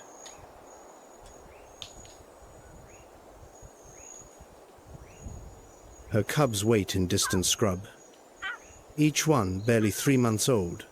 Today she must bring back food, or they will not survive the week.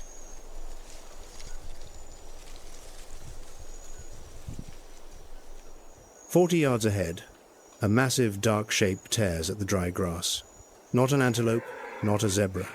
It is a Cape buffalo, widely regarded as the most dangerous prey animal on the African continent.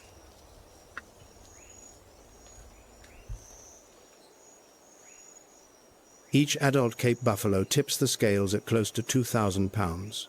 Horns curved like forged steel scythes carry enough force to hurl a full-grown lion skyward.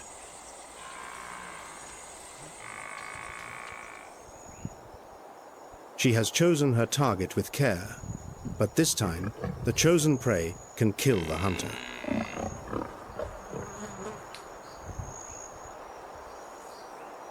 A 130 feet. Too far. A lioness must close within 100 feet before she strikes. Beyond that distance, the game is lost before it starts.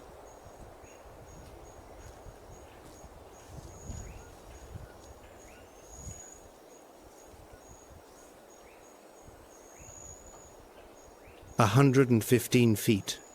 The wind shifts. Dry grass mingles with the scent of buffalo dung. If the breeze reverses, her scent will betray everything.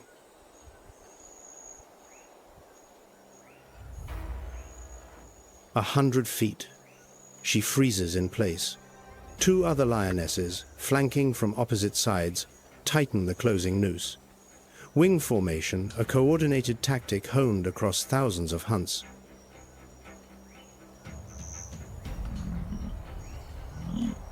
One second of stillness. Then she launches.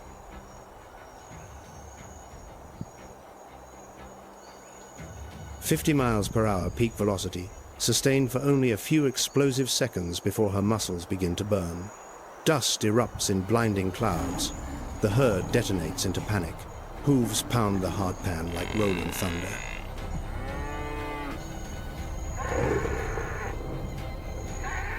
But the lead bull does not flee. He pivots on massive hooves, horns leveled straight at the attacker. 1,800 pounds of bone and muscle charges headlong into the assault.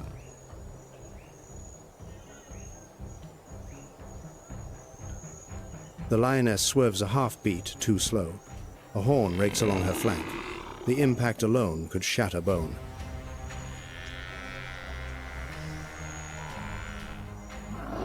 Seven of every 10 hunts end precisely this way. In failure, in hunger, in blood and wounds. The buffalo survives. The lioness may not.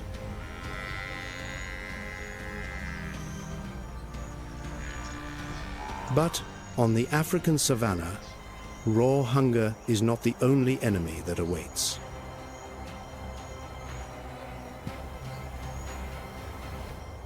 From the east, a chorus of whooping calls slices through the twilight air.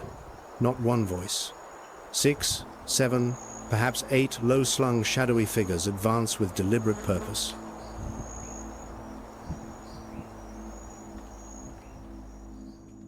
Spotted hyenas. Their massive jaws generate a crushing bite force of 1,100 psi, hundreds of pounds stronger than any lion's bite. They pulverize bones that lions cannot crack and must abandon.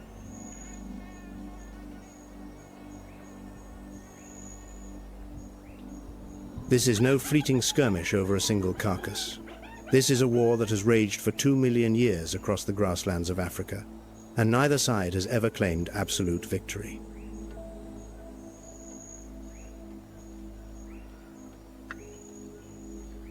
Spotted hyenas live in tightly organized matriarchal societies.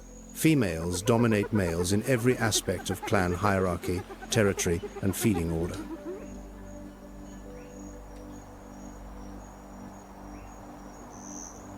They communicate through more than 11 distinct vocalizations, ranging from deep, guttural moans to shrill, piercing laughter that echoes for miles across the open plains.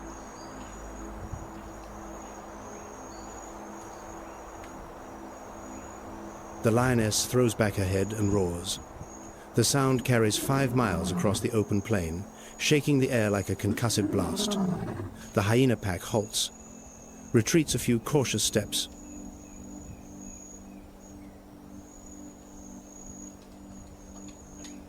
But they do not leave, they simply wait. The lioness must try again. This time she selects different prey, a herd of wildebeest drifting along the western ridge.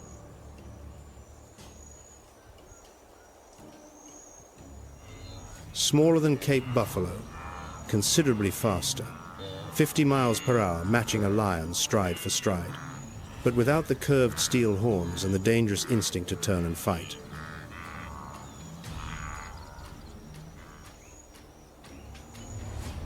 She closes the distance. The wing formation draws tighter. One young wildebeest drifts half a beat behind the rest of the herd, slower by a fraction. A fatal mistake.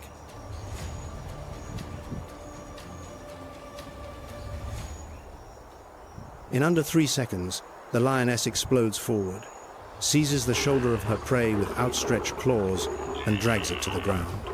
Dust billows skyward, obscuring everything. When it settles, the struggle is over.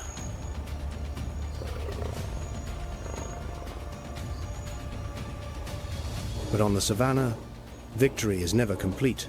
The whooping calls return. The hyenas circle back, more of them now. They have not come to fight. They have come to steal.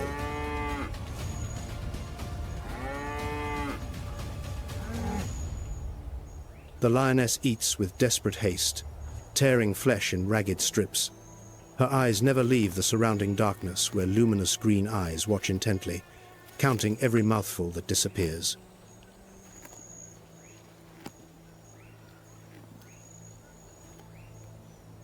That is the iron law of the savannah. A kill does not guarantee a meal. Defending the prize against all comers, that is true survival.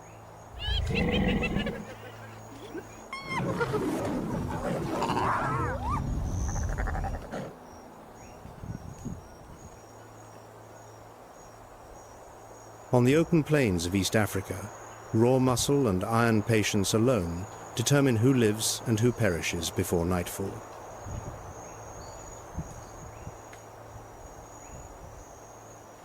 The lioness has been shaped across millions of years of natural selection into the most refined terrestrial hunting machine on Earth, and even she fails 7 times out of 10.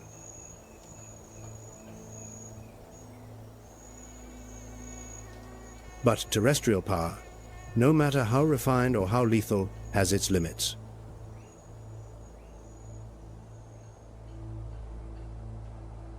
There exist kingdoms on this planet where no roar can reach and no claw can threaten, where the hunter needs no muscle but something deeper, something far more ancient.